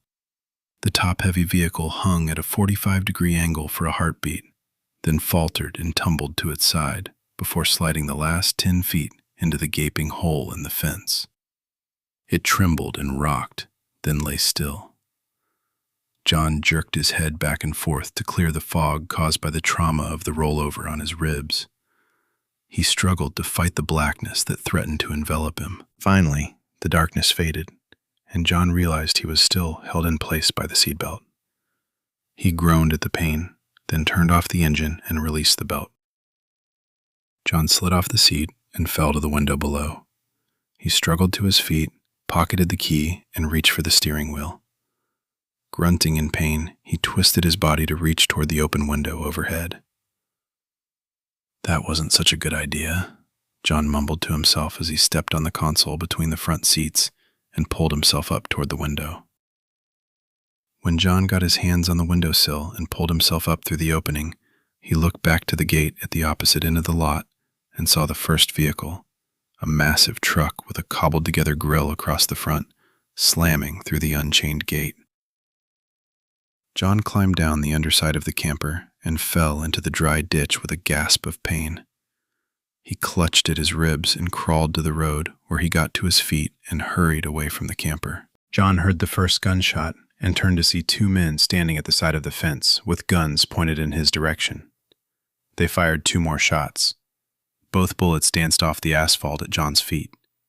He cursed and pushed himself into an awkward lope away from the overturned camper, blocking the opening in the fence. John rounded the bend, leaving the sound of cursing and screams of frustration behind. Chapter 36. Witness the End.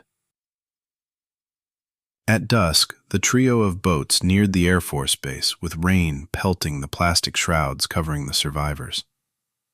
The raging current pushed the boats downstream, while dirty water splashed over the occupants from time to time. Brian slowed the trolling motor and waited for the other two crafts to catch up. Leon and Juan each pulled up alongside, and the occupants reached out to hold the vessels together. The roar of the rushing water muffled the sound of metal slapping against metal. Leon yelled, "It's getting rough out here." "The base is coming up," Brian yelled back. "Stay close. Wish we had a bigger boat. The runoff is filling the bayou and it's getting dangerous out here," Juan shouted. "A lot of debris is washing downstream." Brian yelled back, "There's an overpass ahead. Watch for infected from above and stay quiet."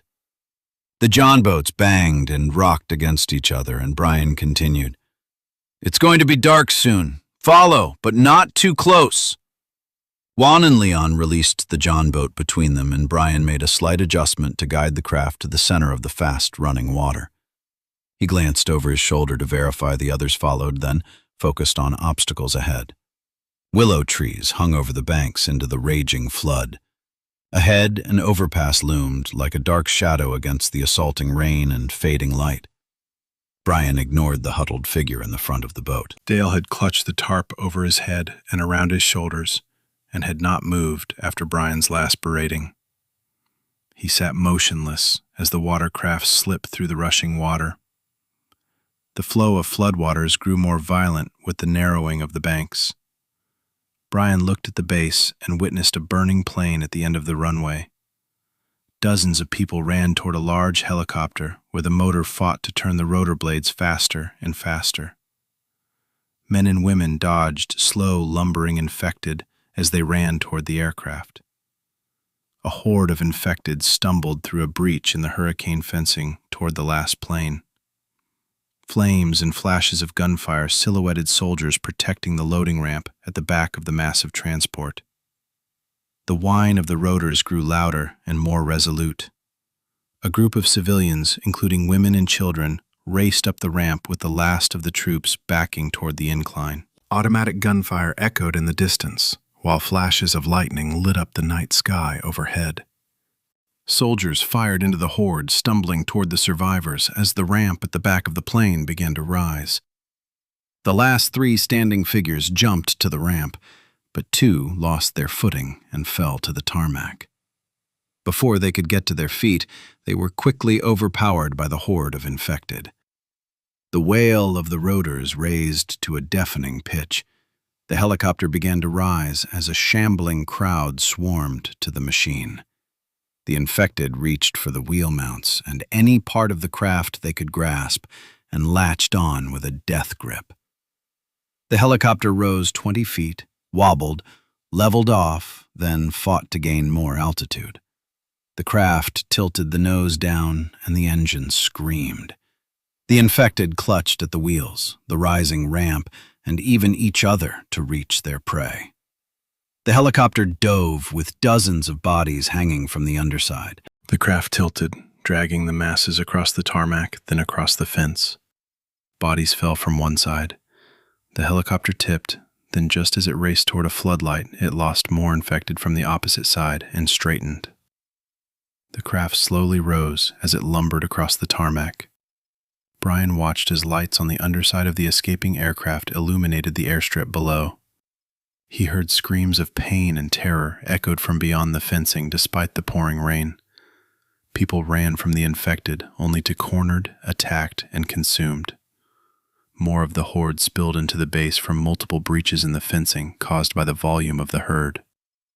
Slowly, the John boats drifted past the fenced enclosure as the helicopter made a valiant, only to stall and dove for the ground. The helicopter motor sputtered, the craft hesitated, then dove into the tarmac. A massive explosion lit up the night skies. Flames blossomed with fuel to feed it, and a scorching wind ignited the clothes of the infected around the impact.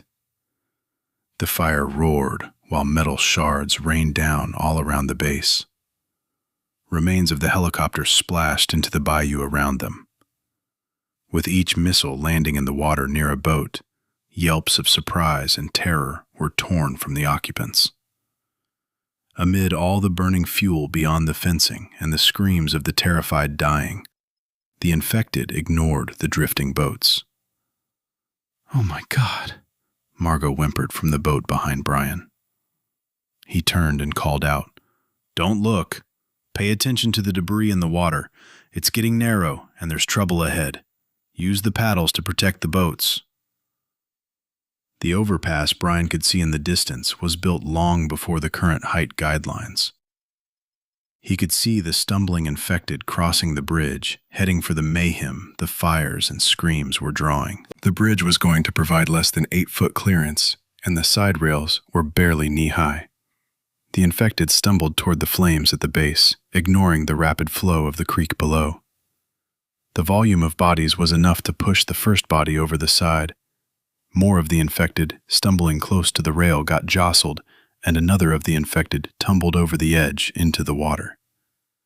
The monster bobbed twice, then sank.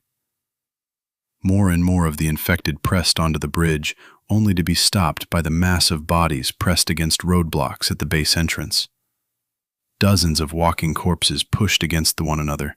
The pushing and jockeying of the infected to get into the base continued, with more and more contaminated tumbling over the side of the bridge.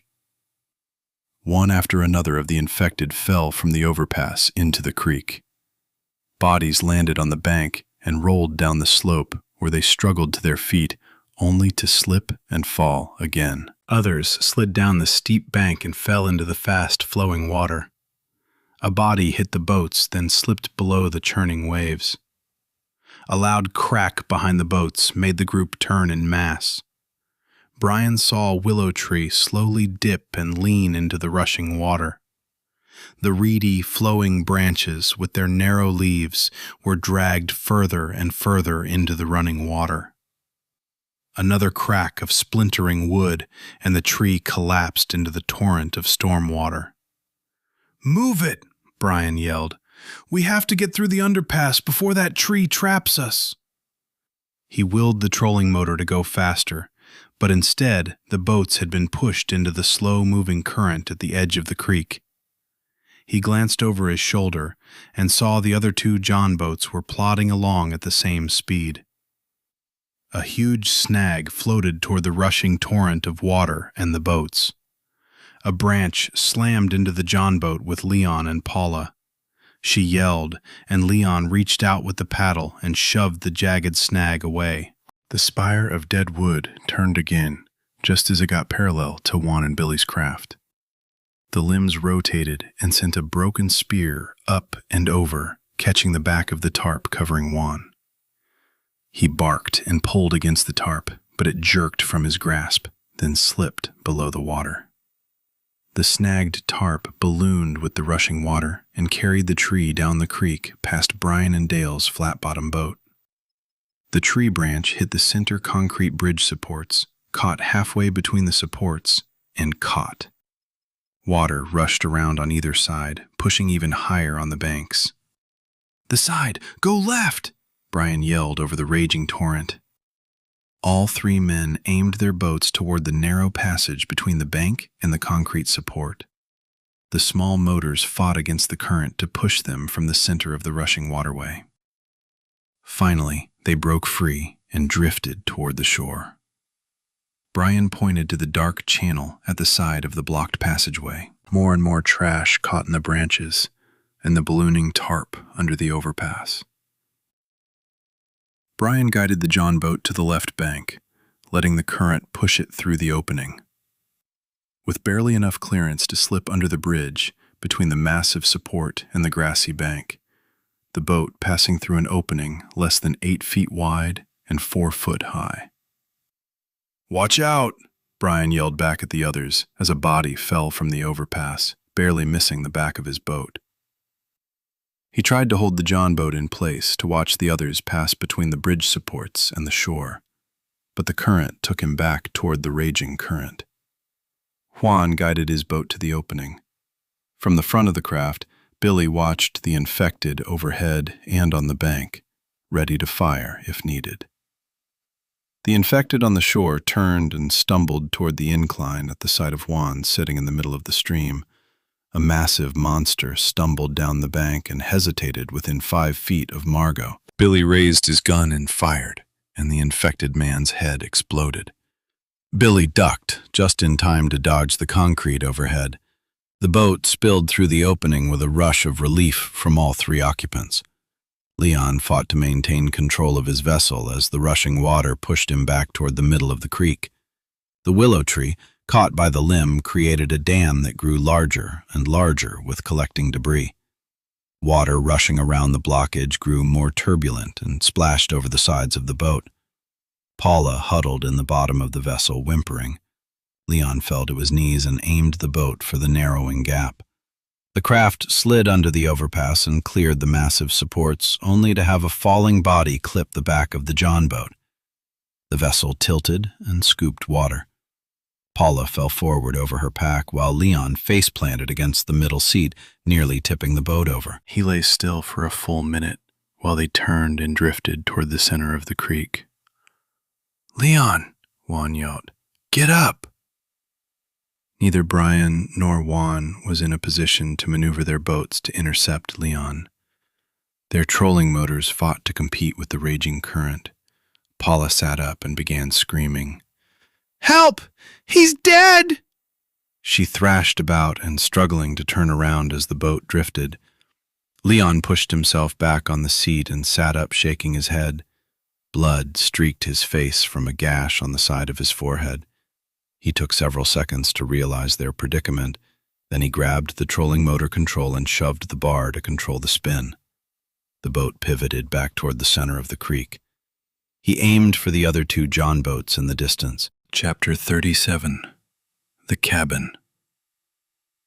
On the 3rd morning after arriving at the cabin, Della woke to the rising sun sending shafts of light through the open windows, climbed down the ladder from the loft, almost happy for the first time since the attack. Sleeping in the attic had turned out more comfortable than she thought it could be. They opened 2 short, wide windows at the side of the cabin that allowed for a cooling cross breeze at night. Millie leaned over the wood stove, feeding kindling into the open door. When the heat from the few glowing coals caught, she added 3 small split pieces of wood. She set a kettle of water on the stove to boil and readied the last of her strips of willow bark to soak. She sliced Spam into a cast-iron skillet sitting next to a kettle on the stovetop. "He ain't good," Millie announced when Della drew close. Della nodded. "I know. I've got to find him antibiotics. I remember seeing a horse ranch about 10 miles back the way we came. We dodged around the accident at the entrance. It said thoroughbreds on the sign. A big operation could mean vet supplies. Vets use same medicine as people," Millie answered. "I remember the place. Behind the white fence was a sign advertising quarter horses, I think," Della answered. "It could be dangerous. It's close to that last town we passed," Darlene added, stepping from the ladder with Penny close behind. "Those wrecked vehicles mean infected dead, too," Millie nodded. "We need that young man. He's the one that knew to get us out of Utopia and has kept us alive. If he doesn't get antibiotics, he might just die." Steve moaned softly from the bunk at the back of the room. "I'll be fine. Just rest." The 3 women sat down at the table, speaking barely above a whisper. "I have to be the one to go," announced Della. "I'm the only one that will know what to look for." Darlene looked frightened. "You can't go alone." "I have to." Zach needs to check the traps if we're going to stay here long enough for Steve to get well. If something bad happens and you have to leave, Zach's the only one that will be able to protect the rest of you. Steve is too sick. "She's right," Millie agreed. "We'll send Zach to check the traps because he won't want to let you go without him. I'll take the ATV we found in the shed and take one of the gas cans, so I have plenty. Zach already used it, and it runs. If I take it, you'll still have transportation. Since Zach filled in the wash, the road is wide enough for the truck if something happens, Della argued. Darlene's mouth turned down with concern. I don't like you going alone, Millie answered. If we're going to make it, we have to do for ourselves. We have to stop depending on the menfolk to do everything. The world has changed. Maybe I could come, Darlene volunteered. Della answered, You're the only one left to protect Penny, Millie, and Steve while both Zach and I are gone. They all turned at the sound of heavy footsteps coming into the house through the front door of the cabin. All's quiet. Glad I won't be working on that wash again today. Zach noticed the women seated at the table and asked, What's going on? Is Steve any better? Millie answered, About the same. You need to head out early to check traps today. I need willow bark to make more tea for Steve. I can do that. I can check the traps and be back with the bark in a couple of hours, Zach announced. If I can get some breakfast, I can leave right away. Millie stepped to the cabinet and pulled out a cloth-wrapped loaf of bread. She cut a wedge and laid a single slice of warmed Spam on top. She handed Zach the sandwich and a bottle of water. Off you go. Don't forget your hatchet and that knife you found in the shed. Remember, pink bark, and don't take it from the same branch as we did last time. Looking a little confused by being pushed out the back door, Zach accepted the offering and stepped outside. He threw a wave over his shoulder and called out, Later, I guess. Della chuckled. Now that was a bum rush if I ever saw one. Boy was a bit thick when this started, but that walking every morning is trimming him down real nice. He's turning into a good-looking young man without all that sitting around playing those video games, Millie grinned. Della shook her head. Do you always get what you want, Millie? Millie answered, I see what needs to be done, and that man needs medicine, or he ain't gonna make it. Della glanced at her watch. I need to get moving. It's going to take 30 to 45 minutes before I get to the ranch. Give me an hour to find what I need, and then 45 minutes to get back. I should be back before noon. Millie gave Della a hard look. Stay away from people. A black gal on her own could find herself in trouble. Darlene looked frightened. Maybe I should go. No, I've got the gun, Della announced. It needs to be me. Breakfast is ready, Millie replied. She set more bread and Spam on the table, and the three women and child ate, quickly, with little left to discuss. When they finished, Millie handed Della a bag. I got you a couple of those power bars and 3 bottles of water to take with you. You best be going. Remember what the boy said about that gas line needing turned on and off? She and Darlene hurried to the shed and pushed the ATV around the back of the cabin to the road. They guided the vehicle down the lane until they passed over the repaired wash, and Della climbed on the tattered seat. Don't forget to turn the valve on, Darlene commented. Turn it off when you stop. Got it, Della answered. The machine had been used harshly over the years. The motor leaked gas somewhere, so someone had added a shut-off valve. They had mounted a rifle rack on the front and attached an extended platform on the back. Are you sure about this? Darlene asked. No, but I've got no choice. I'm not letting Steve die without trying. Della turned the key in the ATV, and the motor roared to life. She stepped on the clutch, then kicked the machine into gear. Be careful, Darlene called out as the ATV pulled away. Della used the steep path to the blacktop to get familiar with riding the four-wheeled vehicle. She had ridden an ATV once, but it had been years ago. It was a short ride since the guy she was dating didn't care for the sideline. He lasted about as long as the ATV ride. When Della got to the blacktop, she slowed the machine and looked both up and down the highway.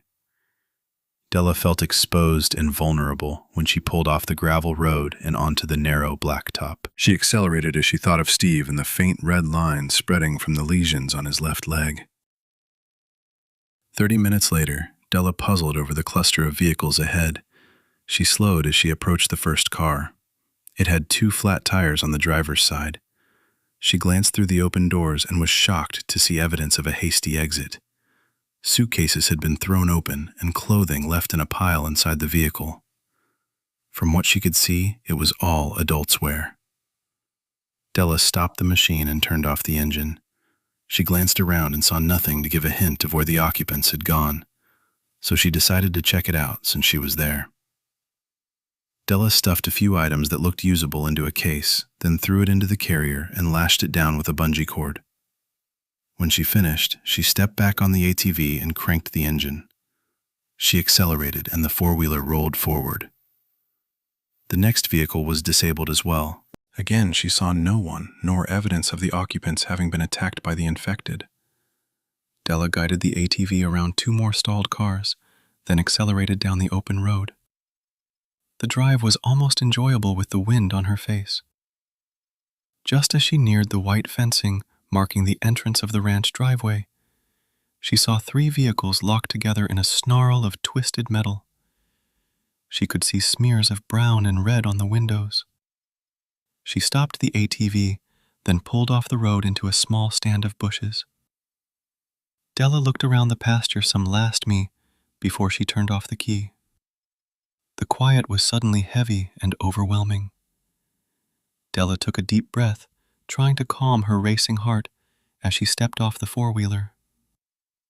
Picking up the shoulder bag holding the handgun, water, and protein bars, Della pulled out the 9mm, released the magazine to check the load, and slammed it back home.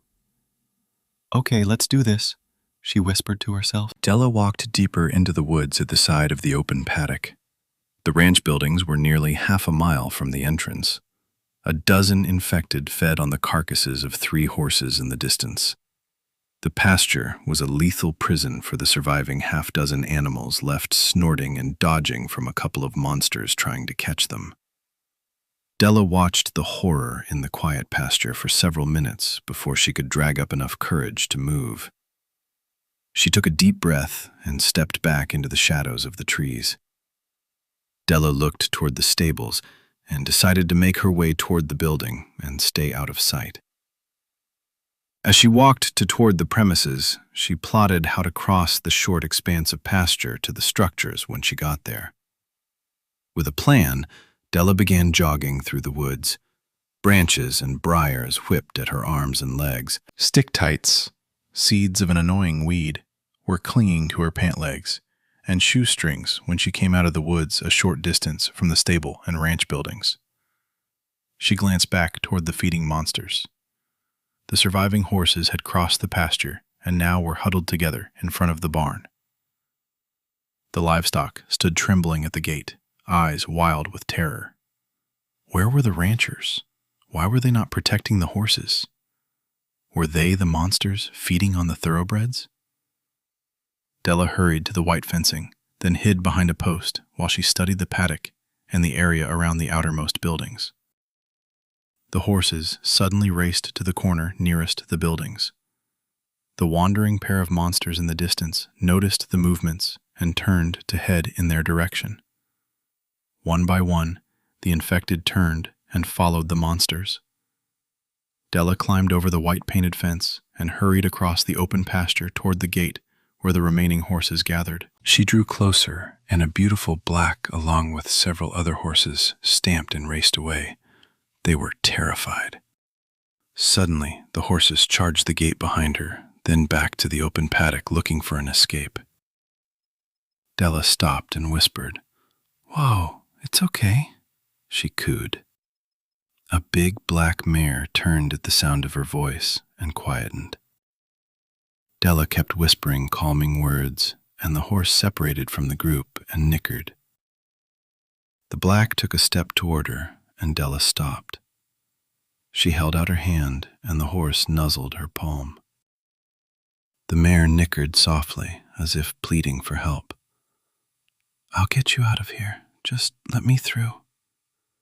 She stepped closer, and the black pushing the rest of the terrified equine aside. Slowly, Della made her way to the gate. She walked past the nervous animals with the black at her side. Della stepped around a brown horse to the wooden gate and reached the top to unhook the latch. She pulled the gate toward her, and all but the black mare charged through, almost trampling her in the mad rush to escape the infected. Della stumbled back against the entrance and fell to her knee. An infected appeared from behind the spooked animals and reached toward Della through the fence. The black dashed forward and reared up. Metal-shoed hooves came down on the infected teen again and again until the monster lay still. Della pulled herself to her feet, retrieved the gun, and looked at the remains of the infected. The gray flesh was barely recognizable as human, and the stench was stomach-churning. The black nudged her toward the gate. "Got it. Let's go, girl, before the rest of those monsters gets here." The horse and Della got through the gate, and Della relatched it. She grabbed a length of rope hanging from a fence post and looped it around the barricade. She wove the line around the corner post and crisscrossed down a couple times, then tied it off with a square knot. Della turned from the fence and jogged to the barn door. She slowed and looked into the gloom. The building had a central passageway with horse stalls on either side, opening toward the middle. While the rest of the horses raced through the corridor and disappeared behind the buildings, the black followed her. When the black stopped, the remaining horses slowed and watched from a distance. Della approached the stables with a real sense of foreboding, with the morning sun barely piercing the dark. She was terrified at the thought of entering a building, but knew she had to find the veterinary supplies, and through the barn was the only way. Finally, Della squared her shoulders and walked into the gloom. She got to the first door, studied inside, and recognized it as a stall, then quickened her pace and crept past 5 more, toward the opposite end of the building. Each dark opening terrified her, but Della still moved through the building, out into the barnyard beyond. Having found nothing resembling storage for vet supplies, she walked out into the sun and studied structures of the ranch. The owner's home was a white plantation-style dwelling with white pillars and a huge veranda circling the house. The gravel drive sat empty. The only evidence of something amiss was the front door standing open and a shattered window with blood smeared across the sill at the side. Della glanced toward the closest building. It was built as a miniature version of the stable. Someone had been planting at the side of the front door. The half-empty flat of wilted flowers with gardening tools lay at the edge of the bed. Above the door, a sign identified the building as the ranch manager's office. She glanced around the yard one last time, then jogged toward the building. With the 9mm in hand, Della approached the building. She could hear the mare walking close on her heels. Feeling paranoid, Della glanced over her shoulder and realized the horse grew more agitated the closer she got to the building. When Della reached for the door, the mare pranced back and forth nervously. Della leaned closer to the glass and shaded her eyes to peek inside the darkened building. Her breath caught in her throat when she saw blood smeared on the inside and a bloody handprint on the door handle. The black mare knew, Dell realized. "Shit!" she cursed as she stepped back and glanced around for a weapon. She saw the hoe leaning against the building and reached out to wrap a trembling hand around the handle. She slid the handgun into the bag over her shoulder and looked inside the window again. The monster was still looking out a side window at the surviving horses. She could do this. One quick swing of the hoe while its back was turned, and the monster would no longer be a problem. She reached for the door, and the black horse reared up and screamed in protest. Della turned. "Okay, I know, but I have to do this." Della turned to reach for the door again, and a bloodied body slammed against the glass. Della fell back and tumbled to the ground. Still sitting on her butt, she watched as the infected man, in soiled khakis and a bloodied polo shirt, snarled and clawed from behind the glass. "Now you've done it," Della scolded the black. She pulled herself to her feet and leaned against the hoe to watch the monster claw and groaned in frustration. It was too stupid to know to turn a handle to get to prey. That was it.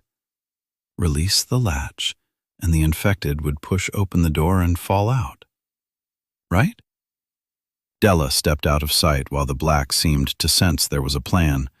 The horse stomped the packed ground and whinnied as she backed up several yards. The rest happened so quickly, Della had little time to even think about the danger. With her back pressed against the wall, Della reached over and depressed the latch. The infected hit the door, and it swung open. Not expecting freedom, the infected fell from the building and toppled down the steps. Della raised the hoe and slammed it down at the monster's head while he laid on the ground. The blade struck the skull and slid down the side of his head, landing on the man's shoulder with a snap of his collarbone. Della jerked the hoe up again, then smashed it on his head with all her might. Still, the blade did not shatter the bone, and only peeled the scalp away from his head. The man rolled and floundered, knocking Della to her knees. Before the monster could get to his feet, the mare slammed her front hooves into the mangled head. Terrified, Della crab-crawled back against the steps of the building while the black rained hooves down on the monster. When the infected man remained still, the mare nickered and strolled up to Della for a nuzzled and pat on the nose.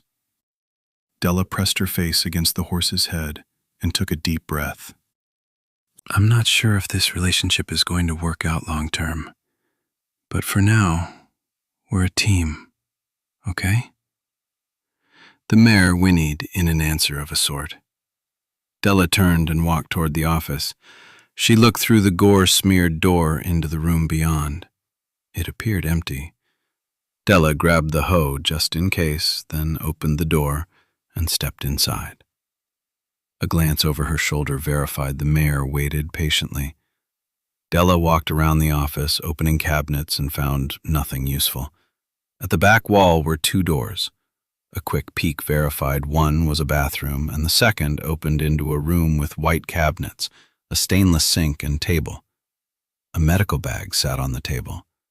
She opened the bag, and after a quick perusal, she continued her search. At one side of the room was a cabinet with a lock on the door. Della pulled a knife from her bag.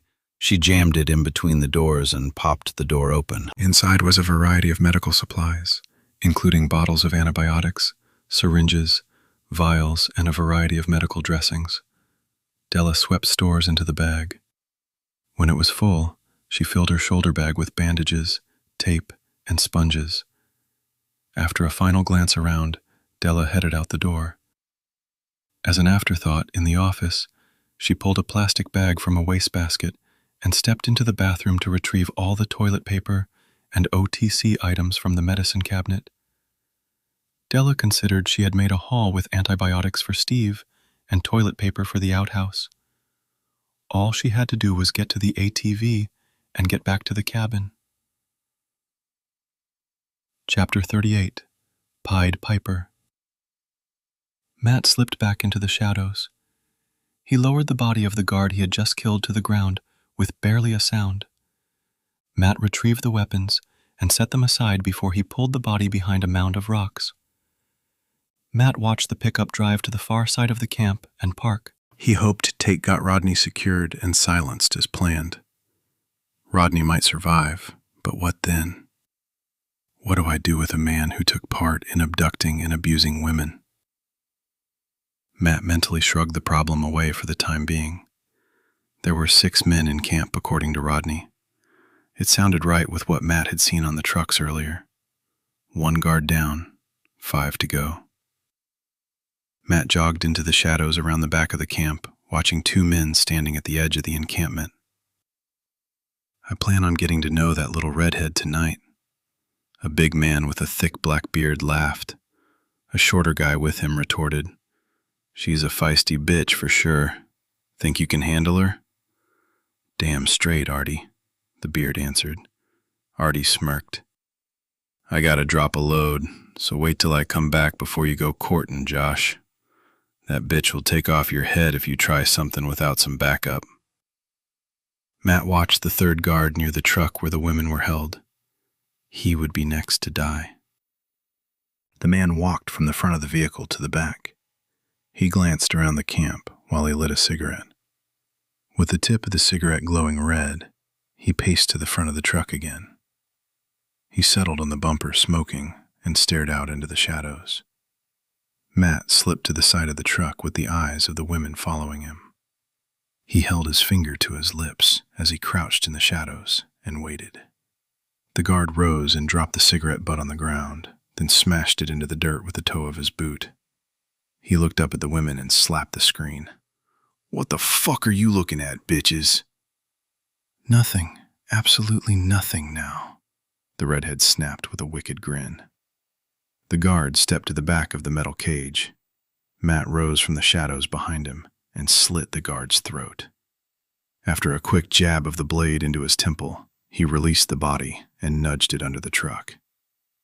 The redhead rushed to the screen and whispered, "Help us! Get us out of here!" Who has the key?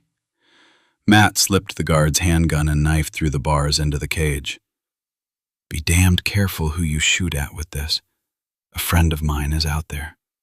If you kill her or me, I'll be pissed. The big asshole with the beard has the key, the redhead answered as she accepted the gun and knife. She passed the weapon to another woman. He and his friend will be coming to see you in a few minutes. See if you can get him to open the cage, then kill them. I need to finish off the rest. We can do it, the redhead answered. Besides, I want to be the one to kill him. Who's the boss, and where is he? Matt asked. He's in the tent. His name is Gregory Grant. He's always got a guy named Stubby with him, another woman answered. There's only 6 left in camp until the truck comes back with the rest. Don't worry about them. What about the old couple? Matt asked. He's a doctor. They're being used to cook and take care of us. They won't fight back because their grandkids are in here with us. Those assholes killed their son and daughter-in-law, the redhead answered. There's 4 left. I'm going after the pair in the tent. If the other 2 come after you, kill them if you can. Otherwise, stall. The redhead smiled. We can take care of them.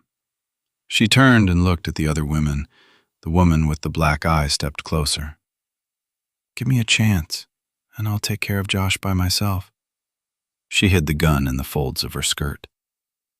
Matt gave a quick nod and disappeared into the shadows. Suddenly, Matt's attention was drawn away by the sound of angry voices. It came from Rodney's truck. A door slammed. Rodney cursed. Matt heard running steps, a muted thwack, then silence. Tate disappeared into the shadows of the tree line. Matt ducked around the line of vehicles to the front of a pickup and waited. When Tate reappeared, Matt stepped out of the shadows next to her. Rodney, Matt whispered. He didn't want to play nice, Tate whispered. How many left? I'm going after 2 in the tent. The women plan to take care of the fat guy. Another guy walked off that way. Matt answered back as he pointed toward the back of the camp. He's taking a shit, so be careful where you step. I'll find him, Tate shrugged. Tate stepped into the brush, heading in the direction Matt had indicated. She stopped and listened. Night sounds filled the evening. She moved slowly through the shadows created by the branches of the spreading oak limbs overhead. She studied the dark, looking for the man. Matt slipped away from the truck, all the while watching the tent for the 2 survivalists described by the women. He took a quick survey of the camp one last time, then moved closer to the fabric walls. He stopped to listen when he listened to voices. A gravelly male voice ordered, Take care of Doc and the old women. Make sure they're chained to the car again. I don't want them wandering around getting ideas. They won't cause any trouble. The kids are still locked in the cage, a second male voice answered. I don't care. I want them cuffed and secured, the gruff voice ordered. Have the rest of the men come back? No, not yet. One of the guys heard Rodney say they picked up the soldier's rig and were getting diesel from a tank behind that shed where they found him. Good. We'll make it to the camp tomorrow afternoon. We'll head out first thing in the morning. With those 2 young girls, there'll be plenty of women to go around. He laughed. Yes, sir. a second voice answered. If they're following orders at the campgrounds, we're set for the duration. Duration, hell, Grant answered. Stubby, you don't get it. It's Armageddon. I've led the faithful into the promised land.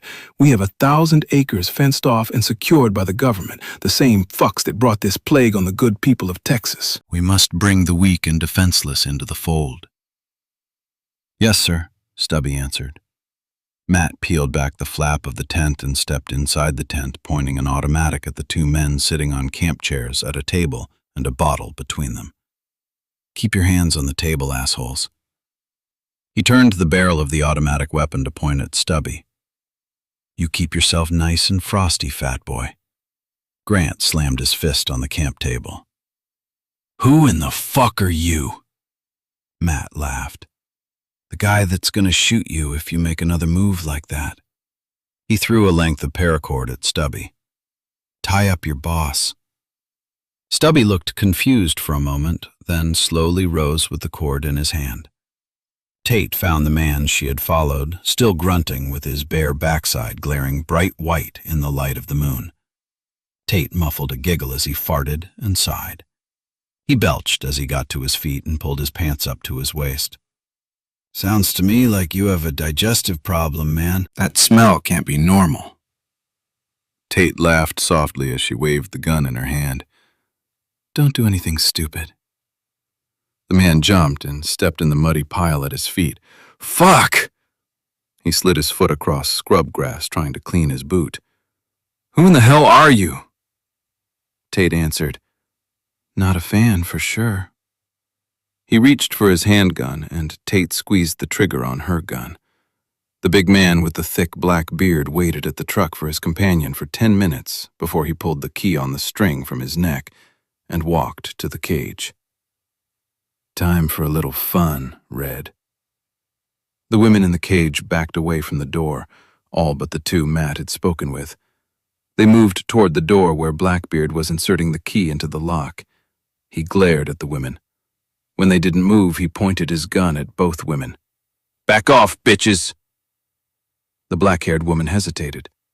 When Blackbeard pointed his gun at a little girl in the group, the women moved away from the door. Red slipped the knife from her left hand to her right behind her back. She looked at her friend. I got this. That's right, bitch. Red and I are gonna do a little bump and grind, Blackbeard answered as he grabbed his crotch. He stuck the key into the padlock and opened the door, then stepped to the side.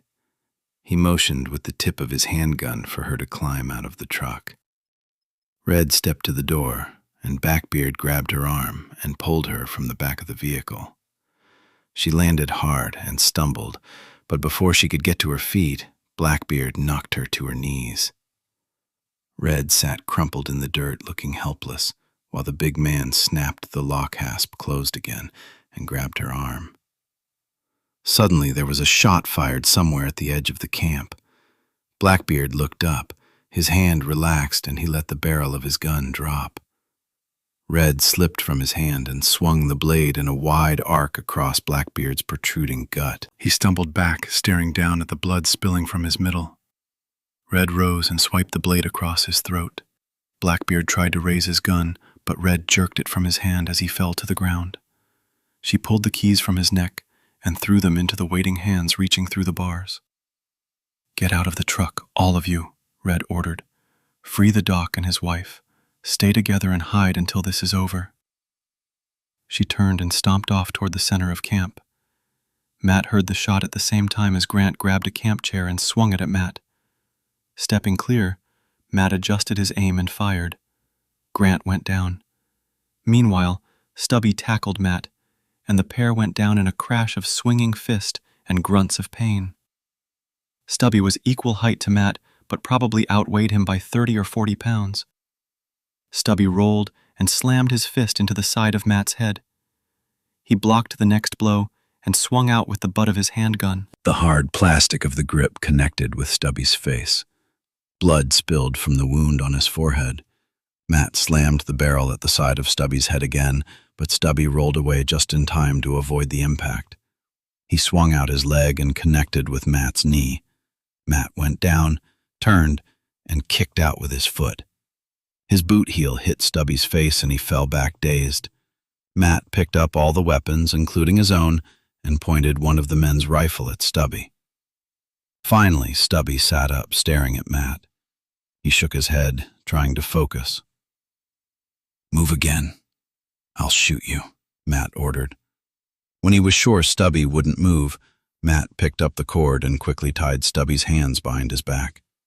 When he was secure, Matt stepped over the man and squatted at Grant's side. Grant was barely breathing. He had a bullet hole in his chest with bubbles of blood hissing with air.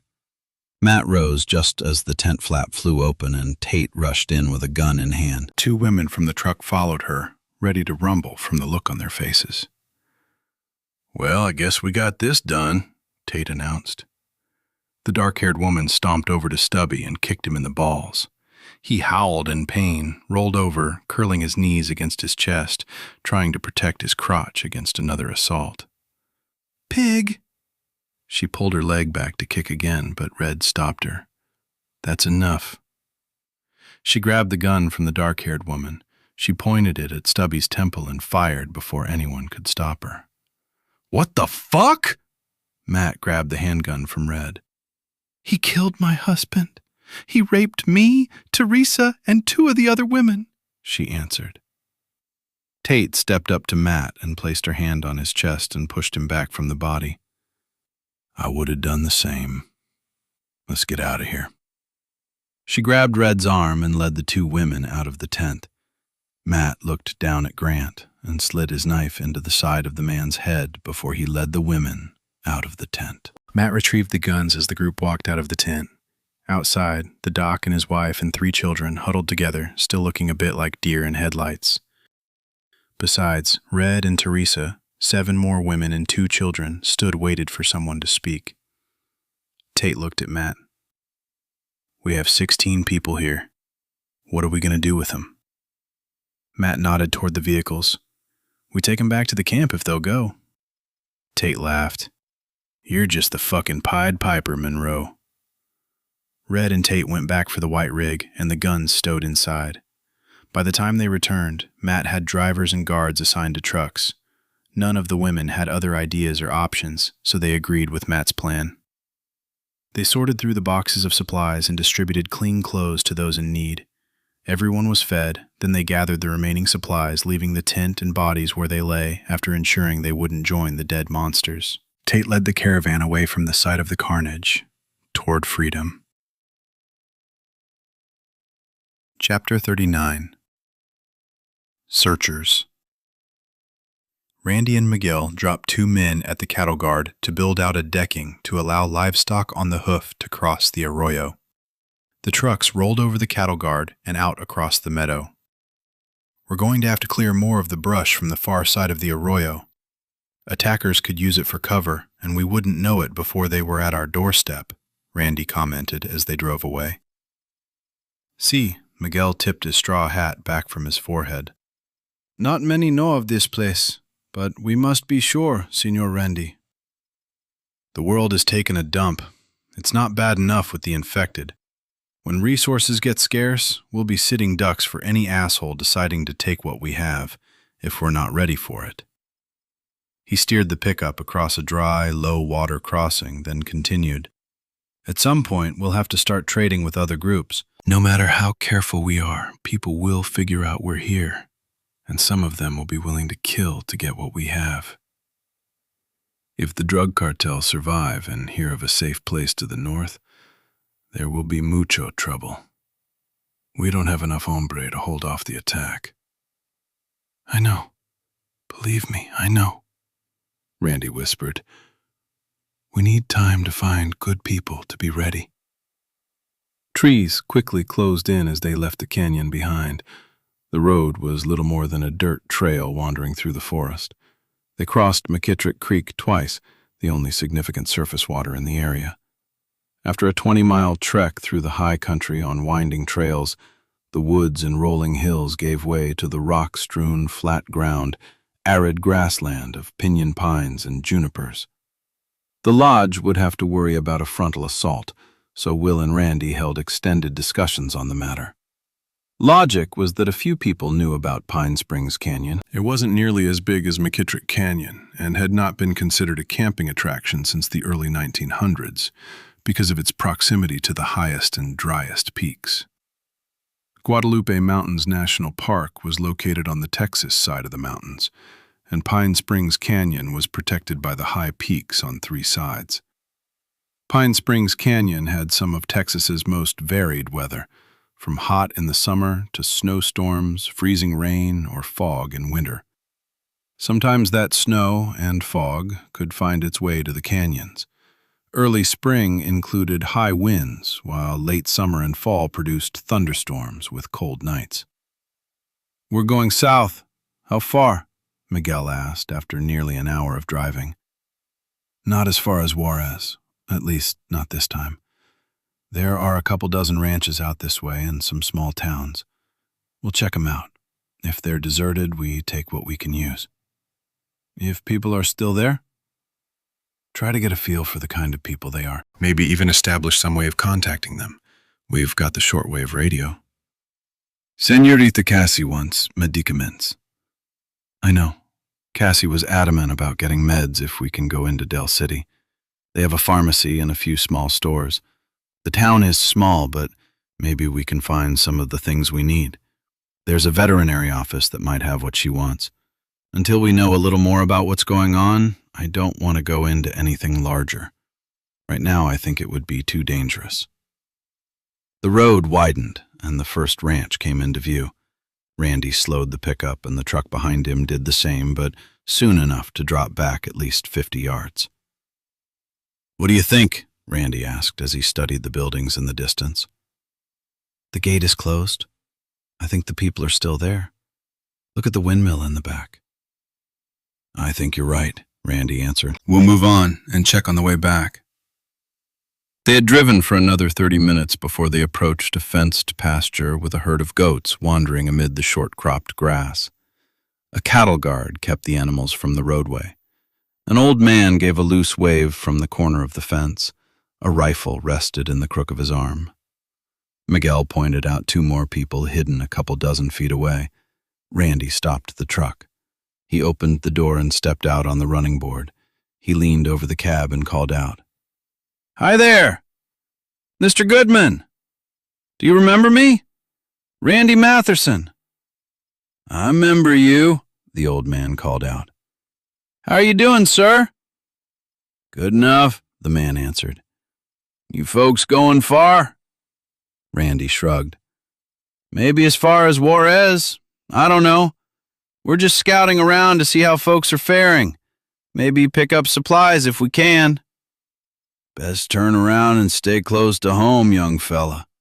The old man stepped a booted foot to the bottom rail of the fencing. His companions approached from their hiding places. "Did the infection spread to the smaller towns out this far?" Randy's asked. "Is that what you're calling it?" one of the younger men asked. "An infection? That shit's no infection. Made people batshit crazy. Fuckers from the city is eating people."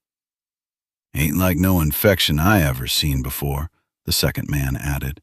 "My boys barely made it out of Juarez with their families," Mr. Goodman added. "We're building a gate for the cattle guard here. From what I hear, those fucks attacked a ranch on the other side of Del. Folks killed them, but it was ugly. They had to take down men, women, young and old alike. We ain't got much here, but we plan on protecting all 16 acres of it," the older of the 2 boys announced. "Got no choice. This is all we got. It's going to be hard to protect your livestock when the infected come down this road." Randy paused for a moment, then continued. "Mister." "Goodman, if I offered an alternative, would you consider leaving the ranch?" "Don't know why you'd do that," Mr. Goodman responded and spit a glob of tobacco to the ground. Randy grinned. "For one thing, we're looking for livestock. You've got livestock. We need good people. I know you're a good man. Figure your sons learn to be the same." Mr. Goodman laughed. "Well, Can't fault your logic. I know you and that Army general been fixing up that big place in Pine Springs Canyon. I hear you got a few cabins for people? Randy laughed. We got plenty of room for you folks and your livestock. There's lots of work, and we have kids, so we're planning on having a school. Mr. Goodman looked at each of the young men standing at his sides. Finally, he turned back to Randy. You boys do your looking around and head back this way, and we'll have an answer for you. We got to talk about it with the family. If we take you up on this offer, we got trucks and a trailer for the livestock. Well, I hope you decide to join us, Randy answered. It might be a day or two. No problem, one of the young men answered. We'll pen the livestock day after tomorrow. If you decide to go and we don't make it back in 2 days, take off and head up there without us. Stop at the cattle guard and blow your horn.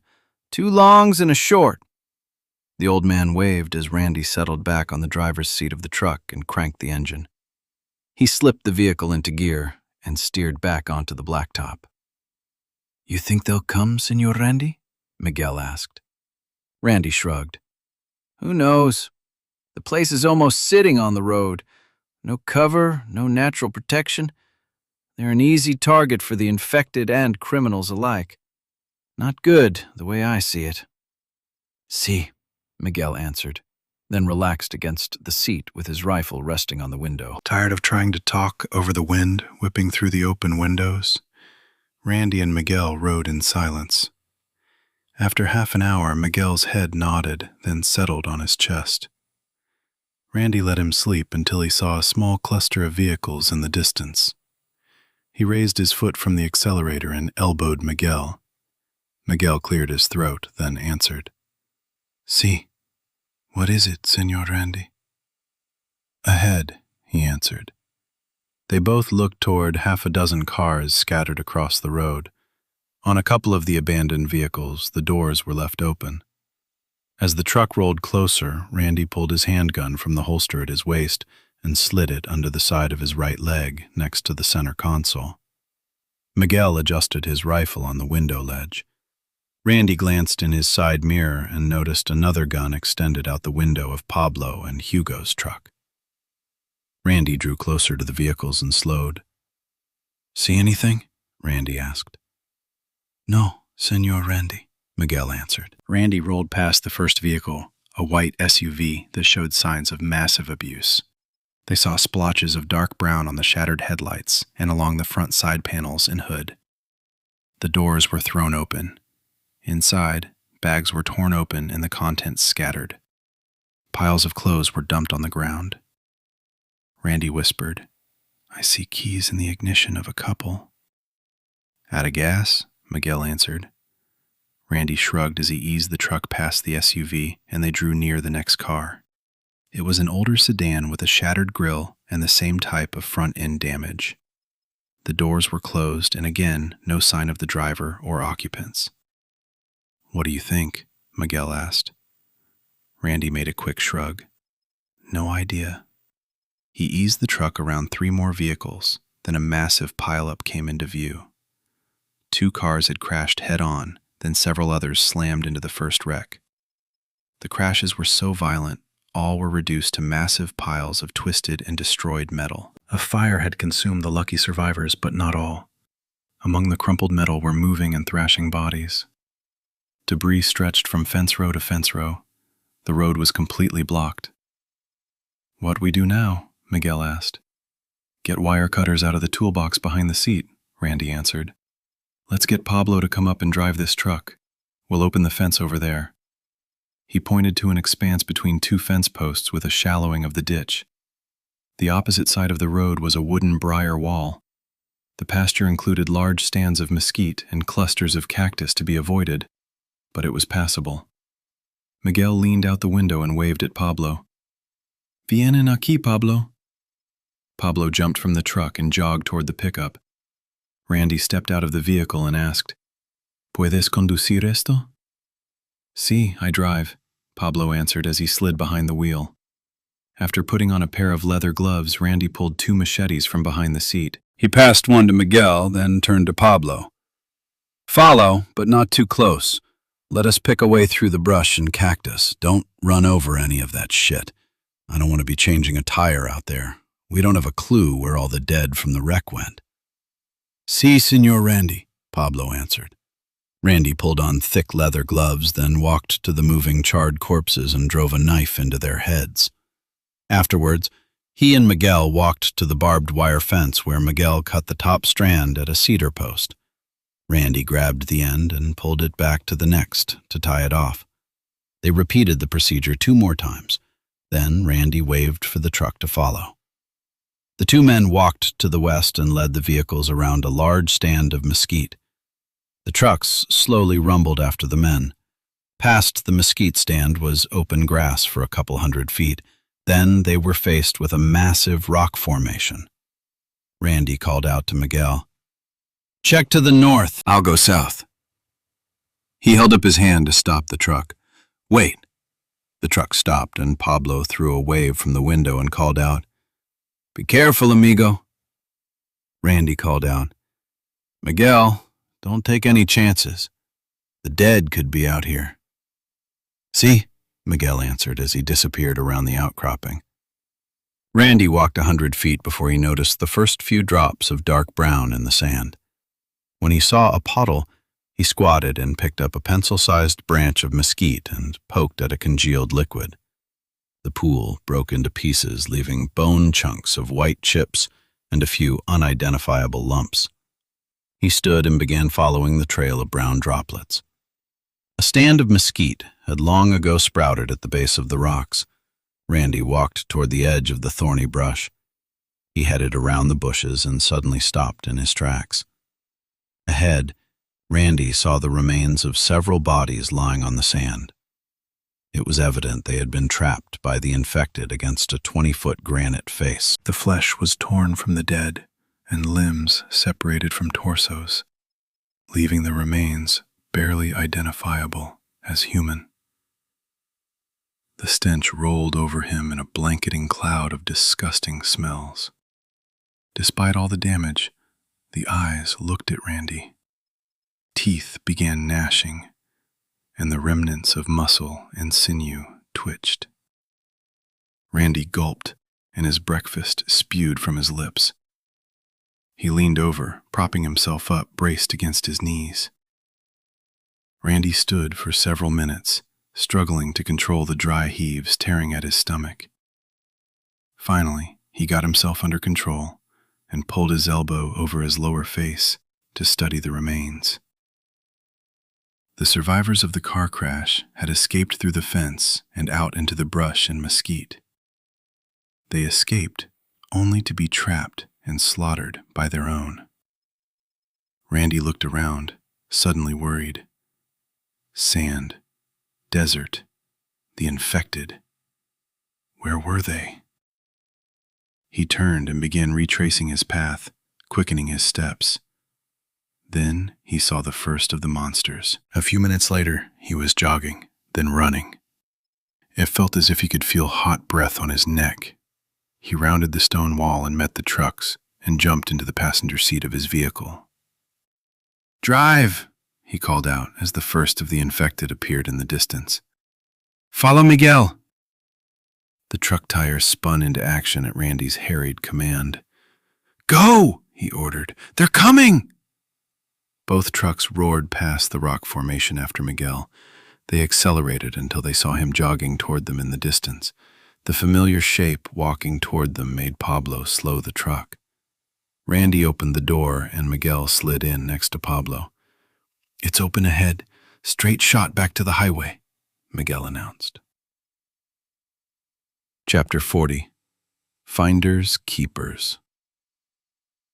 Harry and Liz changed places.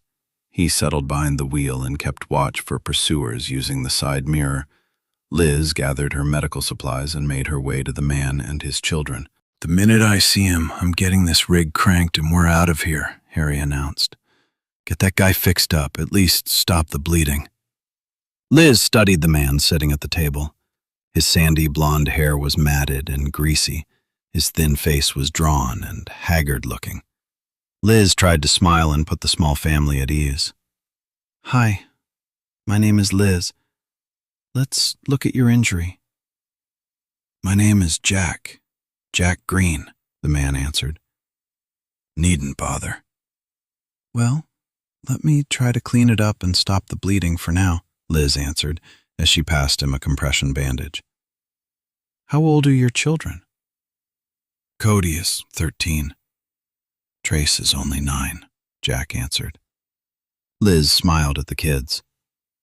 Hi. Are you two hungry? Both kids nodded emphatically. We have food in the cabinet in the kitchen behind you. Cody, maybe you can get something to eat and drink for both of you before we take off again. Bring something for your dad to drink. When the kids had hurried away, Liz pulled the cloth from the wound and cringed at the sight of a human bite. I know what this means. Your friends should have left me behind, Jack protested. Well, there's a lot of reasons they didn't, so now I'm going to try to help, Liz responded. It's a waste of resources. I'm going to die, Jack answered. Liz settled on the bench across from Jack. Look, I'm doing this for the kids. They need to learn to trust us. You'll be gone, and we're their only hope of survival. I don't want to have to worry they'll sneak out in the middle of the night. Jack looked down. You're right. I'm sorry. I'm grateful you took us in.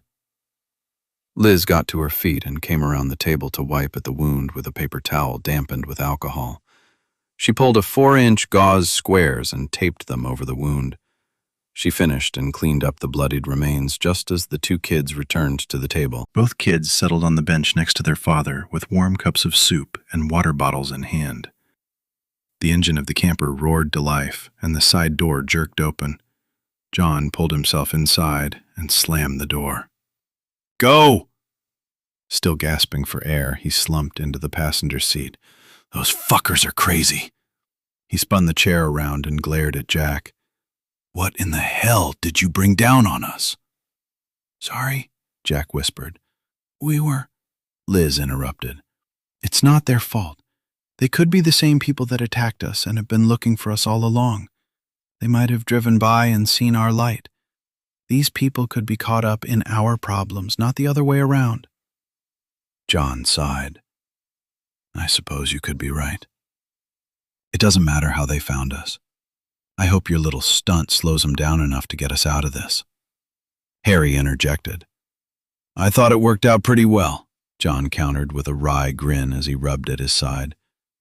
It didn't help my cracked rib, though. I'm getting too old for this shit.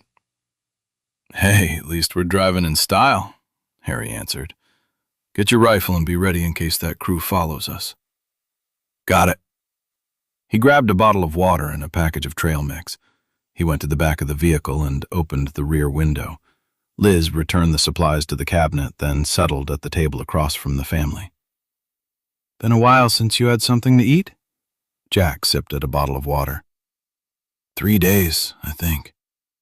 A dozen of us was in a small mom-and-pop store for nearly a week. That was incredible. It had a wood stove, a creek in the back, and plenty of canned and packaged foods. I guess they supplied hunters and backpackers. We ate packaged foods, cleaned up in the stream behind the building, and had plenty of water. They even had some clothes. We found clean shirts and cargo pants, boots and socks. Shit, we thought we were in heaven. I'll bet, Liz answered as she stumbled to the kitchen and carried back more snacks and drink for the kids. Help yourself if you're still hungry. Jack sighed as he wiped at the moisture that had collected on his face. Can the kids get cleaned up? Sure. Liz smiled at the children. Just use a sink full of water. We're trying to save the water in the tank since we don't know if we can get it filled up again on our way. Cody led Trace to the back of the camper. You sound like you have a destination in mind. Where are you heading? Jack asked. My dad has property in the mountains. We're headed there. I know it's a lot to ask, but I won't be around much longer and my kids will be left alone. Will you take them with you? Dad, we don't need them, Cody called from the back of the camper. "I'll take care of us." Jack sighed. "Cody, you know what's going to happen. You saw what happened to your mom." "Dad?" Cody's voice broke. You can't leave us.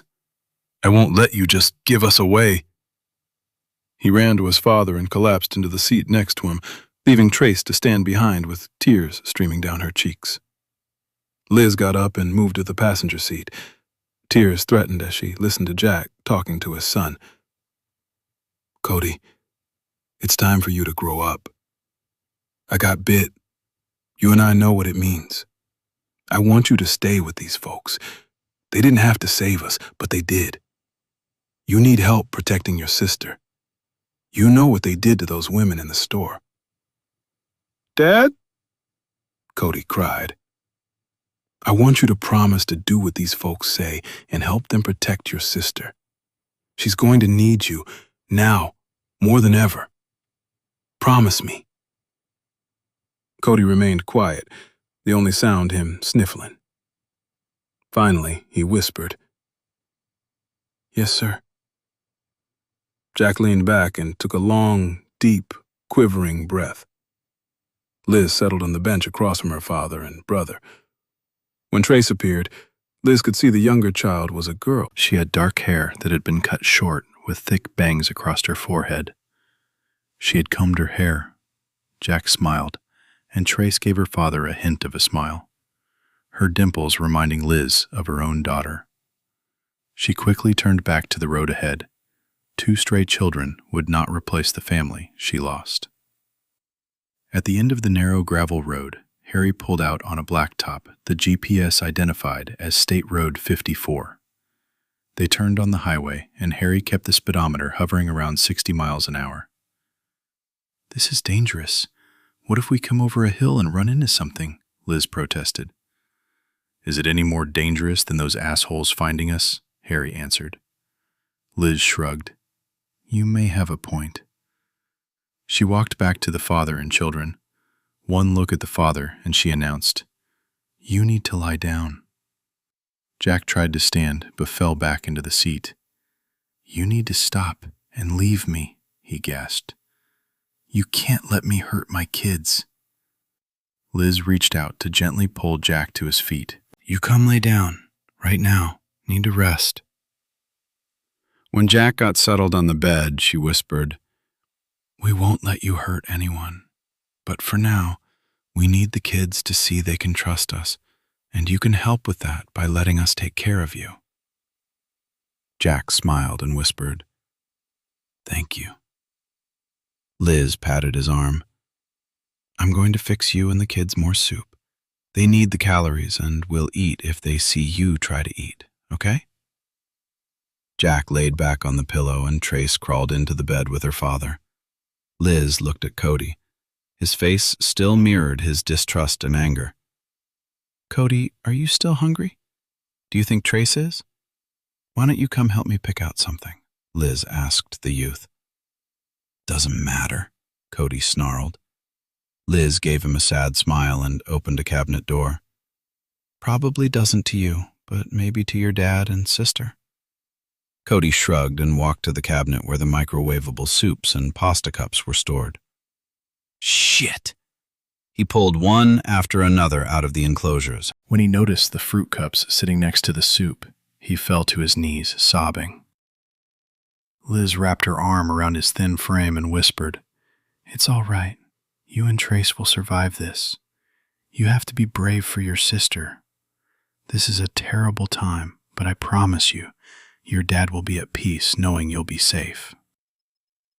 Cody took a deep breath and pulled free. It will never be all right. He got to his feet, and he picked out 2 cups of pasta and a couple mixed fruit cups. Without a word, Cody heated the pasta in the microwave, while Liz opened a fruit cup and pulled plastic spoons from a drawer. Together, they carried the meals to the small bedroom where Trace sat whispering with her father. She was a typical preteen, drifting from one topic to the next.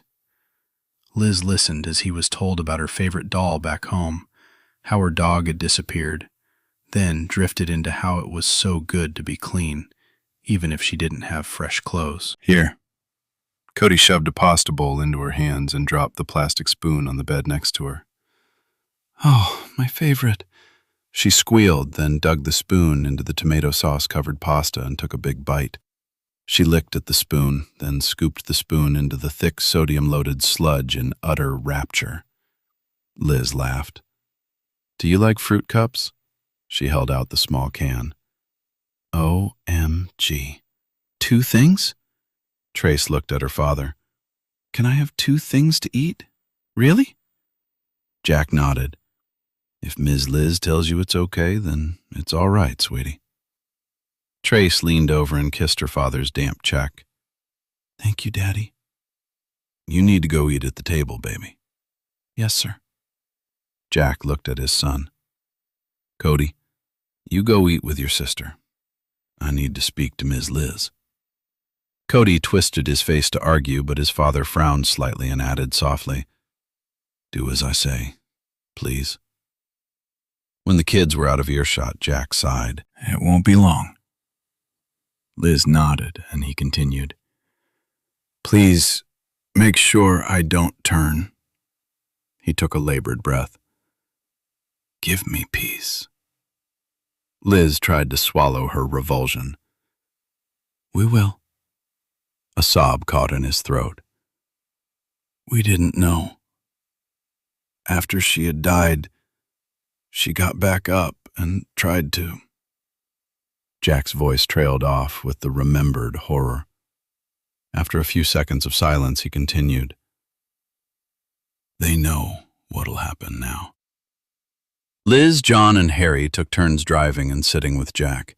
It was slow going despite the fact they were from the city. While Jack grew more sick with each mile, the rest of the adults became more frustrated with the drive.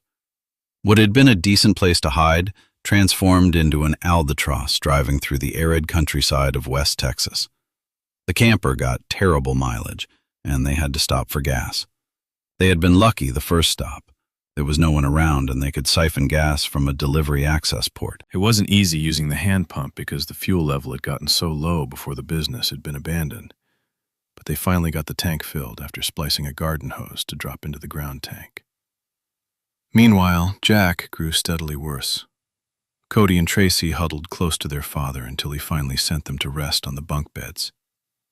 Both kids fell asleep immediately. Liz had never witnessed a person succumbing to the infection. She watched Jack as he worsened, drifting in and out of consciousness by mid-afternoon. His complexion had turned an ashy gray, beads of moisture had disappeared, and now his skin was dry and looked as if it was decaying from within by the minute. He had taken to holding a towel over his lower face, since each and every cough spewed drops of spittle and blood across the blanket covering him. Each breath came in a ragged gasp. Not long, Jack whispered. I hurt too much. Please stop. Harry, we need to stop. Liz wiped at the moisture collecting on her face and called out from the back of the camper. Harry eased up on the accelerator and the camper began to slow. There's a shack up ahead. He turned in the drive and the camper rolled over a culvert and through a gate. John, we need to make sure infected are not hanging around before we get anyone out. Harry steered the camper into the narrow lane of a rundown shack.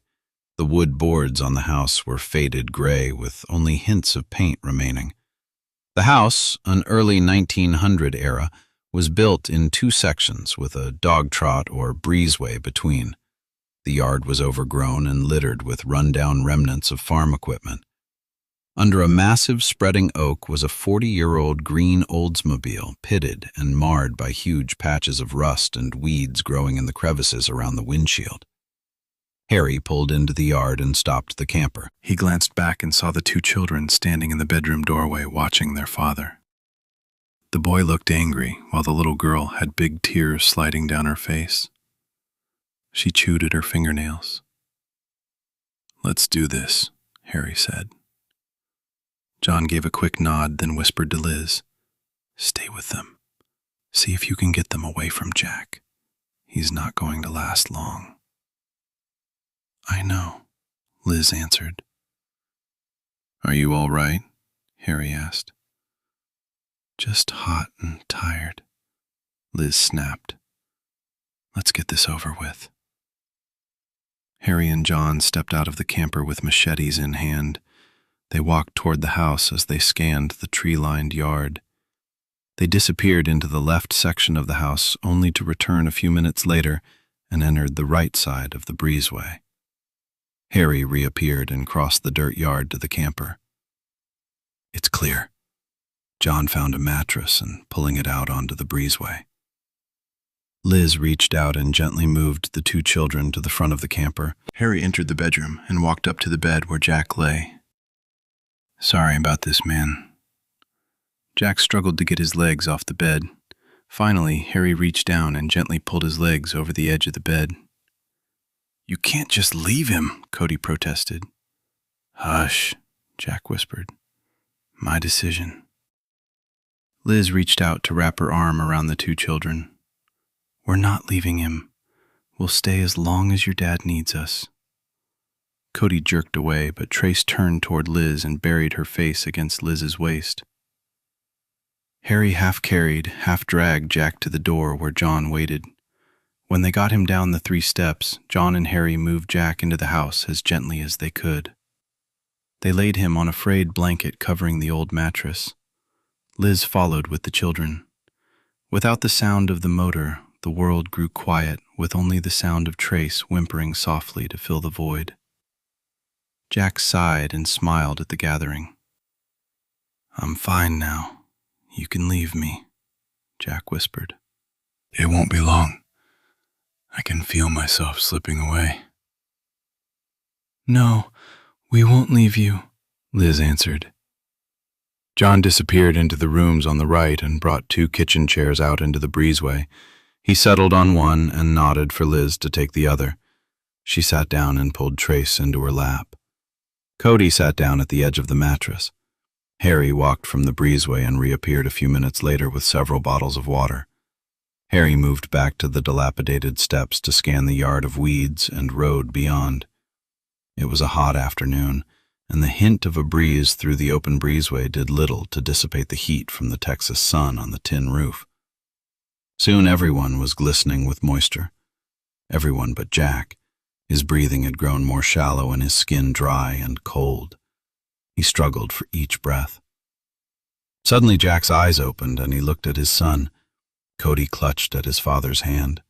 Trace slipped from Liz's lap and fell to her knees next to her father's side. I love you both so much. He coughed and blood trickled from his mouth. They'll take care of you. Cody knelt next to his father. I don't want them. We want you. Jack smiled. Don't always get what you want. Sometimes you get what you need. I love you, son. Trace kissed her father's hand. Please, Daddy? Love you, baby girl. Jack's eyes drifted closed. His chest rose one last time, and then lay still. Liz felt tears slid down her cheeks. She felt tired and defeated as she watched Jack's life end. She suddenly wondered if the struggle was worth it. Her shoulders slumped in defeat. She was little better than the kids. She had lost everything, but the child she now carried. After a full minute, Harry laid a hand on Liz's shoulder. She rose and reached down to pull Trace to her feet and guided her out into the afternoon sun. Trace hid her face against Liz's side as they stumbled toward the camper. John led Cody outside into the sun, while Harry followed a few minutes later. By the time they got to the vehicle, a spiral of gray smoke had crept from the eaves of the breezeway. Outside the camper, Cody stood stone still while Trace whimpered. My daddy. Liz pulled Trace into the camper with the rest of the ensemble following close behind. Harry climbed behind the wheel as bright orange flames broke through the windows in the rooms on both sides of the breezeway. Be at peace, man. We got this covered, Harry whispered. The kids and Liz settled at the table while John fell into the passenger seat with a deep sigh. Harry made a U-turn and began to head toward the gate when two vehicles stopped in front of the driveway. The deep ditch on either side of the culvert ensured they stayed where they were. "What the f..." John cursed. "We don't need any more shit today." "What is it?" Liz asked from the small kitchen where she had dampened a towel to wipe the moisture on her face. She struggled to ignore the throbbing at her temple and lightheadedness. "Not sure." "Two vehicles," Harry answered. He grabbed his shotgun and laid it on his lap. "Get the kids to the back of the camper and on the floor. This goes south.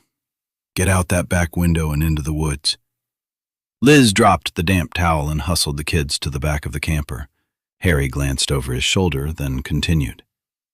"John, you ready for this?" "Fuck no, but I don't see any way around it," John said, and he checked his load. "Try to stay cool, man." Harry stood up and walked back to the door and turned the handle. "Give me a few seconds so they can't mow us both down at the same time." John sighed. "Optimistic, aren't we?" Harry stepped out into the late afternoon heat. The setting sun silhouetted four men stepping from two vehicles. "You light that fire?" a deep voice called out. "Yep," Harry answered. "Didn't have shovels to bury a dead man and didn't want to leave him for the buzzards." The tallest of the four stepped forward. "Family?" "You might say." Harry took a step closer and lowered the barrel of his shotgun. "You folks aren't heading back towards Sierra Blanca, are you? We passed by there and it's overrun. It's pretty bad even on the outskirts." Liz could hear voices but couldn't hear what was being said. "Stay here, both of you. You hear shots, get out the back window and run. I'll be right behind you." Cody nodded as Liz walked toward the front of the camper, staying out of sight from the men talking to Harry. She could see the men facing Harry. They wore Western hats, rough work clothes, and boots. They looked Hispanic. Liz's jaw clenched. If they came from Mexico. "Thanks for the warning," the tall man answered. "Where are you folks headed? There ain't much out here." Harry hesitated a moment, then answered, "Looking for a safe place to hunker down." The tall man pushed his hat back and tilted his head to look at the camper. Liz's eyes opened wide with recognition. Randy Matherson. Liz slammed the camper door open and raced toward the tall stranger. "Randy." "Liz?" Randy answered as she flew into his arms. Chapter 41. The Mission. The roar of running water grew ever louder. It rushed to escape the dam created by the tree, and additional debris becoming rougher and more dangerous by the minute. Brian waved Juan ahead while he raised the propeller from the motor to slow his boat and let Leon's craft catch up. Margot screamed and clung to the side of the flat-bottomed boat as it swirled and drifted in the churning water. Brian called out, "Throw water on him!" he called to Margot, then continued to call out Leon's name. Suddenly, he sat up and shook his head. His eyes were wide with confusion for just a moment before he took control of his John boat motor again. He dropped the propeller back into the water and twisted the handle to guide the craft back into the rushing torrent. Leon settled back on his seat and jerked the tarp back over his head. The roaring grew louder and louder. With a sudden crack of splintering wood, he looked over his shoulder. He stared at the overpass for a minute, then turned to shout at Juan and Brian. His words were lost amid the pelting rain and rushing water, but the frantic pointing at the overpass spoke volumes. He guided the John boat closer to Brian and Juan, then yelled, "Let's move it, man!" Brian waved his understanding and gunned the engine as much as he could. He carefully worked his way to the center of the stream and let the floodwater drive them from the danger of the military base. Juan and Leon followed. The light of the burning buildings and crashed helicopter faded while the rain swallowed the shores. The further away from the base they got, the more muted the sound of the remaining gunfire, yet the roar of the raging water grew steadily louder. Leon guided his boat next to Brian and called over. "It's gonna bust loose soon." "There's too much water pushing against the jam to hold much longer." Brian answered, "It won't be just debris. There'll be dead bodies, and those bastards will still be moving. We sure don't want to be in the water with them."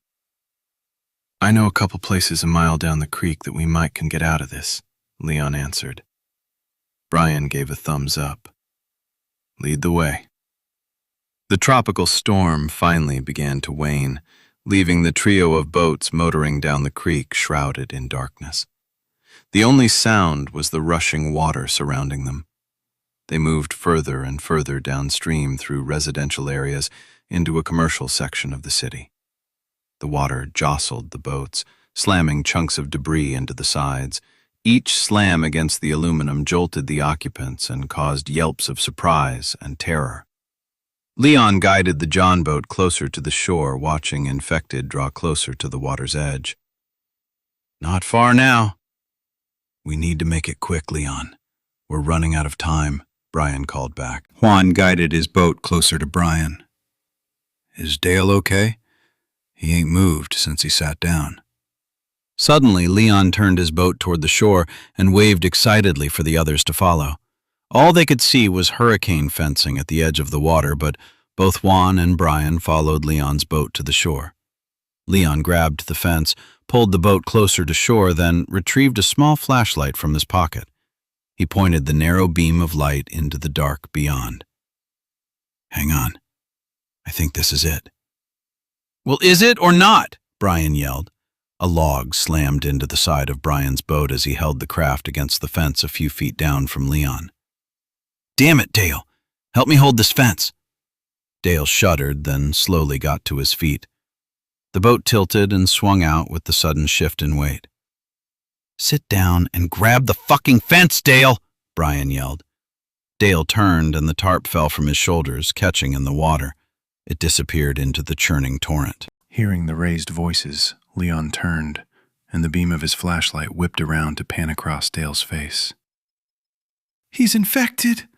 Paula screamed and released the fence she had been holding. Brian saw the gray pallor and vacant gaze of his eyes just as Dale turned and moved his right leg. His foot caught under the seat. He fell toward the back of the boat, his chest landing on the center seat with a snap of bones, his arms still reaching toward Brian. He kicked out, lost his grip on the fence, and the boat spun out and away from shore. He glanced at the others, but could do nothing with Dale coming at him. Billy dove across the bow of his boat and grabbed the side of the Brian's John boat. All the while, Paula screamed and tried to push the boat away. Brian faced the monster that used to be Dale and kicked out with a booted foot. The impact barely registered, and the creature pulled himself toward Brian, all the while his jaws gnashing and his teeth snapping. The roiling water spun the boat away from Billy, but he hung on with dogged determination. "Hang on to the fence, Paula!" he yelled. Debris slammed against the aluminum craft, knocking the occupants back and forth. Brian pulled a K-bar knife from his belt and jabbed at Dale's eye socket. The first swipe deflected from the side of Dale's head when he flung his arm out to grab at Brian's leg. The monster opened his mouth and leaned toward Brian's leg. Dale rose on his hands and feet, determined to climb over the aluminum barrier between them. Brian kicked into Dale's forehead. The momentum threw the massive body off balance and it fell to the side of the boat. The craft tipped into the roiling water, drawing gallons of water with the shifting weight on one side. Righting himself, Brian leaned over and stabbed the knife into Dale's eye, then jerked his blade free. He gave the massive body a shove. The monster didn't move. Throwing his weight against the opposite side of the boat, Brian used both feet to push against the thick body one last time. The massive girth rolled over the edge of the boat, and the body disappeared under the undulating waves. But not before the flat-bottomed craft scooped up even more water. The craft tilted back the opposite way, and Brian was thrown on the opposite side.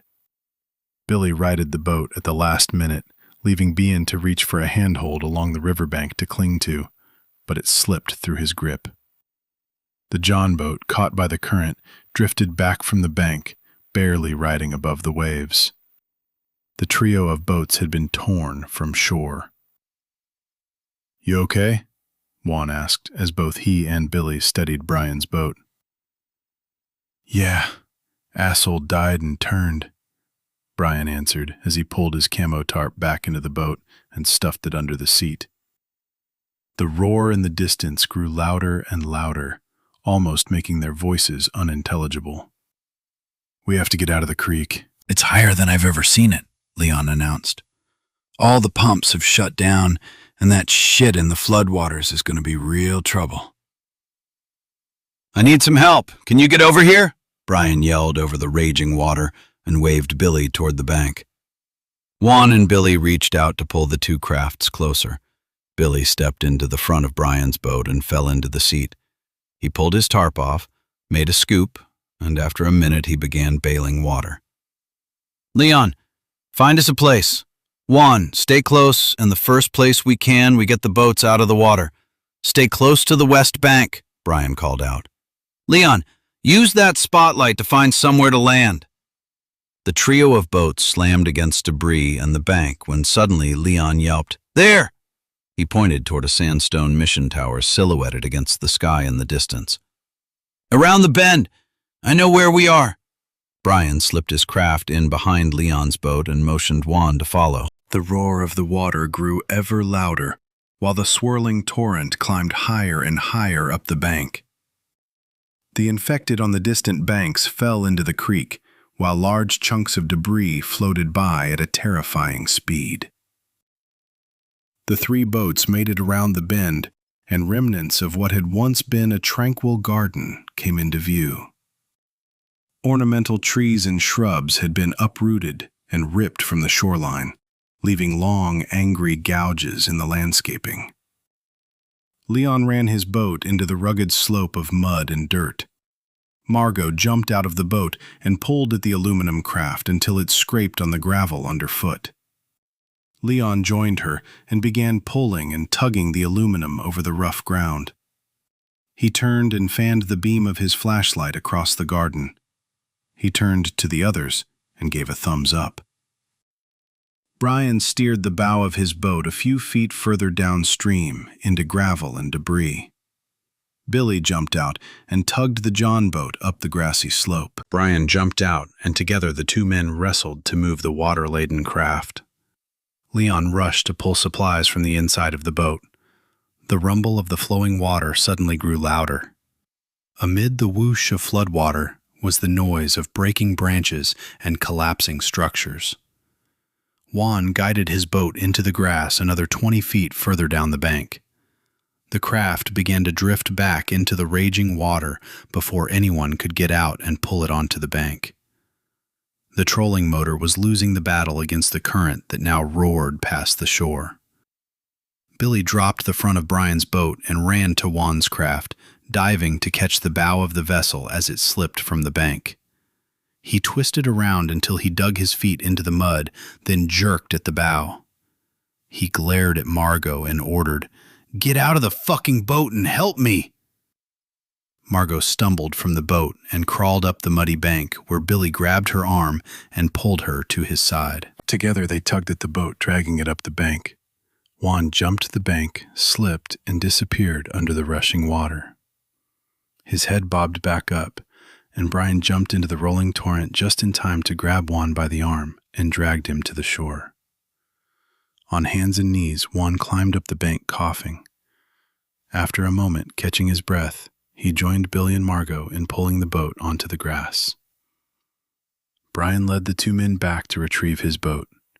They quickly finished, offloaded the supplies, checked the battery, and tipped the boat, spilling the water.